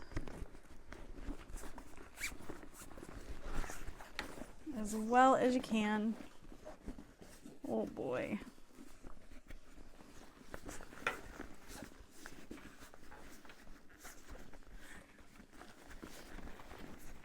If you can still see stitching, all you have to do is go turn it and just sew it a little bit more, even if it's over the binding. It'll be fine.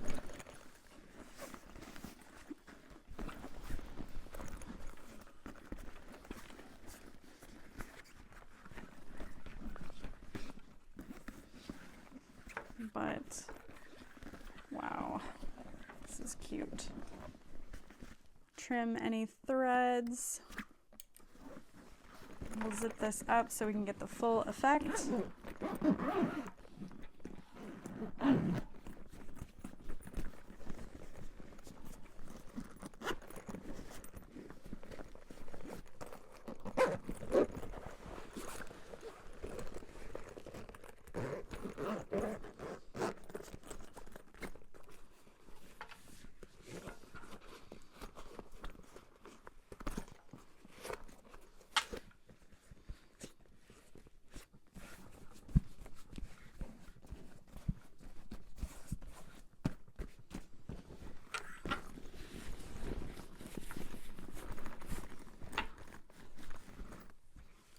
And just kind of giving everything a little extra shaping.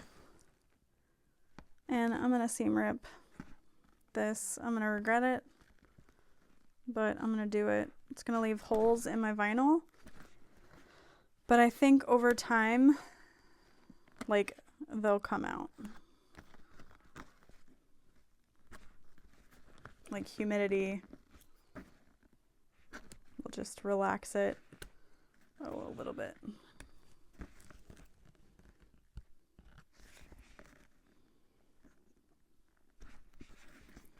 Not my best work. Maybe I'll make another one at some point.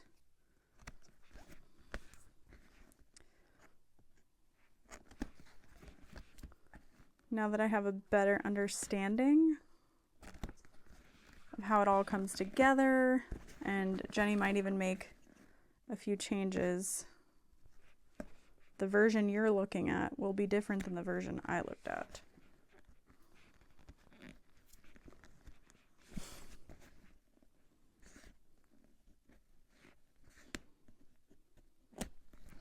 But I don't regret any of my material choices. I think everything looks really good together. I think even for an industrial, I would omit the fleece in the seam allowance, and I had considered it. I just think it makes things harder than it really should be when that binding is what's there to give it plenty of structure. Anyway.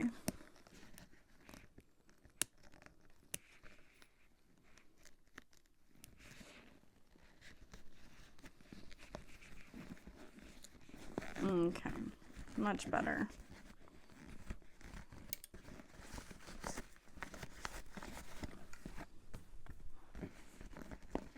Yeah.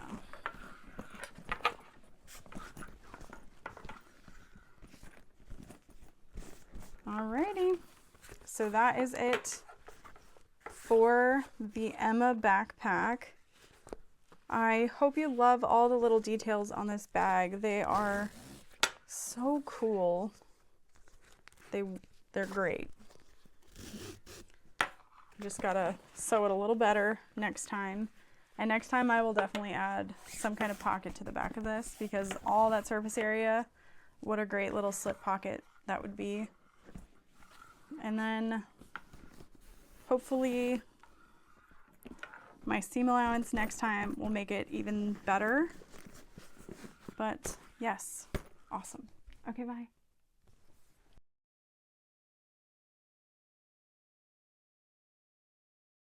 Capybara. Capybara. Capybara. Or bara, maybe. No, Bara. How did he get in here?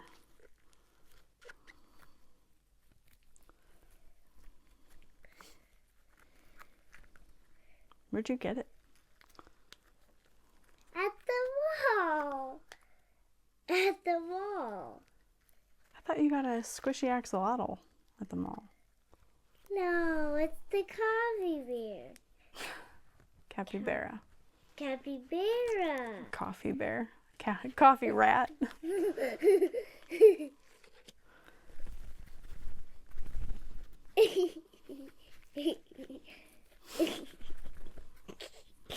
Give me it. Give me it. Dorothy, your coffee rat is ready. Have a good day. I need to put something else in it. My lipstick. What do you think? I just want to kiss that bag. Hey, don't jump on that. Are you gonna come lay down on the couch? Is it okay if I stay down here? Are you gonna lay on the couch? I'm just gonna sit here. Okay. Actually, I brought a gift for you. For me? It's a mystery box. Oh, It's a mystery box. thank you. See what's in it? Why are you? I got it from Target. You're yelling. What? You're yelling. Sorry. It's okay. Open it. I got it from Target. Here, let's pause it really quick.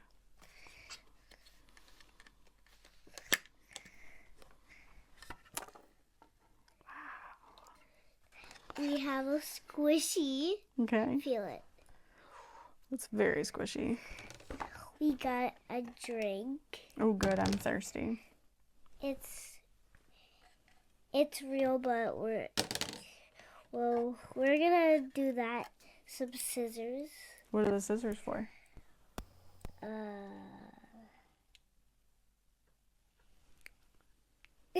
Fine, cut it. Just a little. Now let me cut yours. No. And we have a poopy. Oh, my friend Ashley made that. What? Ashley? Ashley Florak made them. How did she even make them? A 3D printer. All right, don't click it too much. Okay. And we have this. These are all for me. Just kidding. You want me to put it back? Hey, pretend you're gonna make something for me, but you didn't tell me that.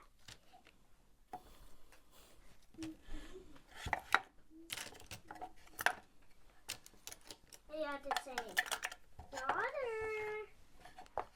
Daughter, I made you something.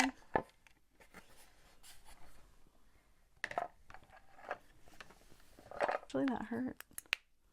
Please don't do that. It's not even sure. I know, but the force with which you applied them to my arm did hurt.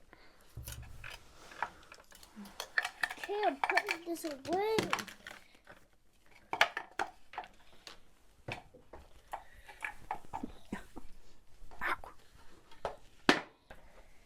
What's a structor? It's like who helps you. Hey, you're shaking the camera. It's who helps you. Oh, okay. Is there music? No, hey, I've told you, we don't mess with those buttons. No, just these. Okay, yes. How because the music got low? Yep, you gotta fix it. Hey, you want to see something fun actually? What? I added little white dots to the ones where they need to be.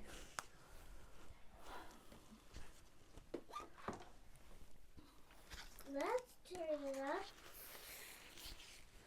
Alright, so You have to pick the color. Oh, wow. That's cute. they're glass slippers like Cinderella. Yeah. So they're kind of see-through.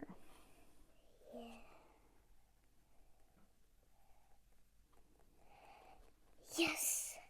I love it. Hold on here. Thank you. Right under here.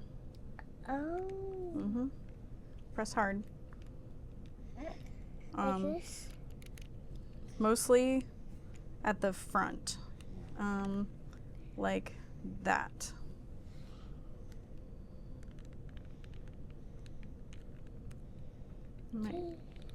Might use two hands. It's hard. Yep, there you go. And then I caught the staple. But you don't want to touch them because they have sharp edges. Yeah. They could hurt. I'm going to throw that away now. Alright, don't keep doing it.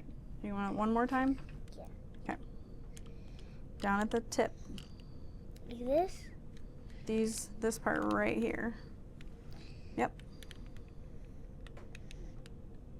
It's tough. Oh, it's hard work. Yeah, I'm pushing right here. Okay, you catch it.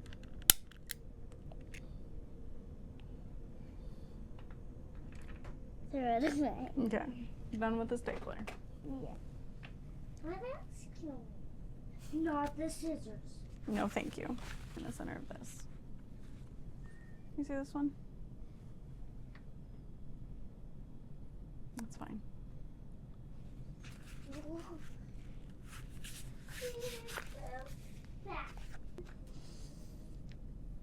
Editing this is gonna be a fucking nightmare. All right.